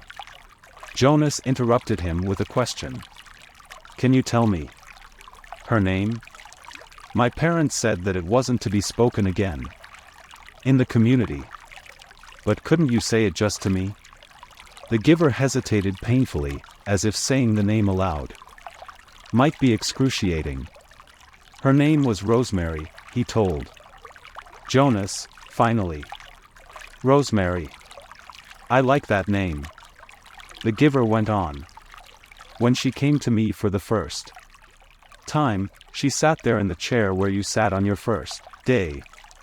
She was eager and excited and a little scared. We talked. I tried to explain things as well as I could. The way you did to me. The giver chuckled ruefully.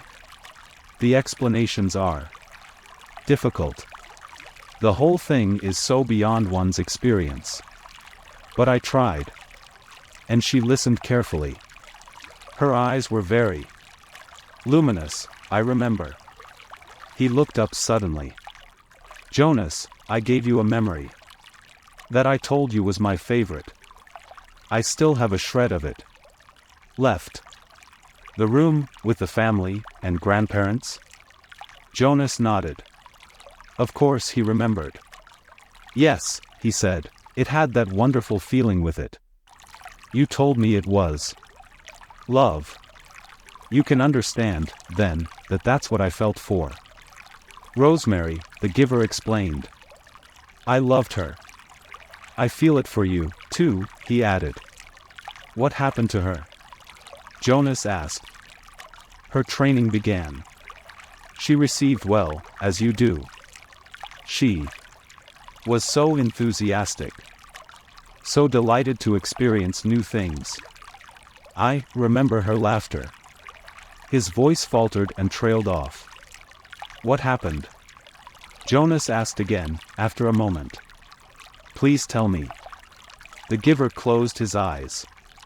It broke my heart, Jonas, to transfer pain to her. But it was my job. It was what I had to do, the way I've had to do it to you. The room was silent. Jonas waited. Finally the giver continued. 5 weeks. That was all. I gave her happy memories, a ride on a merry-go-round, a kitten to play with, a picnic. Sometimes I chose one just because I knew it would make her laugh, and I so treasured the sound of that laughter in this room that had always been so silent. But she was like you, Jonas. She wanted to experience everything. She knew that it was her responsibility, and so she asked me for more difficult memories. Jonas held his breath for a moment. You didn't give her war, did you?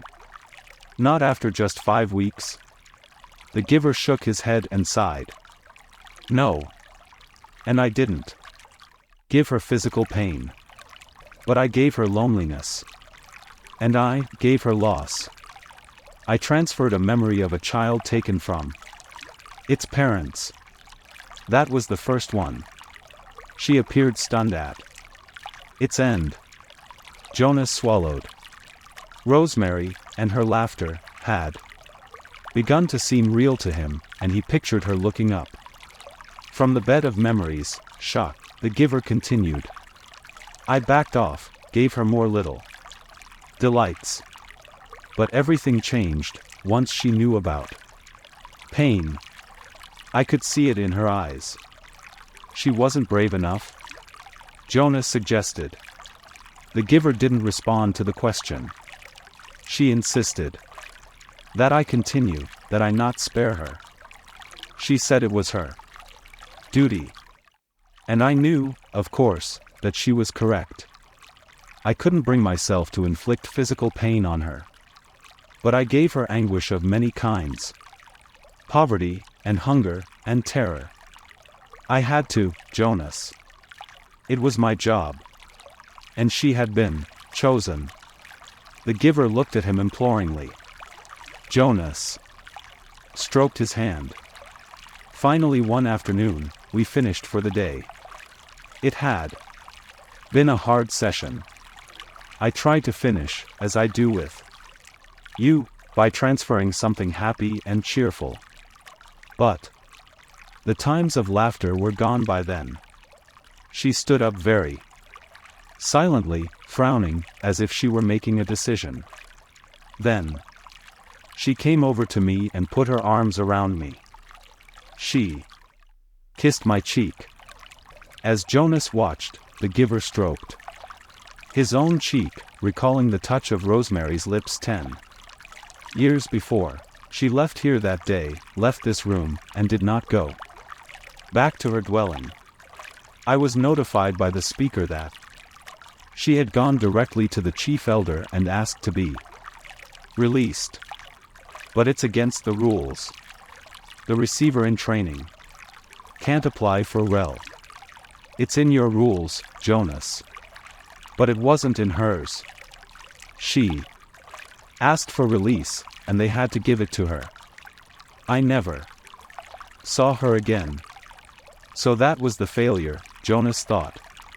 It was obvious that it saddened the giver very deeply. But it didn't seem such a terrible thing, after all. And he, Jonas, would never have done it, never have requested release, no matter how difficult his training became. The giver needed a successor, and he had been chosen. A thought occurred to Jonas. Rosemary had been released very early in her training. What if something happened to him, Jonas? He had a whole year's worth of memories now. Giver, he asked, I can't request release, I know that. But what if something happened, an accident? What if I fell into the river like the little Caleb did?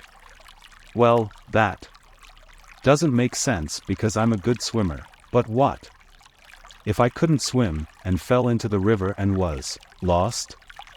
Then there wouldn't be a new receiver, but you would already have given away an awful lot of important memories, so even though they would select a new receiver, the memories would be gone except for the shreds that you have left of them. And then what if? He started to laugh, suddenly. I sound like my sister, Lily, he said, amused at himself. The giver looked at him gravely. You just stay away from the river, my friend, he said. The community lost Rosemary after 5 weeks and it was a disaster for them. I don't know what the community would do if they lost you. Why was it a disaster? I think I mentioned to you once, the giver reminded him, that when she was gone, the memories came back to the people.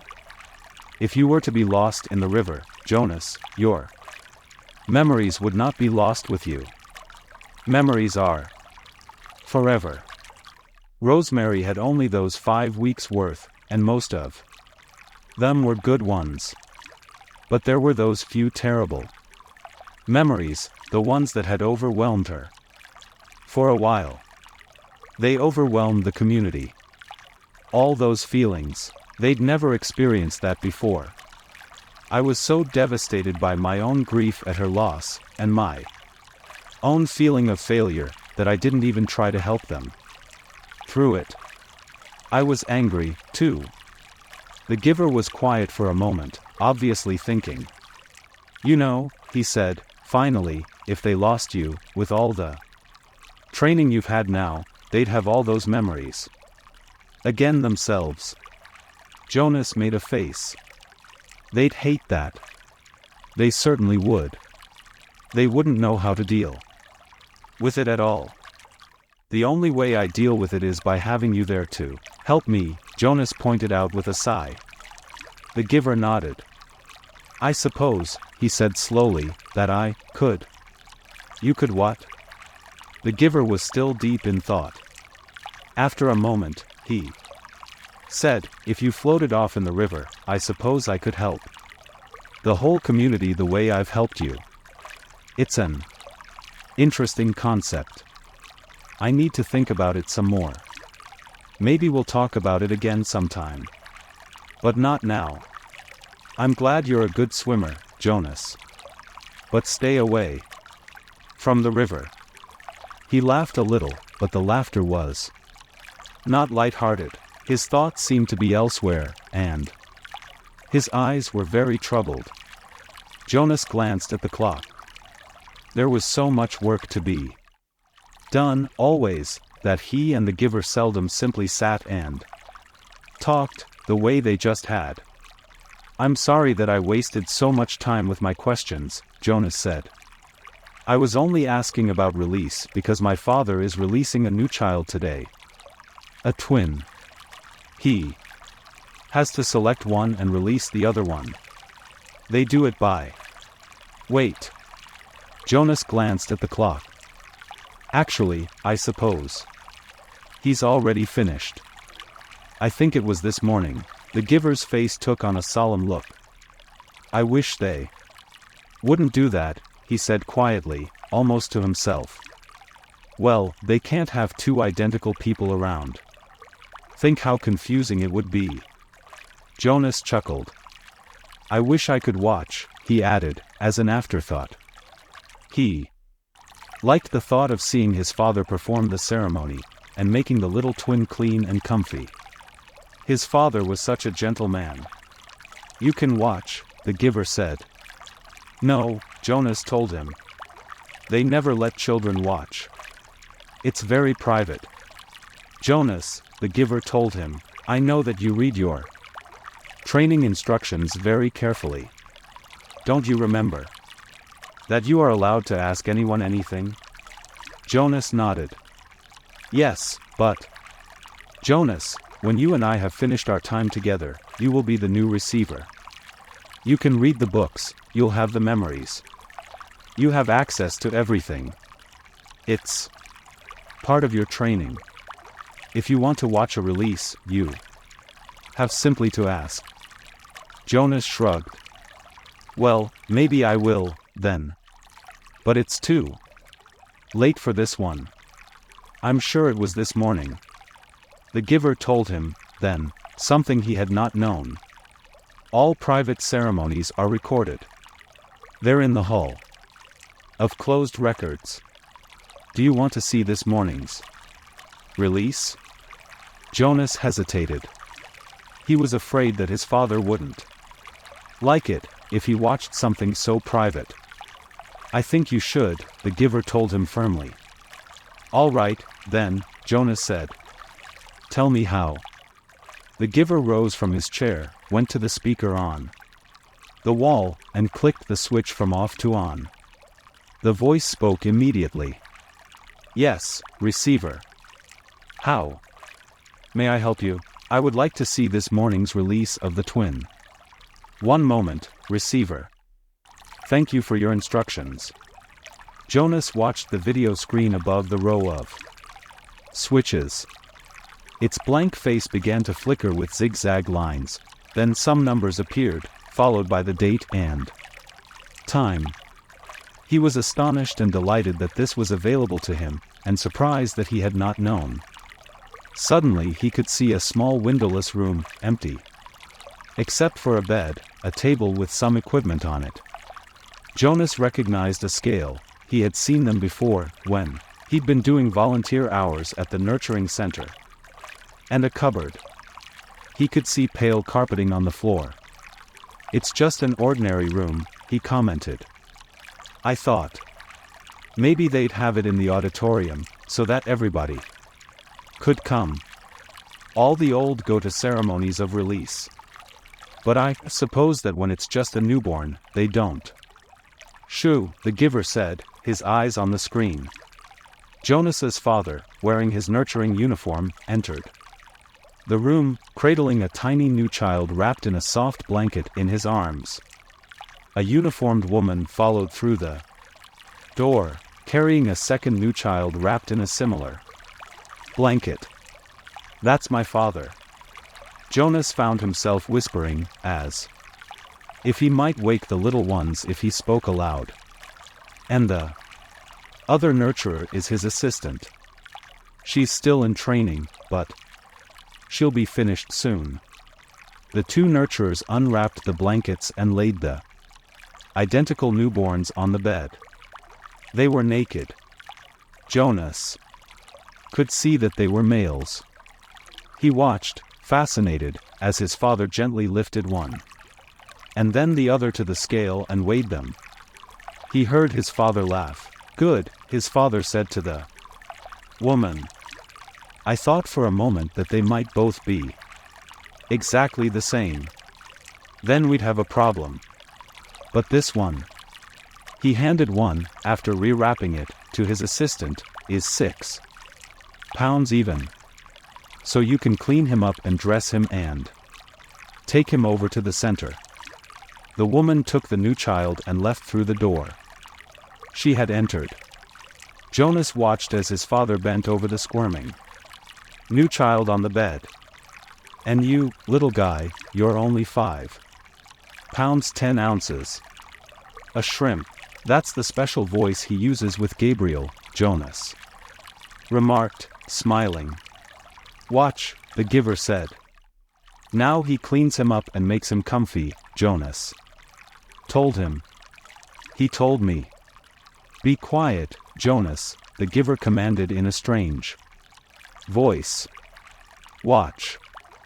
Obediently, Jonas concentrated on the screen, waiting for what would happen next. He was especially curious about the ceremony part. His father turned and opened the cupboard. He took out a syringe and a small bottle. Very carefully he inserted the needle into the bottle and began to fill the syringe with a clear liquid. Jonas winced sympathetically. He had forgotten that new children had to get shots. He hated shots himself, though he knew that they were necessary. To his surprise, his father began very carefully to direct the needle into the top of Nuchild's forehead, puncturing the place where the fragile skin pulsed. The newborn squirmed and wailed faintly. "Why's he?" "Shoo," the giver said sharply. His father was talking, and Jonas realized that he was hearing the answer to the question he had started to ask.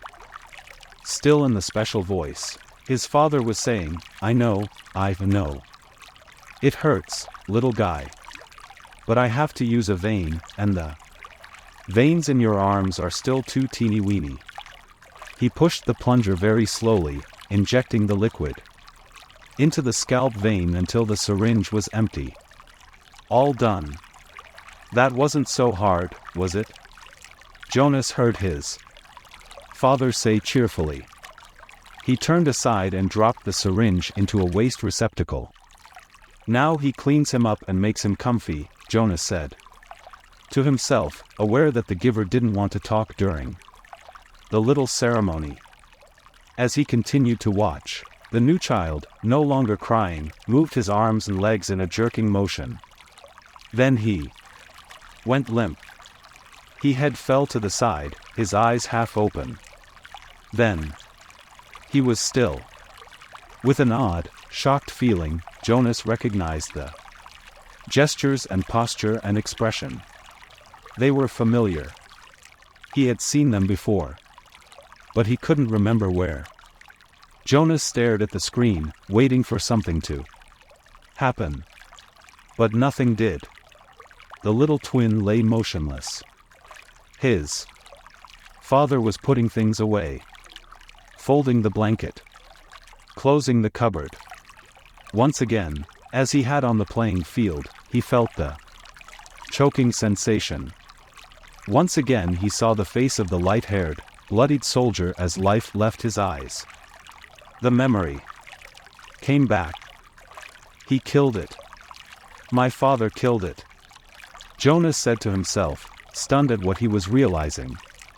He continued to stare at the screen numbly. His father tidied the room. Then he picked up a small carton that lay waiting on the floor, set it on the bed, and lifted the limp body into it. He placed the lid on tightly. He picked up the carton and carried it to the other side of the room. He opened a small door in the wall. Jonas could see darkness behind the door. It seemed to be the same sort of chute into which trash was deposited at school. His father loaded the carton containing the body into the chute and gave it a shove. "Bye-bye, little guy," Jonas heard his father say before he left the room. Then the screen went blank. The giver turned to him. Quite calmly, he related, "When the speaker notified me that Rosemary had applied for release, they turned on the tape to show me the process. There she was, my last glimpse of that beautiful child. Waiting.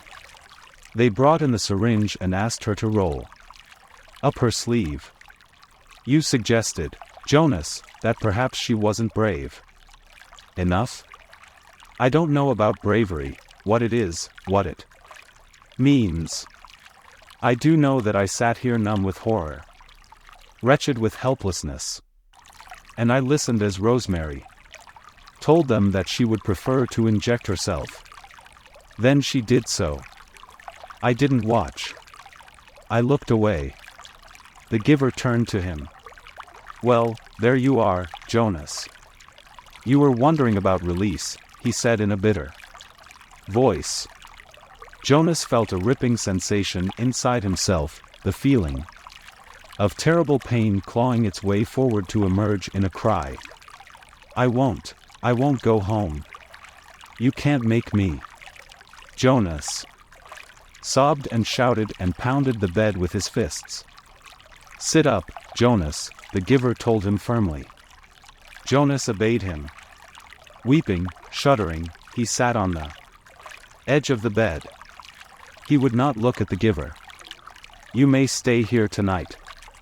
I want to talk to you. But you must be quiet now, while I notify your family unit. Number 1 must hear you cry." Jonas looked up wildly. No one heard that little twin cry, either. No one but my father. He collapsed in sobs.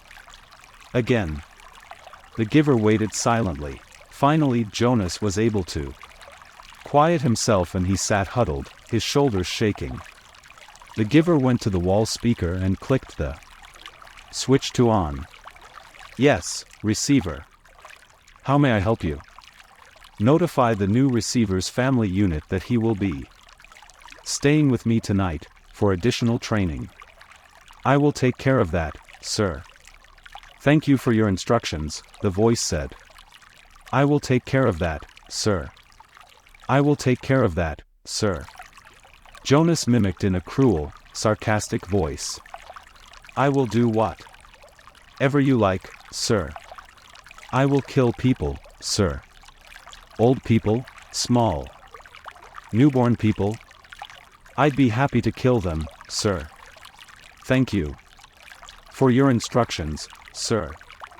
How may I help?" Why, he couldn't seem to stop. The giver grasped his shoulders firmly. Jonas fell silent and stared at him. "Listen to me, Jonas. They can't help it. They know nothing. You said that to me once before. I said it because it's true. It's the way they live. It's the life that was created for them. It's the same life that you would have, if you had not been chosen as my successor. But he lied to me." Jonas wept. It's what he was told to do, and he knows nothing else. "What about you? Do you lie to me, too?"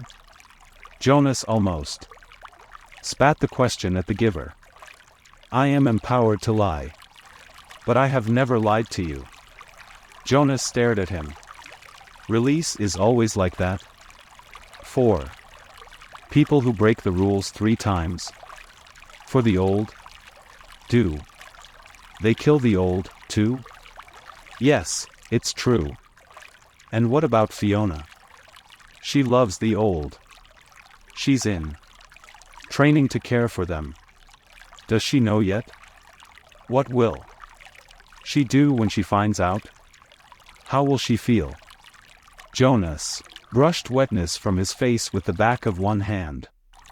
Fiona is already being trained in the fine art of release, the giver told him.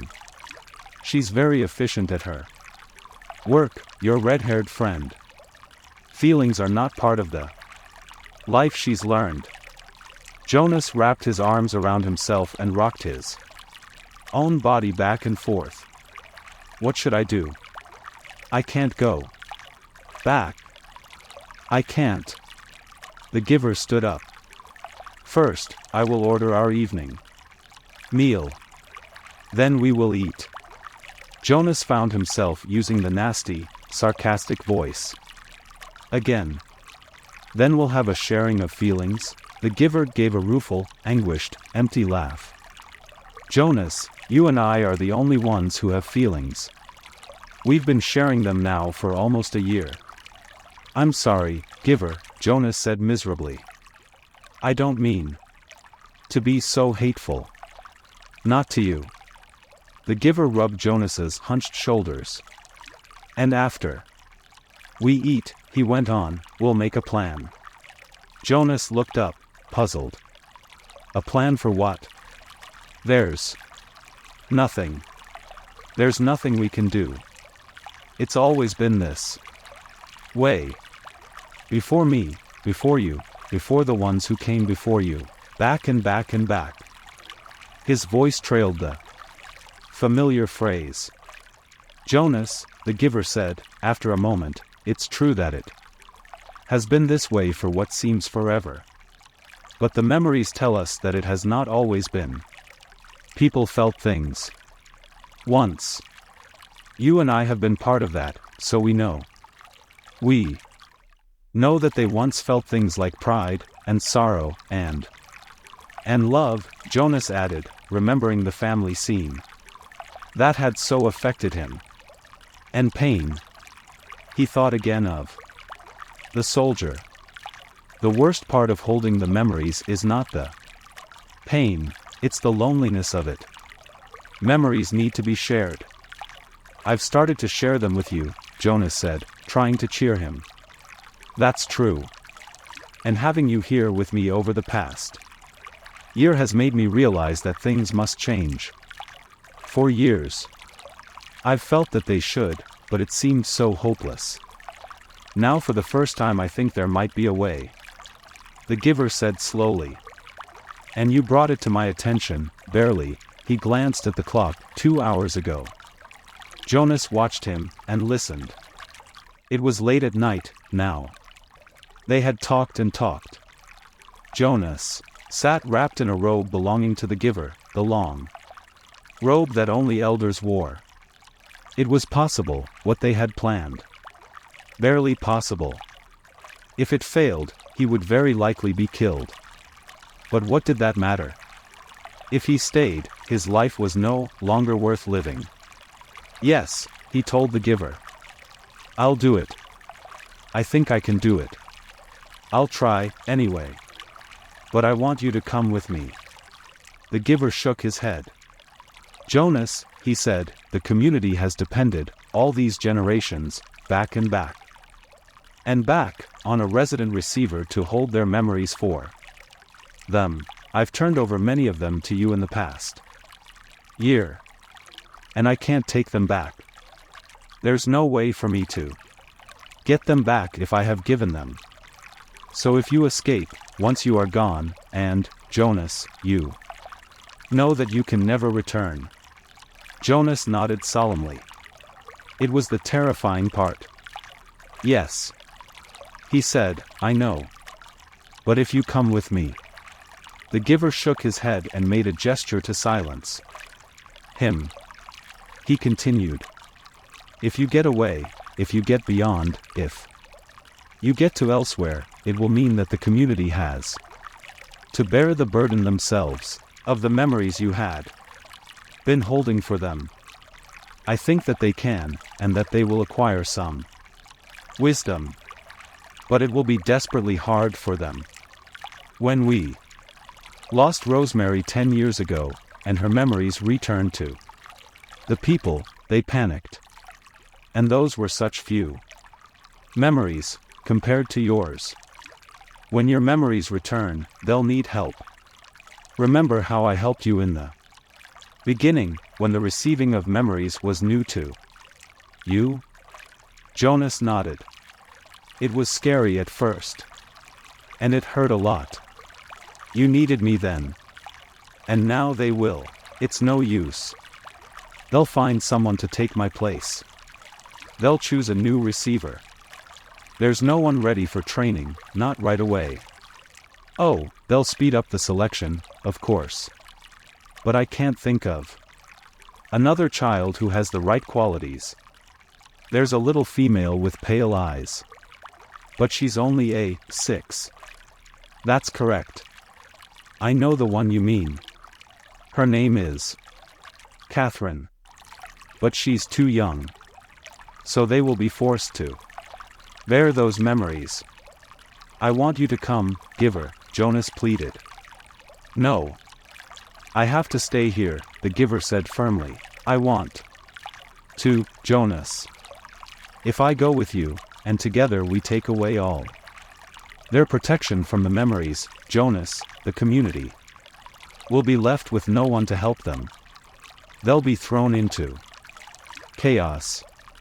They'll destroy themselves. I can't go.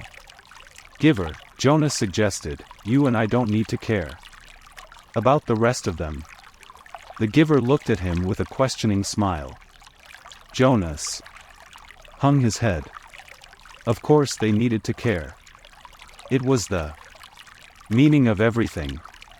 And in any case, Jonas, the Giver sighed, I wouldn't make it. I'm very weakened now. Do you know that I no longer see colors? Jonas's heart broke. He reached for the Giver's hand. You have the colors, the Giver told him. And you have the courage. I will help you to have the strength. A year ago, Jonas reminded him, when I had just become a 12, when I began to see the first color, you told me that the beginning had been different for you. But that I wouldn't understand. The Giver brightened. That's true. And do you know, Jonas, that with all your knowledge now, with all your memories, with all you've learned, still you won't understand? Because I've been a little selfish. I haven't given any of it to you. I wanted to keep it for myself to the last. Keep what? When I was just a boy, younger than you, it began to come to me. But it wasn't the seeing beyond for me. It was different. For me, it was hearing beyond. Jonas frowned, trying to figure that out. What did you hear? He asked. Music, the Giver said, smiling. I began to hear something truly remarkable, and it is called music. I'll give you some before I go. Jonas shook his head emphatically. No, Giver, he said. I want you to keep that, to have with you, when I'm gone. Jonas went home the next morning, cheerfully greeted his parents, and lied easily about what a busy, pleasant night he had had. His father smiled and lied easily, too, about his busy and pleasant day the day before. Throughout the school day, as he did his lessons, Jonas went over the plan in his head. It seemed startlingly simple. Jonas and the Giver had gone over it, late into the night hours. For the next 2 weeks, as the time for the December ceremony approached, the Giver would transfer every memory of courage and strength that he could to Jonas. He would need those to help him find the elsewhere that they were both sure existed. They knew it would be a very difficult journey. Then, in the middle of the night before the ceremony, Jonas would secretly leave his dwelling. This was probably the most dangerous part, because it was a violation of a major rule for any citizen not on official business to leave a dwelling at night. "I'll leave at midnight," Jonas said. "The food collectors will be finished picking up the evening meal remains by then, and the path maintenance crews don't start their work that early. So there won't be anyone to see me, unless of course someone is out on emergency business." "I don't know what you should do if you are seen, Jonas," the giver had said. "I have memories, of course, of all kinds of escapes. People fleeing from terrible things throughout history. But every situation is individual. There is no memory of one like this." "I'll be careful," Jonas said. "No one will see me. As receiver in training, you're held in very high respect already, so I think you wouldn't be questioned very forcefully. I'd just say I was on some important errand for the receiver. I'd say it was all your fault that I was out after hours," Jonas teased. They both laughed a little nervously. But Jonas was certain that he could slip away, unseen, from his house, carrying an extra set of clothing. Silently he would take his bicycle to the riverbank and leave it there hidden in bushes, with the clothing folded beside it. Then he would make his way through the darkness, on foot, silently, to the annex. "There's no nighttime attendant," the giver explained. "I'll leave the door unlocked. You simply slip into the room. I'll be waiting for you." His parents would discover, when they woke, that he was gone. They would also find a cheerful note from Jonas on his bed, telling them that he was going for an early morning ride along the river, that he would be back for the ceremony. His parents would be irritated but not alarmed. They would think him inconsiderate and they would plan to chastise him later. They would wait, with mounting anger, for him. Finally, they would be forced to go, taking Lily to the ceremony without him. "They won't say anything to anyone, though," Jonas said, quite certain. "They won't call attention to my rudeness because it would reflect on their parenting. And anyway, everyone is so involved in the ceremony that they probably won't notice that I'm not there. Now that I'm 12 and in training, I don't have to sit with my age group anymore. So Asher will think I'm with my parents, or with you. And your parents will assume you're with Asher, or with me." Jonas shrugged. "It will take everyone a while to realize that I'm not there at all. And you and I will be long on our way by then." In the early morning, the giver would order a vehicle and driver from the speaker. He visited the other communities frequently, meeting with their elders. His responsibilities extended over all the surrounding areas. So this would not be an unusual undertaking. Ordinarily the giver did not attend the December ceremony. Last year he had been present because of the occasion of Jonas's selection, in which he was so involved. But his life was usually quite separate from that of the community. No one would comment on his absence, or on the fact that he had chosen this day to be away. When the driver and vehicle arrived, the giver would send the driver on some brief errand. During his absence, the giver would help Jonas hide in the storage area of the vehicle. He would have with him a bundle of food which the giver would save from his own meals during the next 2 weeks. The ceremony would begin, with all the community there, and by then Jonas and the giver would be on their way. By midday Jonas's absence would become apparent, and would be a cause for serious concern. The ceremony would not be disrupted. Such a disruption would be unthinkable. But searchers would be sent out into the Community. By the time his bicycle and clothing were found, the giver would be returning. Jonas, by then, would be on his own, making his journey elsewhere. The giver, on his return, would find the community in a state of confusion and panic, confronted by a situation which they had never faced before, and having no memories from which to find either solace or wisdom, they would not know what to do and would seek his advice. He would go to the auditorium where the people would be gathered, still.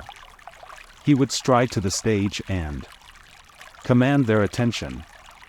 He would make the solemn announcement that Jonas had been lost in the river. He would immediately begin the ceremony of loss. Jonas, Jonas, they would say loudly, as they had once said the name of Caleb. The giver would lead the chant. Together they would let Jonas's presence in their lives fade away as they said his name in unison, more slowly, softer and softer, until he was disappearing from them, until he was no more than an occasional murmur, and then, by the end of the long day, gone forever, not to be mentioned again. Their attention would turn to the overwhelming task of bearing the memories themselves. The giver would help them. Yes, I understand that they'll need you, Jonas had said at the end of the lengthy discussion and planning. But I'll need you, too. Please come with me. He knew the answer even as he made the final plea. My work will be finished, the giver had replied gently, when I have helped the community to change and become whole. I'm grateful to you, Jonas, because without you I would never have figured out a way to bring about the change. But your role now is to escape.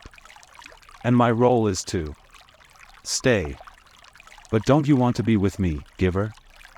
Jonas asked sadly. The giver hugged him. I love you, Jonas, he said. But I have another place to go. When my work here is finished, I want to be with my daughter.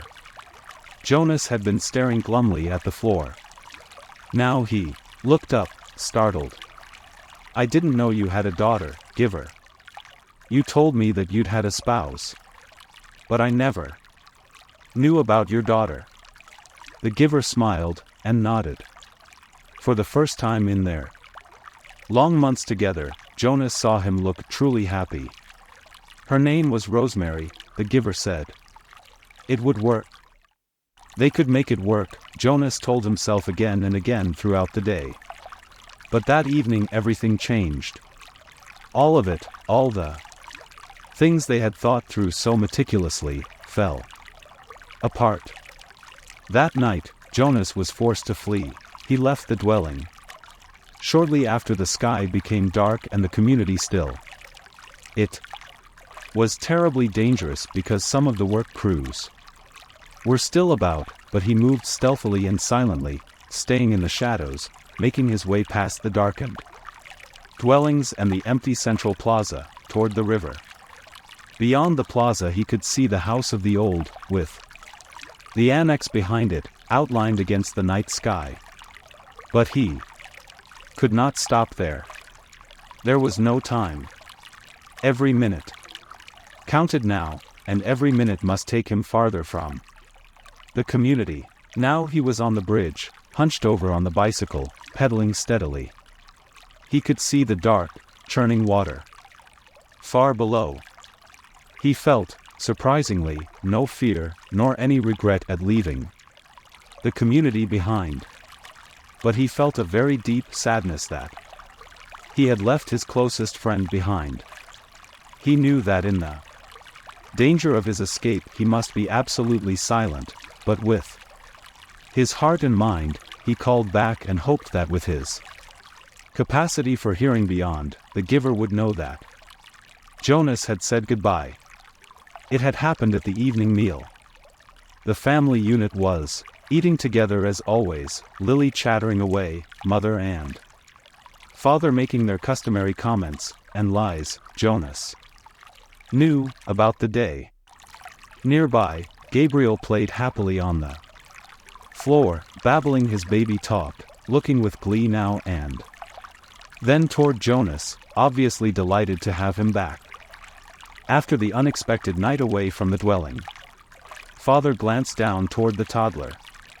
"Enjoy it, little guy," he said. "This is your last night as visitor." "What do you mean?" Jonas asked him. Father sighed with disappointment. "Well, you know he wasn't here when you got home this morning because we had him stay overnight at the nurturing center. It seemed like a good opportunity, with you gone, to give it a try. He'd been sleeping so soundly." "Didn't it go well?" Mother asked sympathetically. Father gave a rueful laugh. "That's an understatement. It was a disaster. He cried all night, apparently. The night crew couldn't handle it. They were really frazzled by the time I got to work."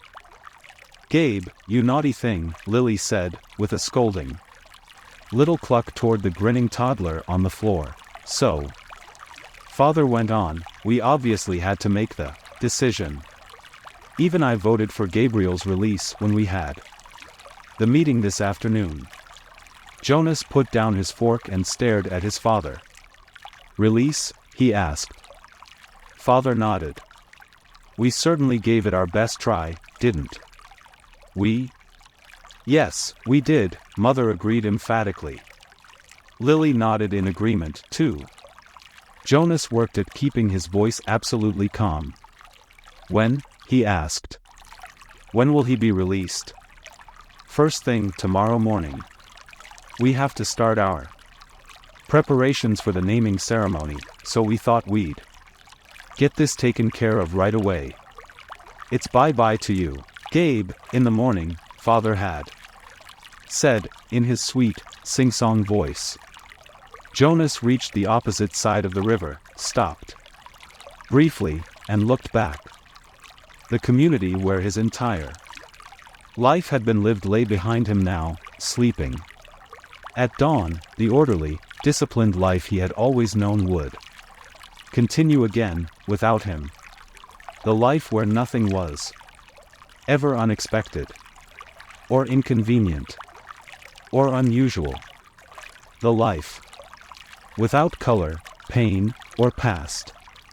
He pushed firmly again at the pedal with his foot and continued riding along the road. It was not safe to spend time looking back. He thought of the rules he had broken. So far, enough that if he were caught, now, he would be condemned. First, he had left the dwelling at night. A major transgression. Second, he had robbed the community of food, a very serious crime, even though what he had taken was leftovers, set out on the dwelling doorsteps for collection. Third, he had stolen his father's bicycle.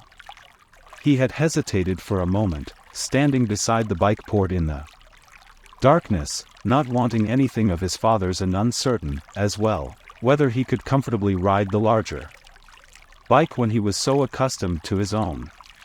But it was necessary because it had the child's seat attached to the back. And he had taken Gabriel, too. He could feel the little head nudge his back, bouncing gently against him as he rode. Gabriel was sleeping soundly, strapped into the seat. Before he had left the dwelling, he had laid his hands firmly on Gabe's back and transmitted to him the most soothing memory he could: slow-swinging hammock under palm trees on an island. Someplace, at evening, with a rhythmic sound of languid water lapping hypnotically against a beach nearby.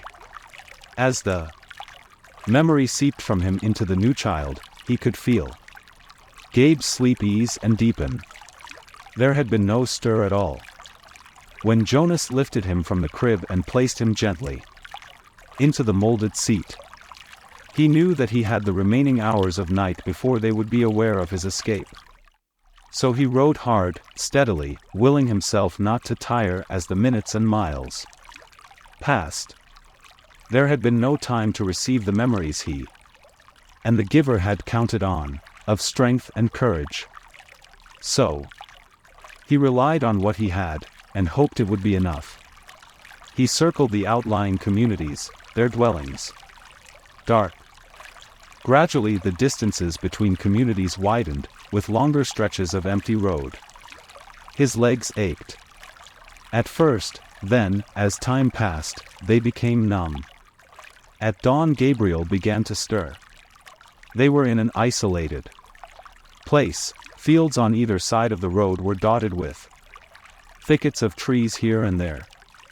He saw a stream, and made his way to it across a rutted, bumpy meadow. Gabriel, wide awake now, giggled as the bicycle jolted him up and down. Jonas unstrapped Gabe, lifted him from the bike, and watched him investigate the grass and twigs with delight. Carefully he hid the bicycle in thick bushes. Morning meal, Gabe. He unwrapped some of the food and fed them both. Then he filled the cup he had brought with water from the stream and held it for Gabriel to drink. He drank thirstily himself, and sat by the stream, watching the new child play. He was exhausted. He knew he must sleep, resting his own muscles and preparing himself for more hours on the bicycle. It would not be safe to travel in daylight. They would be looking for him soon. He found a place deeply hidden in the trees, took the new child there, and lay down, holding Gabriel in his arms. Gabe struggled cheerfully as if it were a wrestling game, the kind they had played back in the dwelling, with tickles and laughter. "Sorry, Gabe," Jonas told him. "I know it's morning, and I know you just woke up. But we have to sleep now." He cuddled the small body close to him, and rubbed the little back. He murmured to Gabriel soothingly. Then he pressed his hands firmly and transmitted a memory of deep, contented exhaustion. Gabriel's head nodded, after a moment, and fell against Jonas's chest. Together the fugitives slept through the first dangerous day. The most terrifying thing was the plains. By now, days had passed. Jonas no longer knew how many. The journey had become automatic, the sleep by days, hidden in underbrush and trees, the finding of water, the careful division of scraps of food, augmented by what he could find in the fields, and the endless miles on the bicycle by night. His leg muscles were taut now. They ached when he settled himself to sleep. But they were stronger, and he stopped now less often to rest. Sometimes he paused and lifted Gabriel down for a brief bit of exercise, running down the road or through a field together in the dark. But always, when he returned, strapped the uncomplaining toddler into the seat again, and remounted. His legs were ready. So he had enough strength of his own, and had not needed what the giver might have provided, had there been time. But when the plains came, he wished that he could have received the courage. He knew they were search planes. They flew so low that they woke him with the noise of their engines, and sometimes, looking out and up fearfully from the hiding places, he could almost see the faces of the searchers. He knew that they could not see color, and that their flesh, as well as Gabriel's light golden curls, would be no more than smears of gray against the colorless foliage. But he remembered from his science and technology studies at school that the search planes used heat-seeking devices, which could identify body warmth and would hone in on two humans huddled in shrubbery. So always, when he heard the aircraft sound, he reached to Gabriel and transmitted memories of snow, keeping some for himself. Together they became cold, and when the planes were gone, they would shiver, holding each other, until sleep came again. Sometimes, urging the memories into Gabriel, Jonas felt that they were more shallow, a little weaker than they had been. It was what he had hoped, and what he and the giver had planned, that as he moved away from the community, he would shed the memories and leave them behind for the people. But now, when he needed them, when the planes came, he tried hard to cling to what he still had of cold, and to use it for their survival. Usually the aircraft came by day, when they were hiding. But he was alert at night, too, on the road, always listening intently for the sound of the engines. Even Gabriel listened, and would call out, "Plane! Plane!" sometimes, before Jonas had heard the terrifying noise. When the aircraft searchers came, as they did occasionally, during the night as they rode, Jonas sped to the nearest tree or bush, dropped to the ground, and made himself and Gabriel cold. But it was sometimes a frighteningly close call. As he pedaled through the nights, through isolated landscape now, with the communities far behind and no sign of human habitation around him or ahead, he was constantly vigilant, looking for the next nearest hiding place. Should the sound of engines come? But the frequency of the planes diminished. They came less often, and flew, when they did come, less slowly, as if the search had become haphazard and no longer hopeful. Finally there was an entire day and night when they did not come at all. Now the landscape was changing. It was a subtle change, hard to identify at first. The road was narrower, and bumpy, apparently no longer tended by road crews. It was harder, suddenly, to balance on the bike, as the front wheel wobbled over stones and ruts. One night Jonas fell, when the bike jolted to a sudden stop against a rock. He grabbed instinctively for Gabriel, and the new child, strapped tightly in his seat, was uninjured, only frightened when the bike fell to its side. But Jonas's ankle was twisted, and his knees were scraped and raw, blood seeping through his torn trousers. Painfully he righted himself and the bike, and reassured Gabe. Tentatively he began to ride in daylight. He had forgotten the fear of the searchers, who seemed to have diminished into the past. But now there were new fears, the unfamiliar landscape held hidden, unknown perils. Trees became more numerous, and the forests beside the road were dark and thick with mystery.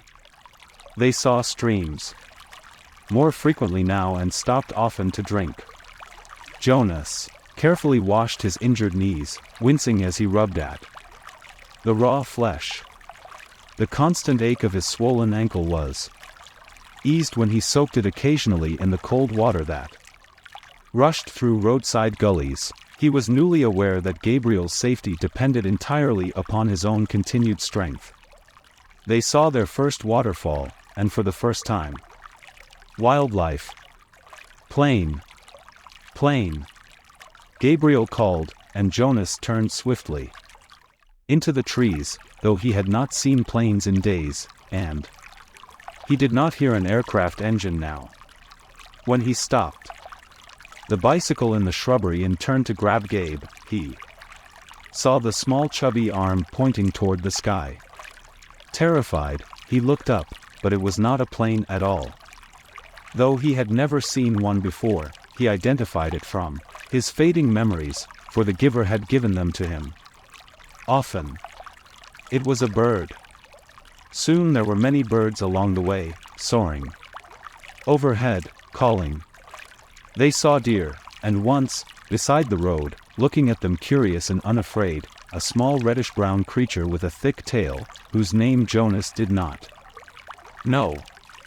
He slowed the bike and they stared at one another, until the creature turned away and disappeared into the woods. All of it was new to him. After a life of sameness and predictability, he was awed by the surprises that lay beyond each curve of the road. He slowed the bike again and again, to look with wonder at wildflowers, to enjoy the throaty warble of a new bird nearby, or merely to watch the way wind shifted the leaves in the trees. During his 12 years in the community, he had never felt such simple moments of exquisite happiness. But there were desperate fears building in him now as well. The most relentless of his new fears was that they would starve. Now that they had left the cultivated fields behind them, it was almost impossible to find food. They finished the meager store of potatoes and carrots they had saved from the last agricultural area, and now they were always hungry.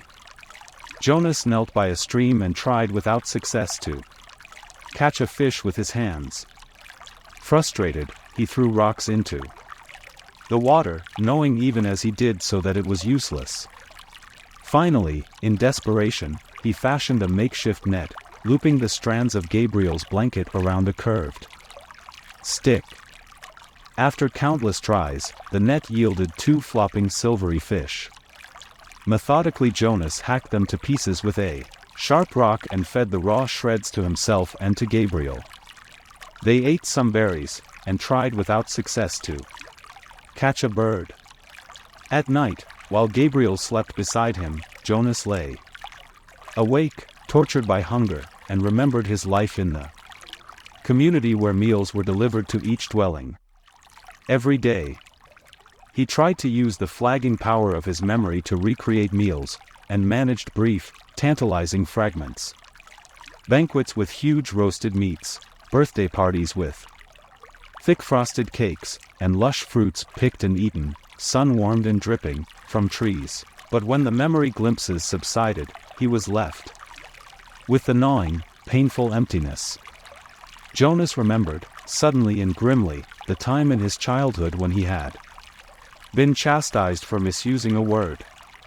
The word had been starving. "You have never been starving," he had been told. "You will never be starving." Now he was. If he had stayed in the community, he would not be. It was as simple as that. Once he had yearned for choice. Then, when he had had a choice, he had made the wrong one, the choice to leave. And now he was starving. But if he had stayed, his thoughts continued. If he had stayed, he would have starved in other ways. He would have lived a life hungry for feelings, for color, for love. And Gabriel? For Gabriel there would have been no life at all. So there had not really been a choice. It became a struggle to ride the bicycle as Jonas weakened from lack of food, and realized at the same time that he was encountering something he had for a long time yearned to see: hills. His sprained ankle throbbed as he forced the pedal downward in an effort that was almost beyond him. And the weather was changing. It rained for 2 days. Jonas had never seen rain, though he had experienced it often in the memories. He had liked those rains, enjoyed the new feeling of it, but this was different. He and Gabriel became cold and wet, and it was hard to get dry, even when sunshine occasionally followed. Gabriel had not cried during the long, frightening journey. Now he did. He cried because he was hungry and cold, and terribly weak. Jonas cried, too, for the same reasons, and another reason as well. He wept because he was afraid, now that he could not save Gabriel. He no longer cared about himself. Jonas felt more and more certain that the destination lay ahead of him, very near now in the night that was approaching. None of his senses confirmed it. He saw nothing ahead except the endless ribbon of road unfolding in twisting narrow curves. He heard no sound ahead. Yet he felt it, felt that elsewhere was not far away. But he had little hope left that he would be able to reach it. His hope diminished further when the sharp, cold air began to blur and thicken with swirling white Gabriel, wrapped in his inadequate blanket, was hunched, shivering, and silent in his little seat. Jonas stopped the bike wearily, lifted the child down, and realized with heartbreak how cold and weak Gabe had become. Standing in the freezing mound that was thickening around his numb feet, Jonas opened his own tunic, held Gabriel to his bare chest, and tied the torn and dirty blanket around them both. Gabriel moved feebly against him and whimpered briefly into the silence that surrounded them. Dimly, from a nearly forgotten perception as blurred as the substance itself, Jonas recalled what the whiteness was. "It's called snow, Gabe," Jonas whispered. "Snowflakes. They fall down from the sky, and they're very beautiful." There was no response from the child who had once been so curious and alert. Jonas looked down through the dusk at the little head against his chest. Gabriel's curly hair was matted and filthy, and there were tear stains outlined in dirt on his pale cheeks. His eyes were closed. As Jonas watched, a snowflake drifted down and was caught briefly, for a moment sparkle in the tiny fluttering eyelashes. Wearily he remounted the bicycle. A steep hill loomed ahead. In the best of conditions, the hill would have been a difficult, demanding ride. But now the rapidly deepening snow obscured the narrow road and made the ride impossible. His front wheel moved forward imperceptibly as he pushed on the pedals with his numb, exhausted legs. But the bicycle stopped. It would not move. He got off and let it drop sideways into the snow. For a moment he thought how easy it would be to drop beside it. To let himself and Gabriel slide into the softness of snow, the darkness of night, the warm comfort of sleep. But he had come this far. He must try to go on. The memories had fallen behind him now, escaping from his protection to return to the people of his community. Were there any left at all? Could he hold on to a last bit of warmth? Did he still have the strength to give? Could Gabriel still receive? He pressed his hands into Gabriel's back and tried to remember sunshine. For a moment it seemed that nothing came to him, that his power was completely gone. Then it flickered suddenly, and he felt tiny tongues of heat begin to creep across and into his frozen feet and legs. He felt his face begin to glow and the tense, cold skin of his arms and hands relax. For a fleeting second he felt that he wanted to keep it for himself, to let himself bathe in sunlight, unburdened by anything or anyone else. But the moment passed and was followed by an urge, a need, a passionate yearning to share the warmth with the one person left for him to love. Aching from the effort, he forced the memory of warmth into the thin, shivering body. In his arms, Gabriel stirred. For a moment they both were bathed in warmth and renewed strength as they stood hugging each other in the blinding snow. Jonas began to walk up the hill. The memory was agonizingly brief.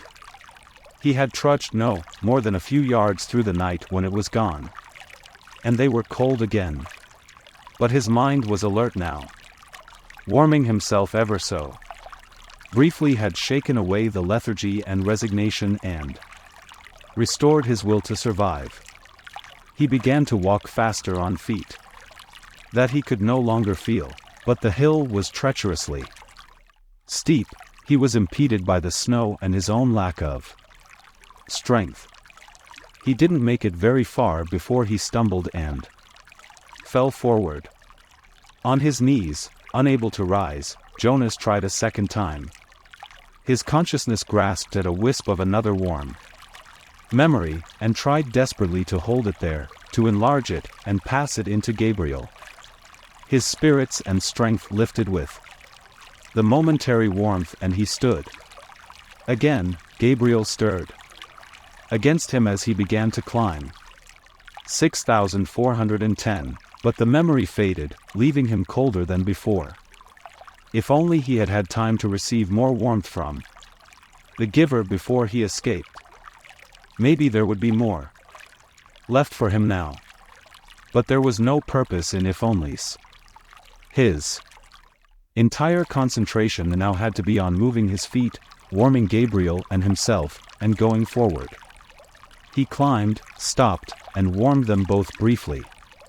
Again, with a tiny scrap of memory that seemed certainly to be all he had left. The top of the hill seemed so far away, and he did not know what lay beyond, but there was nothing left to do but continue. He trudged upward. As he approached the summit of the hill at last, something began to happen. He was not warmer, if anything, he felt more numb and more cold. He was not less exhausted, on the contrary, his steps were leaden, and he could barely move his freezing, tired legs.